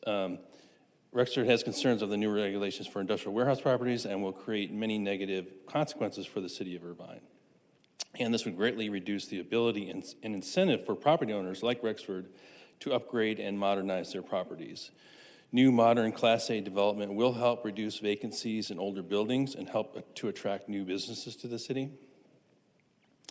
I hope the city is aware of the new AB 98 state regulations on warehouse logistics developments. AB 98 was approved by the state, which created mandatory development regulations in all cities, including Irvine, on warehouse logistics development, and specifically imposes many strict standards for any development within 900 feet of a sensitive receptor, which includes residential and others. Therefore, AB 98 should address the city's concerns for compatibility with nearby sensitive receptor uses without creating duplicative requirements in the city.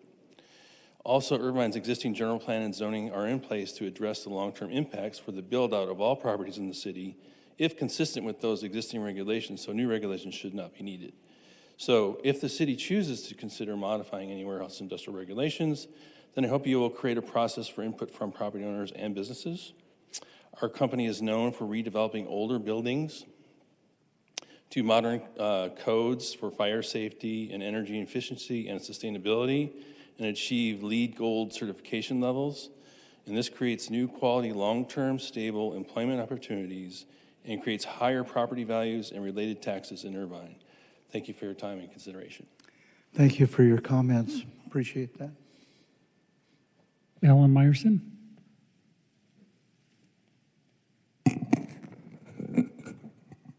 Good evening again, council members. Alan Meyerson. Thank you, council member Tracita, for agendizing this.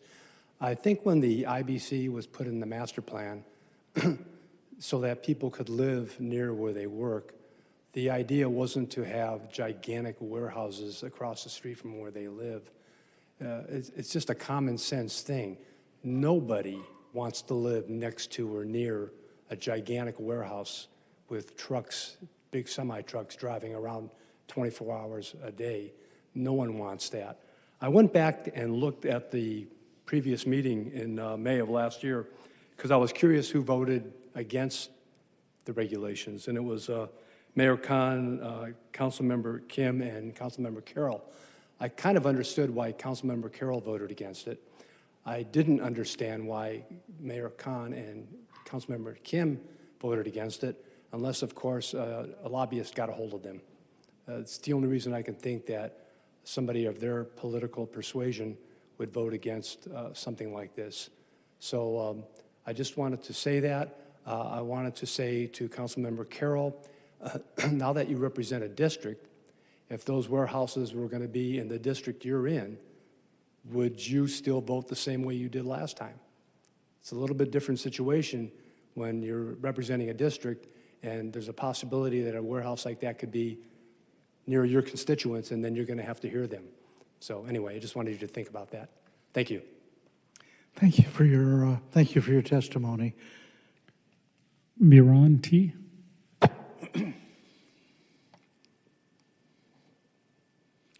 Welcome, sir. Honorable Mayor and council members, my name is Miran Tumajan. I work with NAOP SoCal chapter. With over 1,300 members, NAOP SoCal is the leading nonprofit organization representing the commercial real estate industry in Orange and Los Angeles counties. NAOP SoCal members are professionals in industrial, office, retail, and mixed-use residential real estate and include developers, owners, investors, brokers, architects, engineers, general contractors, finance professionals, and other service providers involved in the commercial real estate industry. We have concerns over the city's discussion on enhanced warehouse and logistic facility regulations and potential unintended consequences on by-right industrial development in the Irvine Business Complex and Spectrum areas. Several NAIOP SoCal members are long-term institutional stakeholders in the city of Irvine. These companies are closely engaged in providing substantial community benefits at no cost to taxpayers. Such benefits include upgrading streets, sidewalks, and other community infrastructure, funding local schools and parks, and boosting the city's property and sales tax revenues. As stewards of sustainable development, our members significantly contribute to the socioeconomic advancement of communities across Orange counties. In April 2023, NAIOP SoCal articulated its written and verbal opposition to the city's proposed ordinance to establish an additional entitlement review process for future warehouse and logistics projects. We remain opposed to onerous regulations that hamper the development of much-needed last-mile distribution facilities, as well as the redevelopment of older, dilapidated industrial buildings. To make matters worse, the state's recent adoption of AB 98 adds new setback and transportation requirements, which make it harder for infill development in Irvine. While NAIOP SoCal and its members are proponents of good neighbor policies, which aim to balance the interests of the city and the business community at large, we encourage the City Council to be mindful of its industrial stakeholders and their contributions to Irvine's vibrant economy. Most importantly, just as our members would not develop an industrial facility in or adjacent to a residential zone, the city should be careful not to allow the development of sensitive receptors, including multifamily or mixed-use residential units adjacent to existing industrial zones and uses, including the IBC and Spectrum areas. Such actions would suggest poor land use policy and create unnecessary problems between residents and industrial property owners where none exist today. NAIOP SoCal staff and members look forward to continuing our communication and this discussion on this critically important issue with Irvine City Council members, City Manager Chi, and Planning and Development Services in the days and weeks ahead. Thank you for your attention and time. Thank you for your comments. Much appreciated. Susan Sayre. Yes, good evening. My name is Susan Sayre, and I've lived in Irvine since 1981. I'm a passionate supporter of Irvine's village community concept. The IBC and other villages are meant to be contain community commercial and community businesses. But large warehouses are not residential, community, commercial, nor business entities. They are industrial units. According to environmental justice organizations, historically industrial warehouses are placed in marginalized communities. As Irvine's development plan calls for distribution of all income levels to be sprinkled around every village, no village community is considered to be a marginalized community. Thus, no warehouses should be placed in IBC or any other village. Affordable housing should be affordable housing should be sprinkled throughout every village in order to guarantee that no Irvine resident resides in a marginalized community.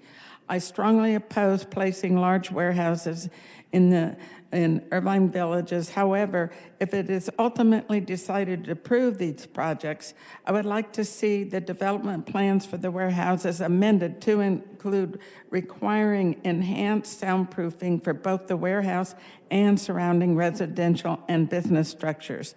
I also would like the property surrounding the warehouses to have large park-like landscaping with enclosed foot and bicycle pathways with benches, fountains, and perhaps even a sculpture garden in order to give the area a walkable community commercial appeal. Thank you. Thank you for your testimony, Ms. Sayre. Mr. Mayor, we do have one more request via Zoom, if I may. Excellent. Go From right ahead. Sylvia Walker. Ms. Walker, you may unmute your mic. You have 90 seconds. Hi, Sylvia Walker, Irvine resident. I am asking you to vote yes on this proposal. It is needed for the IBC to live up to its vision of an urban village which means it's a mixed use, a walkable community. That has been the plan for a while for the IBC. So again, I just ask you to support this. Thank you. Thank you. Thank you for your testimony. Yes. And that is all, Mr. Mayor. That's the concluding public comment. With that, we turn back to the council. I call upon my colleagues. Councilmember Treseder, did you want to offer a motion maybe, and we can speak to it and conclude this item? Thank you. Is your microphone connected? It says it's on, but I'll try it again. There. Is it on?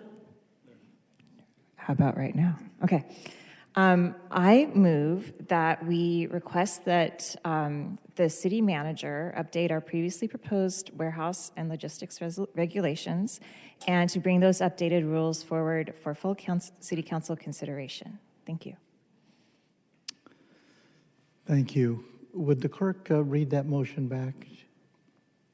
As I understand it, and I'll ask Councilmember Treseder to help me if I don't have it, it was to direct the city manager update the previously proposed warehouse logistics regulations and bring back those updated rules forward for full city council consideration.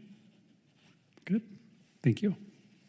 I'll second that. Excellent. Is there a second? I'll second that. The motion offered by Councilmember Treseder is seconded by Councilmember Liu, and it's open for discussion. Did you wish to add some thoughts at this time, Councilmember Treseder? All right. Others? May I just? Did you put your name Yeah, in the I queue? did. I'm kind of old sorry. school. You Yeah, can just wave I at me and know. I'll call on you, but I don't see your name here. Go right ahead, Councilmember Liu. Thank you. So, in consideration of this, I mean, first of all, I'm glad to see cooperation on council, that we all work for the same purpose to serve Irvine residents and make sure that we ensure our high quality of life. That is something nice to see on this council. While I recognize that the e-commerce has made it necessary to have smaller warehouses nearby for us to get our delivery today. I also recognize the economic benefits of having warehouses, but I ultimately want to make sure that when we develop and when we grow business and economically, we are also maintaining our quality of life. And that is important to me, that any kind of development does not hurt our city environmentally. So to me, the balancing test, to me, the question is whether this change in the ordinance will unfairly impede on economic development or be overburdensome to business with a CUP. My answer is I don't think having this is overly imposive. So I would like to support a measure to an ordinance change, an update to make sure that we are protecting Irvine residents as well as encouraging business development. Thank you. Thank you for your comments. Anyone else? I'm sorry, Councilmember Go, did you wish to be heard? Yes, please. Go ahead. I lived in this IBC area for many years, actually, growing up through UCI and driving around the city, how much has changed. While I really support mixed use, I just want to caution that, as businesses survive through changing economic environments, things change drastically, as we've seen through COVID. So when we put together these new regulations, while they're intended, is good at the time being, but at the time where the event does happen, there could be instances where it's not feasible. So I just want to make sure we're mindful of that. As a landowner and business owner myself, the restricted use of my property greatly affects my livelihood and the value of the asset. And again, we're not, a lot of us small business owners, we're not Blackstones, we're not, Irvine Company. We rely on this for our income, and that's what allows us to stay in Irvine. So I just want to make sure that we're mindful of that. And I know, similar to a lot of other ordinances, we have some hardship clauses maybe in place to make sure that we're not looking at it at blanket eyes, that we have a Wall Street company that owns this and that can easily develop it into a giant residential complex. So with that said, I do support the fact that our things are changing in IBC, and I love to see it grow and change as a more mixed use. But at the same time, though, let's not be restrictive and judge everybody under the same guidelines. So I just want to point that out, and when we move forward, to make sure we keep that in mind. Thank you, Councilmember Go. I think your comments are well taken. IBC has evolved, the Irvine Business Complex has evolved in remarkable ways over the decades. This is an enormous challenge. I hope the direction in the motion is broad enough to allow our staff to take a look at the entirety of this issue and all of the possibilities. I frankly have strong doubts that warehouses of the magnitude that have come upon us here can be accommodated anywhere in Irvine. We were talking about in IBC. Now, IBC is in District 6, Councilmember Treseder's district. Lots is happening there, mixed use and so forth. But we were talking about 540,000 square feet. Now think about this. That's basically 5 Costco's of warehousing with hundreds and hundreds of trucks. As I understand it, there were approaching 100 bays, loading docks with bays for trucks to come and go. This seems to me so out of scale that we probably ought to have a prohibition on that kind of thing. When you get down to smaller warehouses, depending on the setting, I can imagine, to tell you the truth, it's just a couple of districts. I think it's probably District 4, yours, Councilmember Carroll, and in District 6, that could accommodate any warehouses at all. And I think we're going to have to take a real deep dive on this matter if we're going to keep faith with our reputation as a very well-planned city. I think it's time for us to do some serious review and replanning for IBC area, as well as perhaps for the Spectrum area, in anticipation of these kinds of applications. So I think the motion, I'm just a little fixated on the language. I just want to make sure the direction given is broad enough for the staff to thoroughly review this matter and bring back a full range of information that will help us in going forward. Are you satisfied that it is, Mr. Chi, Mr. Melchi? Certainly. Absolutely. Okay. Then I'm ready to move on it. I just have a small comment, and it's this a good opportunity for me to mention it, but I do live in District 6, but legally I represent the whole city, and so I just want to make sure that I say that, because I don't want anybody to think that I'm not following the law and I'm not representing the voters who voted for me. So it's a tough balance right now, because right now District 6 doesn't actually have its own representative, and it won't for 2 years. So but then again, I was voted in by the voters for the whole city. So just my philosophy for addressing this situation is I try to think about the whole city when I'm making my decisions, but I recognize that District 6 doesn't really have a direct representative right now. So I'm making sure that they don't fall through the cracks.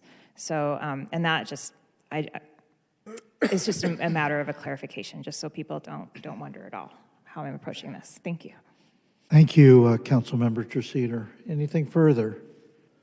All right, I think we have a motion properly before us.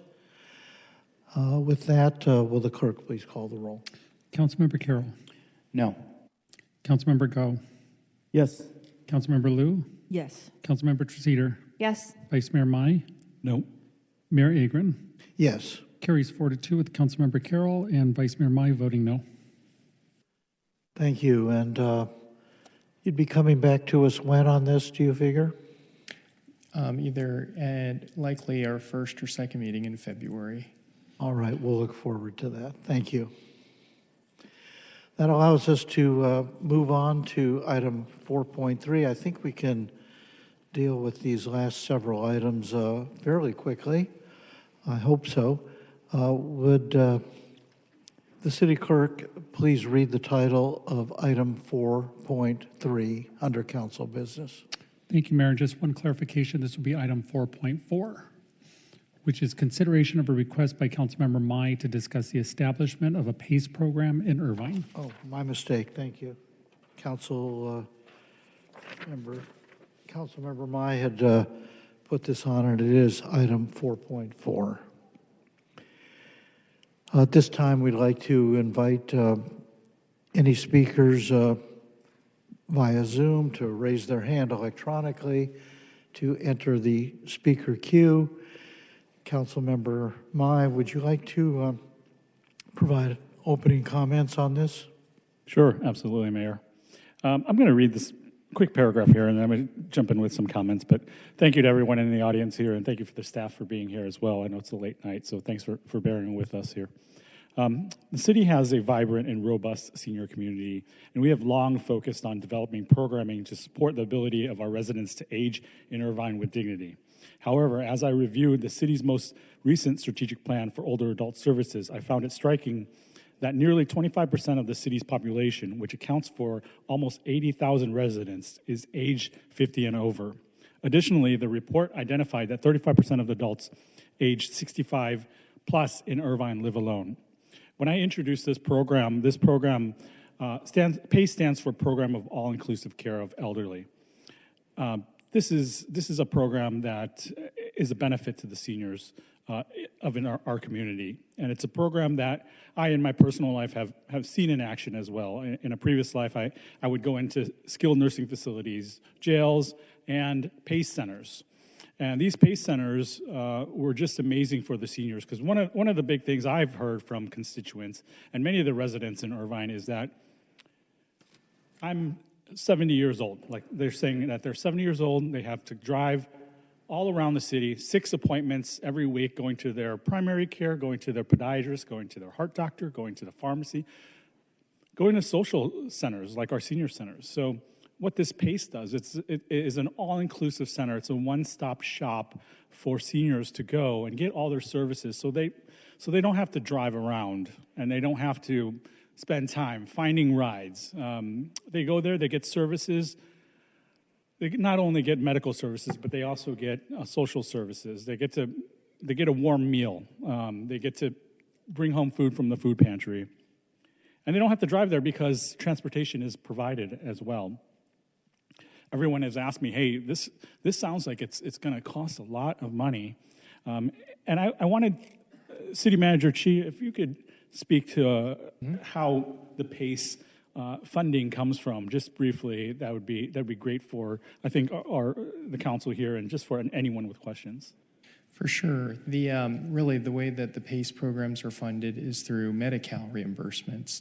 It's been a lot happening on the Medi-Cal front in California, as various new programs have been developed under the auspices of the state's calling whole person care through the CalAIM program, really it's a prioritization of trying to create new health-related medical interventions to prevent more expensive, more intense types of disabilities moving forward. It's really as a PACE program, if it were to be moved by council that directs staff to work on this particular project, the permitting really would be working with our medical care provider, health insurance provider in Orange County, Cal Optima, working with them to coordinate the permitting in terms of how it would be funded. Ultimately, the funding all comes from users that would be reimbursed through Medi-Cal-related payments. So it's really an exploration and certainly is something that the city staff's contemplated.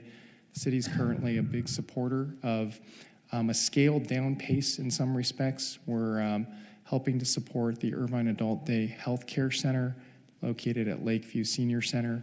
That's a program that offers not services that aren't as comprehensive as what Vice Mayor Mai is suggesting in a PACE, but it's certainly something that the staff's been thinking warrants additional consideration if the council believes that such a program would benefit the senior population here in town. Thank you. That's it for me. Would you like to go to public comments? Or? All right. At this point, any council members wish to be heard at this point? Why don't we move to public comment? If the city clerk could give some guidance in that regard, we'll move along here. Thank you, Mayor. We have 3 requests to speak. If I could call forward Robin Gurian.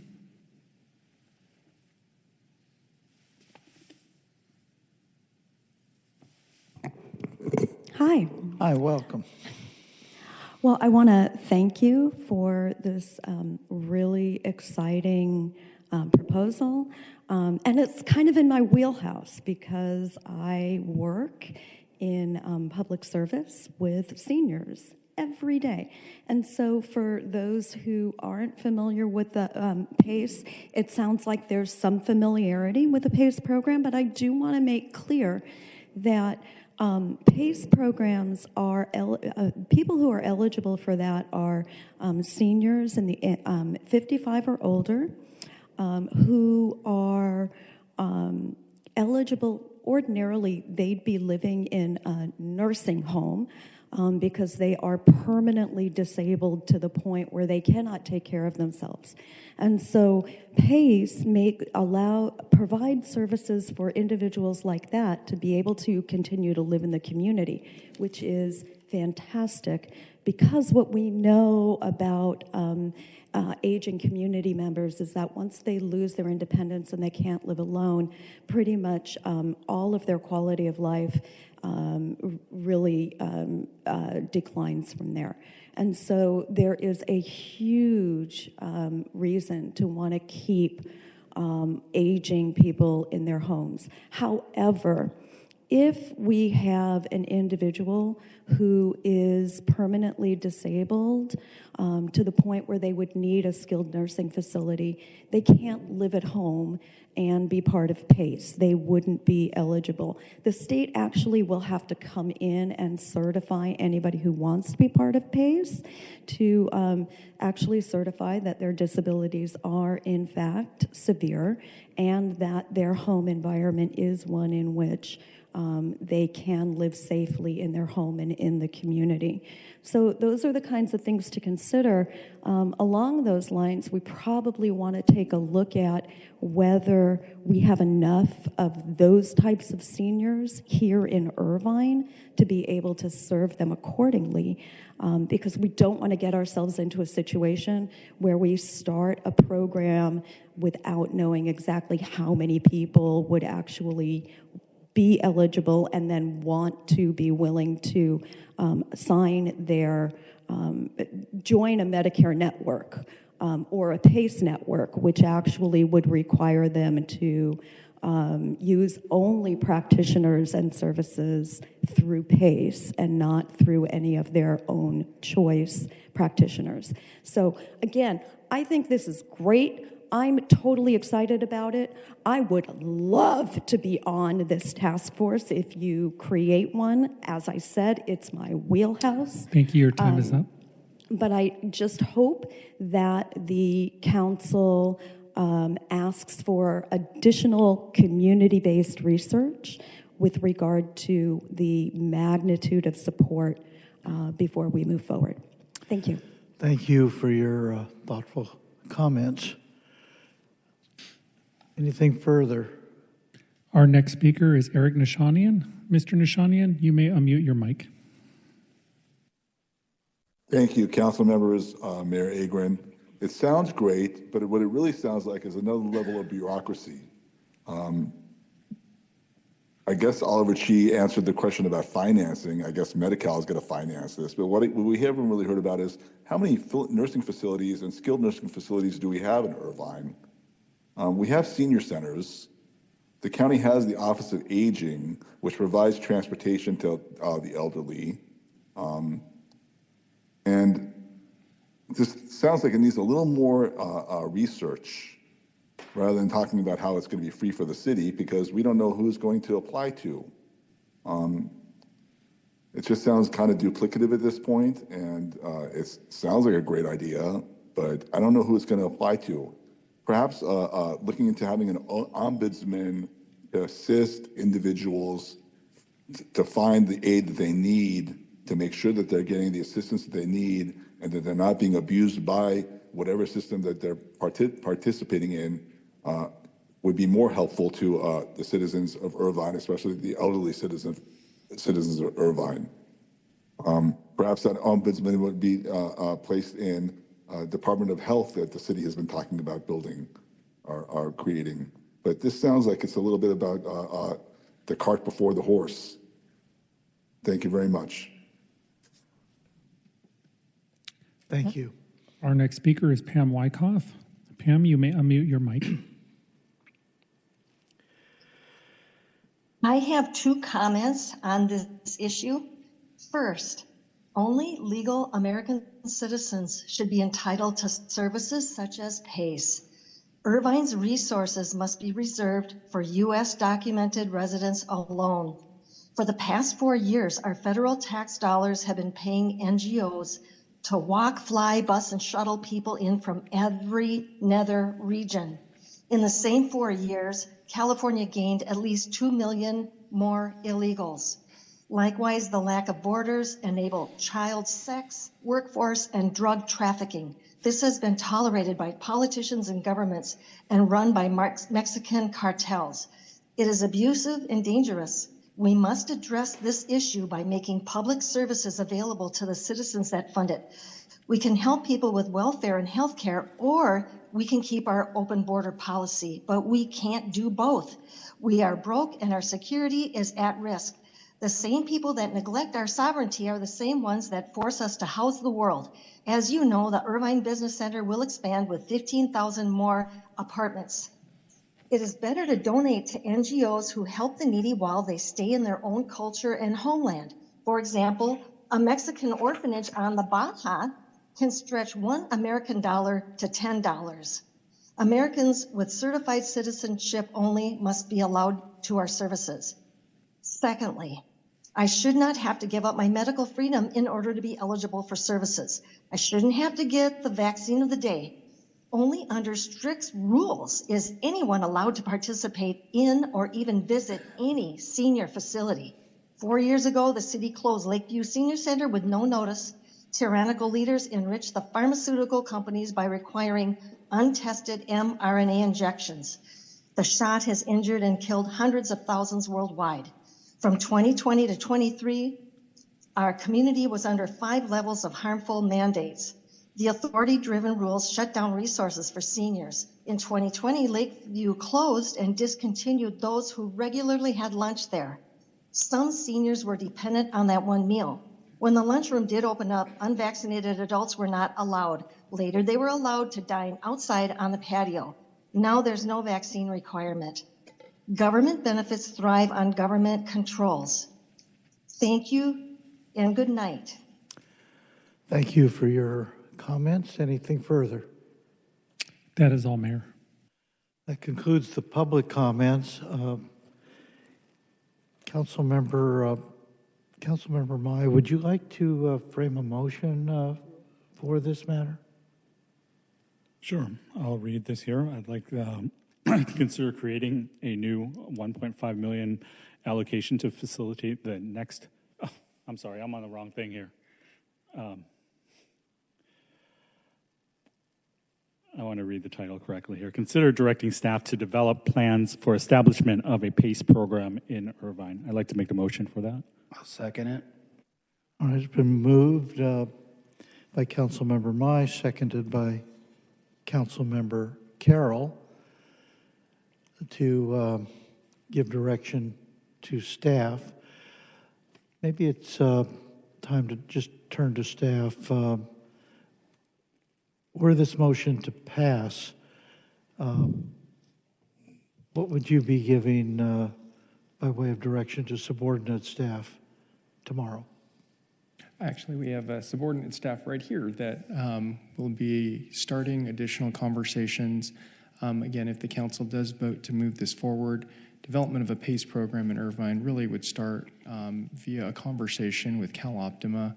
That I am aware Cal Optima staff is aware of this items before the council tonight.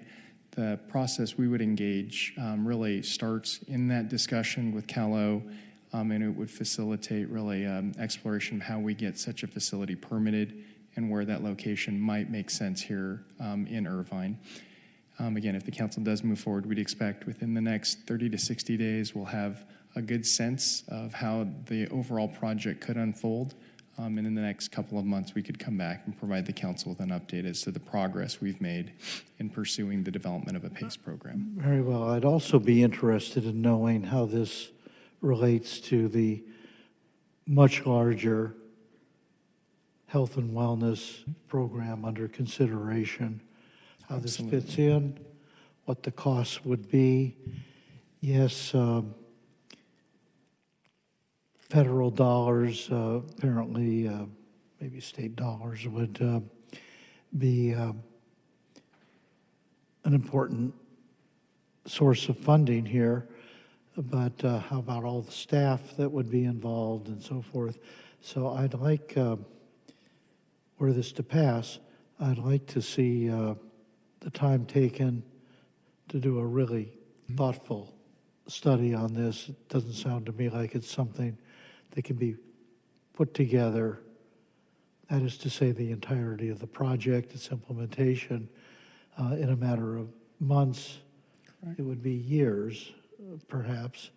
I'd like to learn a lot more about it, but staff's ready to go to work tomorrow if that's the case. Does it have any budgetary implications for the budget now in preparation? No, and there's no direct budgetary impact outside of the allocation of staff time in researching the matter. In the way that we've envisioned this might unfold, there shouldn't be any direct budgetary impact for the city at all moving forward. Excellent. Mayor, may I? Yes, Councilmember Liu. I just have a question about this that I believe that the commenters made a good point about we have existing services. And also, I understand that 20% of Irvine residents actually qualify for Medi-Cal, so they are, there is a population that is underserved and in need. But I believe it is wise to do a survey before we jump into negotiating with Cal Optima about setting up a PACE program, that to see if we actually have a need to move forward with it before we start the process. Would that be something that the staff will consider? We would consider any direction from the City Council. What I would offer, though, is if we sense there wasn't the ability to move forward, if there wasn't a customer base, we'd certainly let the council know that. In our preliminary discussions with Cal Optima, they have over 60,000 members living in Irvine. They've done a census study already, and they have a strong interest in pursuing a PACE because there is an large advanced senior population that would be in need of this type of service that would qualify for the Medi-Cal reimbursements if a PACE were to be located here. So it's certainly viable. We can certainly ask, that type of work's already happened at Cal Optima. We can certainly ask them to get additional data that they do have, and we can share that with the council for sure. That would be wonderful. I agree with Mayor that we should proceed with caution. Thank you, Councilmember Liu. Very well. There's a motion before us. I think now it's time for the clerk to call the roll. Thank you, Mayor. Councilmember Carroll. Yes. Councilmember Go. Yes. Councilmember Liu. Yes. Councilmember Trezeder. Yes. Vice Mayor Mai. Yes. Mayor Agron. Yes. Carry 6-0. Excellent. Let's move on then. Next item is 4.5. Would the clerk please read this item, identify it by title. Consideration of a request by Councilmember Mai to discuss the creation of a new $1.5 million allocation to facilitate the next One Irvine program funding round. Very well. Turn to Councilmember Mai. First, though, invite Zoom speakers to raise their hand electronically to enter the speaker queue at this time. Councilmember Mai, would you like to provide some opening comments? Sure. Again, I'll read the first paragraph here, and then I'll jump into it. I respectfully ask that the City Council consider directing the staff to identify a plan to establish a new $1.5 million One Irvine program funding round to facilitate the next iteration of the city's neighborhood revitalization program. This program is in place already. There was an enormous amount of interest in this program, and there was a wait list. The staff on hand here could tell you about it, but the wait list was finally, they worked through it, and they're no longer taking applications for this. This program benefited a great deal of Irvine. Not just in my district, even though it did start in district number 3, but it expanded out. At first, it was older homes, I believe, before 1975, specifically geographically in my district, but then it expanded citywide to any home that it was built before 1975. And there's a lot of people, a lot of seniors, a lot of veterans, a lot of general people that can't afford to put solar or do upgrades to their home to get the homes. I mean, I walk around my neighborhood and I see there's roofs that are falling apart, but people are on fixed income and they can't afford to do these upgrades. And it was great that the city had this program in place. But where we're at right now, it's on hold. So I would like to reopen that up briefly. Two of the programs. One of them is the Green Home Grant, which is for smaller projects. It provides $1,500 for a couple of items. I'd like you to speak a little bit about those items that are eligible for the $1,500. Of course. The Green Home Grants can be used for Excuse me, if you just introduce yourself, your title. Apologies. Carrie Bullock, I'm the Health and Wellness Officer in the City Manager's Office. I was involved in the One Irvine program since 2018. I was involved in the study and the launch of the program back then, so I'm very familiar with it. The Green Home Grants are $1,500 for sustainability upgrades to homes built in or before 1975, as Councilmember Mai mentioned, and they can be used for a whole range of upgrades, but also focused on sustainability. So solar is eligible. Obviously, $1,500 isn't going to cover that, but it does. It can be used towards that cost. Thank you. The second portion of this One Irvine program is the home improvement loan. So this loan provides up to $25,000 for solar panels. I think the majority of the individuals that use this were actually putting in solar panels. Is that correct?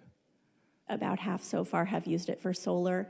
Roofing is another large cost, which sometimes is related to the solar project. And interestingly, eligible driveway improvements and landscaping is also included on there. So this $25,000 one thing I want to make clear is that these funds for this and this ask of 1.5, we already have $700,000 of this basically in the bank, not used. Is that accurate?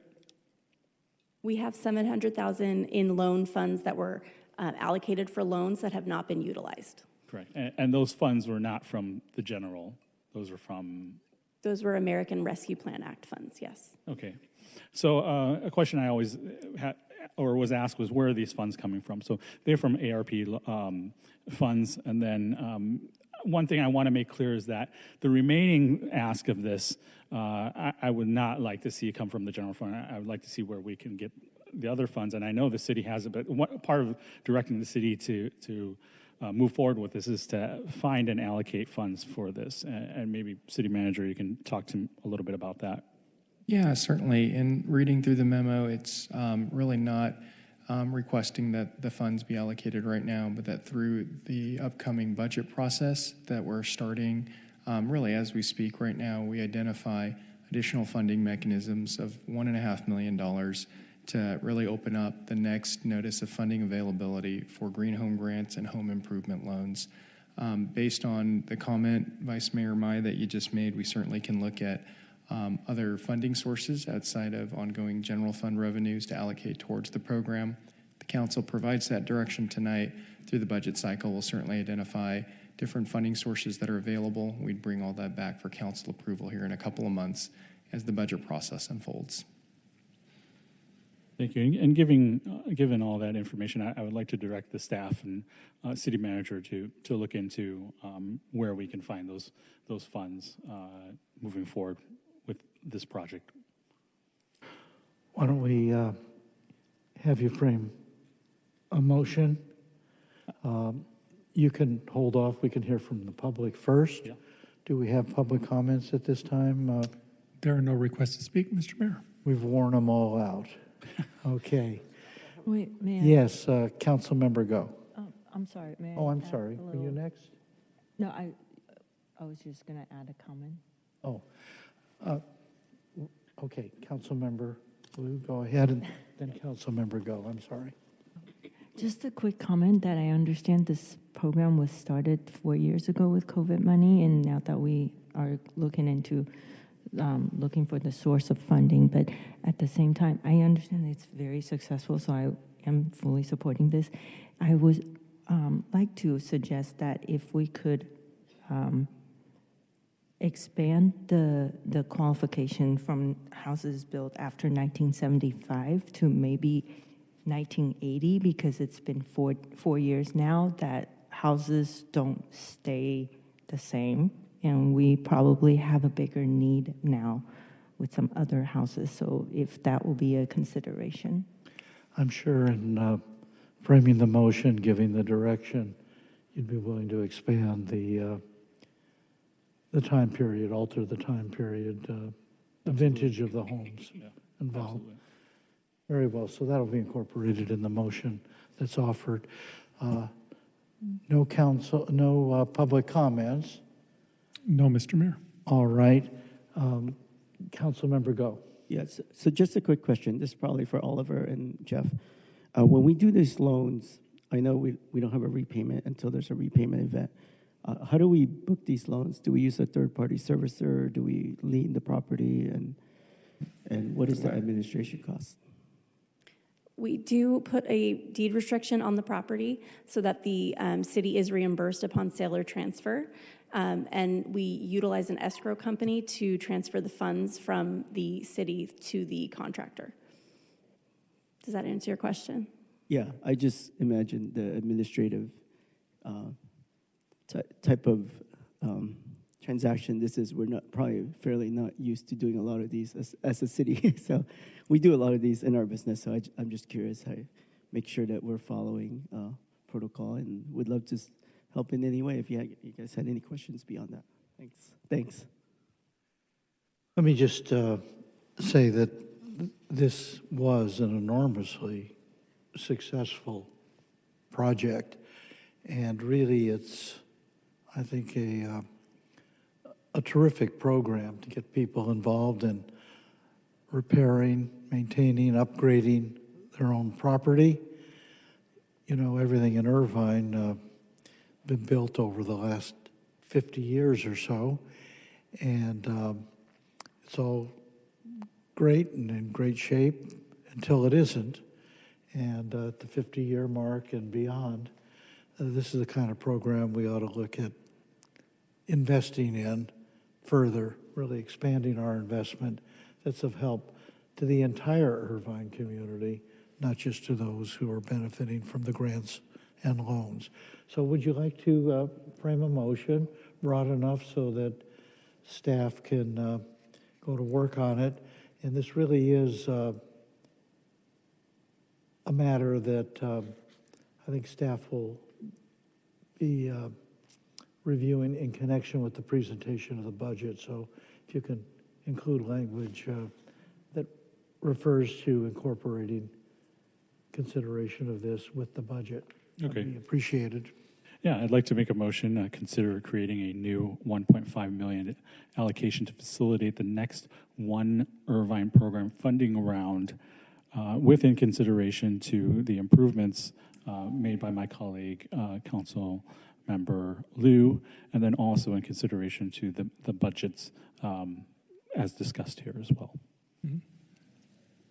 That's offered by Councilmember Mai. I would second that. And seconded by Councilmember Carroll. And Mr. City Manager, you found that clear enough to give you the guidance you need going forward? Certainly, yes. All right. Mayor, I just have a comment. Councilmember If it's okay. Carroll. Yeah, thank you. I just want to say real quickly as a shout out, some of the people in this room may know this, but this program was the brainchild of a gentleman named Steve Holtz, who was the former housing manager when I served as the chair of the Community Services Commission many years ago. And I believe Mr. Holtz, who really served the city for years very admirably, brought this program over from Huntington Beach, or the kernel of it. And again, I just want to thank Councilmember Mai and really just thank the legacy of what Steve Holtz put in place. It's a phenomenal program. Thank you, Mayor. Thank you. I think that concludes the comments at this point. The motion is properly before us. Would the clerk please call the roll? Councilmember Carroll. Yes. Councilmember Go. Yes. Councilmember Liu. Yes. Councilmember Treceder. Vice Mayor Mai. Yes. Mayor Agron. Yes. Carry 6-0. Excellent. We'll move on then to 4.6. Would the clerk please identify this item by subject, read the title of it. Consideration of a request by Councilmember Mai to discuss a business license exemption for small businesses. Excellent. Of course, the obligatory suggestion that people who wish to speak with us via Zoom, please raise your hand now, and electronically so you can enter the speaker queue. Councilmember Mai, would you like to present this item? Sure. This is an item, something very important to me and something very important to many people here in Irvine. We have great, amazing, huge corporations in Irvine, but I think the backbone of our economy and a lot of the work done is by small businesses. I'm going to read this thing here. Small businesses plan and play an important role in Irvine's vibrant economy and serve as a cornerstone of our close-knit economy, a community. Recognizing their critical role in driving innovation, creating jobs, and fostering local growth, I'm committed to champion the success of small businesses. We take in a business license annually, and it generates some revenue for the city, but I think that we should give small businesses a break. A lot of small businesses in Irvine are 1 to 2 people. We've been tracking it underneath 5, but there's a lot of small businesses under 10 now. And I think that this sends a message that Irvine is pro-business. Irvine recognizes that we should support entrepreneurs, young entrepreneurs, and especially starting businesses in Irvine. And I believe that it could drive traffic, drive businesses to Irvine's, and for us to say, hey, we'll waive your business license while you're starting up. Once you get to a certain level, you can pay into that business license, but we'd like to make it easier for you to conduct business in the city of Irvine. We're a wonderful place. So this is basically a welcoming of businesses and supporting them as well at the same time. So that's why I'm making this motion here, or memo. Thank you. Do we have any public comments? We do, Mayor. We have 3 requests to speak. All right. First, if any council members want to be heard right now? No? Let's hear public comments first then. Thank you, Mayor. If I could call forward Marlene Dandler.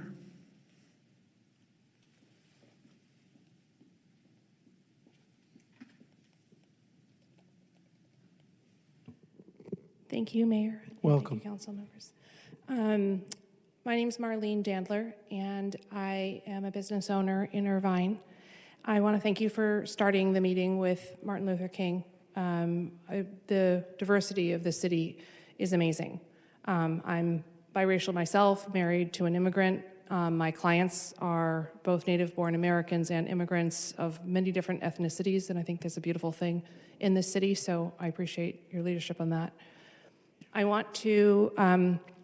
I started my business at my kitchen table. I run a homeschool resource center, and it's now grown. So I'm working with the city planning department and Irvine Business Permitting to move into Mariners Church, who has welcomed us and rolled out the red carpets for us. So we work with a lot of really intentional parents who care about their kids' education, don't want them in front of screens. We have in-person small group learning 5 days, up to 5 days a week, 1 to 5 days a week. And I wanted to also just offer, so we're working with the Irvine City Planning Department. I do want to ask for the ease in the business permit and business licensing process as we move into Mariners, because we do employ a lot of people. I do employ a lot of people who live in Irvine, and I have a lot of Irvine clients. But I also wanted to say that with the support from the Irvine City Council of a small business, we are poised to help a lot of the refugees or evacuees from Los Angeles, because we are a homeschool resource center. They don't necessarily need to register as residents of Irvine. If they're in hotels temporarily, they can drop off with us. So I wanted to offer that to you, Mayor, and also thank you for your pro-business stance, Councilmember Mai. It's been a pleasure working with your office, so thank you. And thank you for your very helpful comments. Appreciate it. Our next speaker is Eric Nishanian. Mr. Nishanian, you may unmute your mic. Thank you very much, council members, Mayor Khan. A couple things. I started my business with my wife in Irvine in 2005. We briefly left for a couple of years, and I've probably held a business license in Irvine as a small business owner since about 2008 or 2009. I'm also a landowner in Irvine. The city of Irvine does not have the funds to enforce the business license provision. I'll give you an example. While Mayor Khan was the mayor, she had a business called Horizon Consulting USA. She didn't have the business license. Nothing was done about it. While she ran for the supervisor position, she claimed to be a small business owner. She didn't have a business license. Nothing was done about it. The city doesn't have the funds or the wherewithal to even enforce the business license requirements. I haven't heard anything about how much revenue the city is going to give up with this exemption. The city is in a position where it only recovers about 3 cents on the dollar of taxes generated in the city, or keeps it, and it's spending money on things like the OCPA, on a $1 million failure to close a deal on the homeless shelter, like it's nobody's business, and it doesn't have the ability to recoup that money as fast as it's spending it.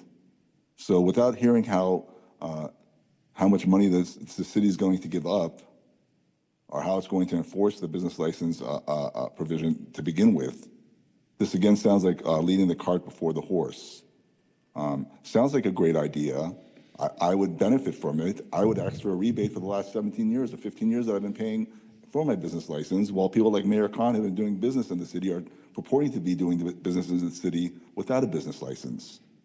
But, it comes back to treating the business owners here fairly and equally. And we haven't been doing that up to this point. And again, when you do this, You're not going to be doing that, respecting the business owners, the small business owners who have been paying their business license regularly and living up to their obligations as business owners in the city.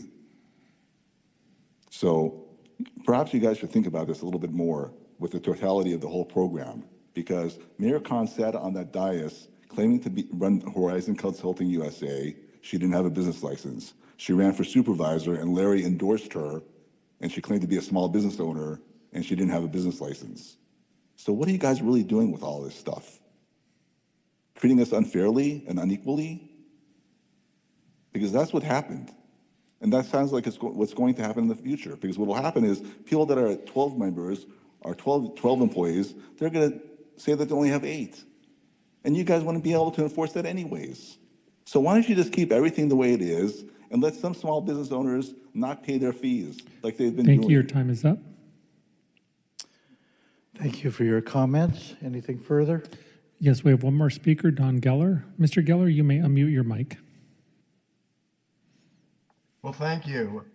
Good evening, Mayor and council members, and a warm welcome to our 3 new members. Don Geller here, longtime resident of Irvine, and I currently serve as chair of the Finance Commission.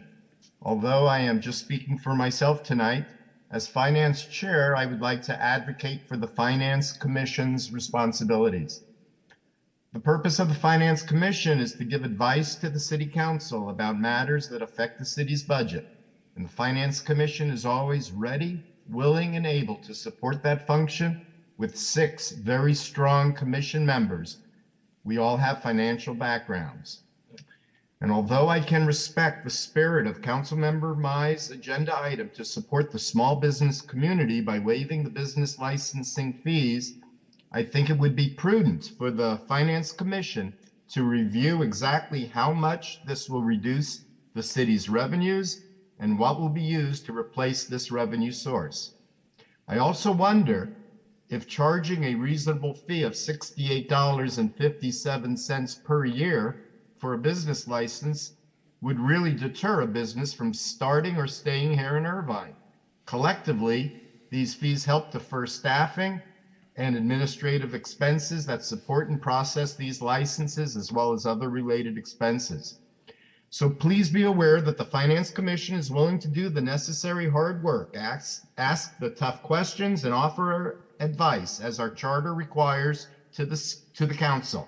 And not just for this item, but other financial items like the funding sources of One Irvine that was just previously discussed. So just to conclude, I would like to also advocate for all the city commissions. Soon we will have 7 commissioners on 5 commissions. I would recommend, whenever possible, to seek out the advice of all our commissions and take advantage of the collective knowledge of these 35 people that you, our city council, have carefully chosen to serve in these various commissions. Thank you and good evening. Thank you for those comments. And that is all, Mr. Mayor. Our public comments are now concluded. I see here that Councilmember Liu wishes to be heard, then Councilmember Carroll. Did you wish to be heard, Councilmember Liu? Yes. Go right ahead. No, I just turned it off once you recognize me. Thank you, Mayor. So as someone who's been working with small businesses, I recognize that this is a pro-business, pro-development approach to show that we are trying to help out smaller businesses to get started. My concern is, so I just have a few questions, because businesses don't like to deal with uncertainty. So what would this be discouraging people from hiring that 11th employee? Or what happens if, say, that they have the over 10 employees, but then, for whatever reason, they ended up having to let 5 of them go? Will there be a refund, or when do they need to start paying for that? I mean, those are things that I would like to have explored in the report when we do get one, and actually consider that. I mean, Irvine is already charging a very minimal charge, and according to the last budget, fees are actually not a big part of our revenue source. So would this even be making any impact on our fiscal plan in the next budget? So Certainly. if these are issues that you could answer in the report. For sure. I think the comments from Councilmember Liu that you've made are really thoughtful, and comments made from our commenters. What I would want to emphasize, I think from the staff's interpretation in the memo, there isn't direction to implement anything yet. It really was a request to see if council would direct staff to develop a program. All of those details certainly would need to be vetted. At a very high level right now, Councilmember Liu, you are correct. You remember your time on the Finance Commission. Our current existing business license fees don't account for 100% cost recovery. Small businesses pay $68.57 a year for a permit that generates roughly $1 million a year in revenue for the city. It doesn't cover the cost of administering the program. The council were to give direction to really look at eliminating fees for business license fees for businesses with 10 or less. Certainly all the questions that have been raised have to be vetted, and there'd be a comprehensive program developed and brought back really as part of our annual fee update process when we update the budget. So I think certainly great questions. I think the staff's ready to take the council's direction if this is a program council would like us to pursue and really prioritize, no fees for smaller businesses. We can certainly look at how we develop that in a way that comprehensively makes sense and assess how we go and do our best to enforce. I think our job, we're not really out to try to hammer businesses. It really is a registration program that we're coordinating, not to derive revenue, but really just to understand who's operating and what types of businesses exist in town. Thank you. Councilmember Carroll, then Councilmember Go. Yeah, thank you, Mayor. Just very quick, it's also a public safety license. It's so people know where businesses are so they can be reached for public safety purposes, first responders, which is really a good point. I would just note, thank you to Chairman Geller, my neighbor, and the Finance Commission, and I'm sure I would think, and I'm happy to second Vice Mayor Mai, if you have a motion that we would include as part of staff's review to run it through the Finance Commission and have them take a look at it, which I think that was just as really good government, and appreciate and really the purpose of public comment. So I appreciate Chairman Don Geller's point on that, if it's amenable to the maker. Thank you, Mayor. Thanks. Councilmember Go. Yeah, so I really appreciate to hear the attorney's comments on these items. My comment is more practical. When you see, when you bring up the issues of 10 employees and trying to save, I believe, whatever, $68 it was, we're just splitting here. For me, practically, we're just splitting hairs at that point. If you have 12 employees and you can't afford $100, there's probably something else, deeper rooted issue going on. But I'd like to see this more of the spirit of the motion or the implementation. I'm new here, so I don't know all the details, but thinking outside the box, my thought process is there's a lot of, like Eric Nishanian mentioned, there's a lot of companies that are not licensed or business licensed that aren't paying it anyways. And he has a point. I'm sure there's quite a few. But what I'd like to do is encourage everybody to be registered and have that business license because it's just better for everyone. And thinking outside the box, perhaps we can look into outsourcing to the Chamber of Commerce, perhaps using their infrastructure, because I'm sure they'd love to have these businesses under their system. Maybe perhaps they can afford to pay them where they're getting a lot more value for the ecosystem. So perhaps we look into that, or they administrate anyone under 10, and then we would leverage off their work because they'd have to process them anyways, for whatever we look for in our data. And then we just take that data, we put it in our system. Hopefully we can save some costs on our administrative side. And the idea is the ROI is much greater because when these companies grow with the help of the chamber and the ecosystem, they'd have more than 10 employees pretty quickly. And then at that point, it isn't about the business license fee, it's about the tax revenue. It's about, another Broadcom in Irvine. For example, when Broadcom started, they had very little people. Can you imagine just stemming a brand new company out of nowhere, maybe an AI company, or just starting with less than 10 people? And I would love to see that in Irvine. And I think that's the spirit of what James was looking for, I hope. And if we can facilitate that, we'll all be much better off. So hopefully that makes sense for everyone. Thank you, Councilmember Go. I'm just going to say I agree with just about everything that has been said here. I've seen so many iterations of our business license fee over the years. Each time there's been a new iteration. It's been, in the main, responsive to the needs of small business, giving them a break and so forth. The point that was made by Councilmember Carroll and perhaps others, a business license fee. It's a registration program, and it is important to know who's doing business where in the city. There are all kinds of reasons that we want people to register their business with us. And as far as the amount of the fee and whether it's a scale based on the number of employees or whatever, I think this really ought to, we have so many new people here, this really ought to undergo a systematic review by our staff. I'm in agreement with Chairman Geller of the Finance Commission, that the Finance Commission ought to be looking at it. We ought to be asking ourselves, what is the purpose of a business license fee? Do we want to really use it as a revenue generation source, or do we want to use it for other purposes? So I think if the motion that is offered is simply to refer this matter to staff for more comprehensive review and study, staff in turn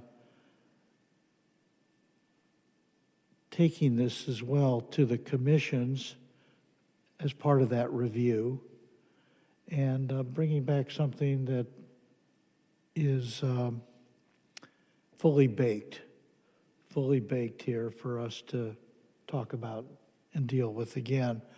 I think this can all be done in conjunction with the budget process, and then we can basically continue this discussion at that time and make whatever changes might be appropriate. So I would suggest that there be a motion to refer this to staff for further study, and I think bring it back to us in conjunction with the budget process. Are you making that motion, Mayor?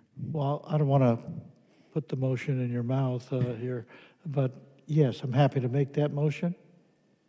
I'll second. All right. I don't want to steal your thunder here. No. All right. No thunder. Good. There's a motion by me and a second by Councilmember Mai. This is a good time to be reviewing all of this. And I think we ought to move now. Oh, I'm sorry, Councilmember Go. This is from before? Yeah. All right. Any other council comments with respect to the motion? There being none, would the clerk please call the roll? Councilmember Carroll. Yes. Councilmember Go. Yes. Councilmember Liu. Yes. Councilmember Treceder. Yes. Vice Mayor Mai. Yes. Mayor Agron. Yes. Carry 6-0. Excellent. I think that concludes our agenda. Before everybody gets up, did we need any resolution with respect to OCPA? I noticed there was a resolution naming somebody with respect to OCFA, but the motion we adopted didn't make any reference to a resolution. Mayor, I do not recall a requirement for a resolution to be transmitted to OCPA in order to effectuate those changes. We'll, of course, Why don't we double just check. let's just deem the motion that was adopted as covering the provision of any resolution that might be necessary by OCPA. Certainly, and if they indicate they need something more, we'll put it on a consent agenda and bring it back. But I think it's sufficient the way it was done. Excellent. All right, I want to thank my colleagues. We did a lot of business tonight, and I appreciate everyone's cooperation. I think we did a good night's work. With that, I'll move to adjourn. Second that. Motion and second to adjourn. All those in favor say aye. Aye. Aye. All those opposed, the meeting's adjourned. Thank you.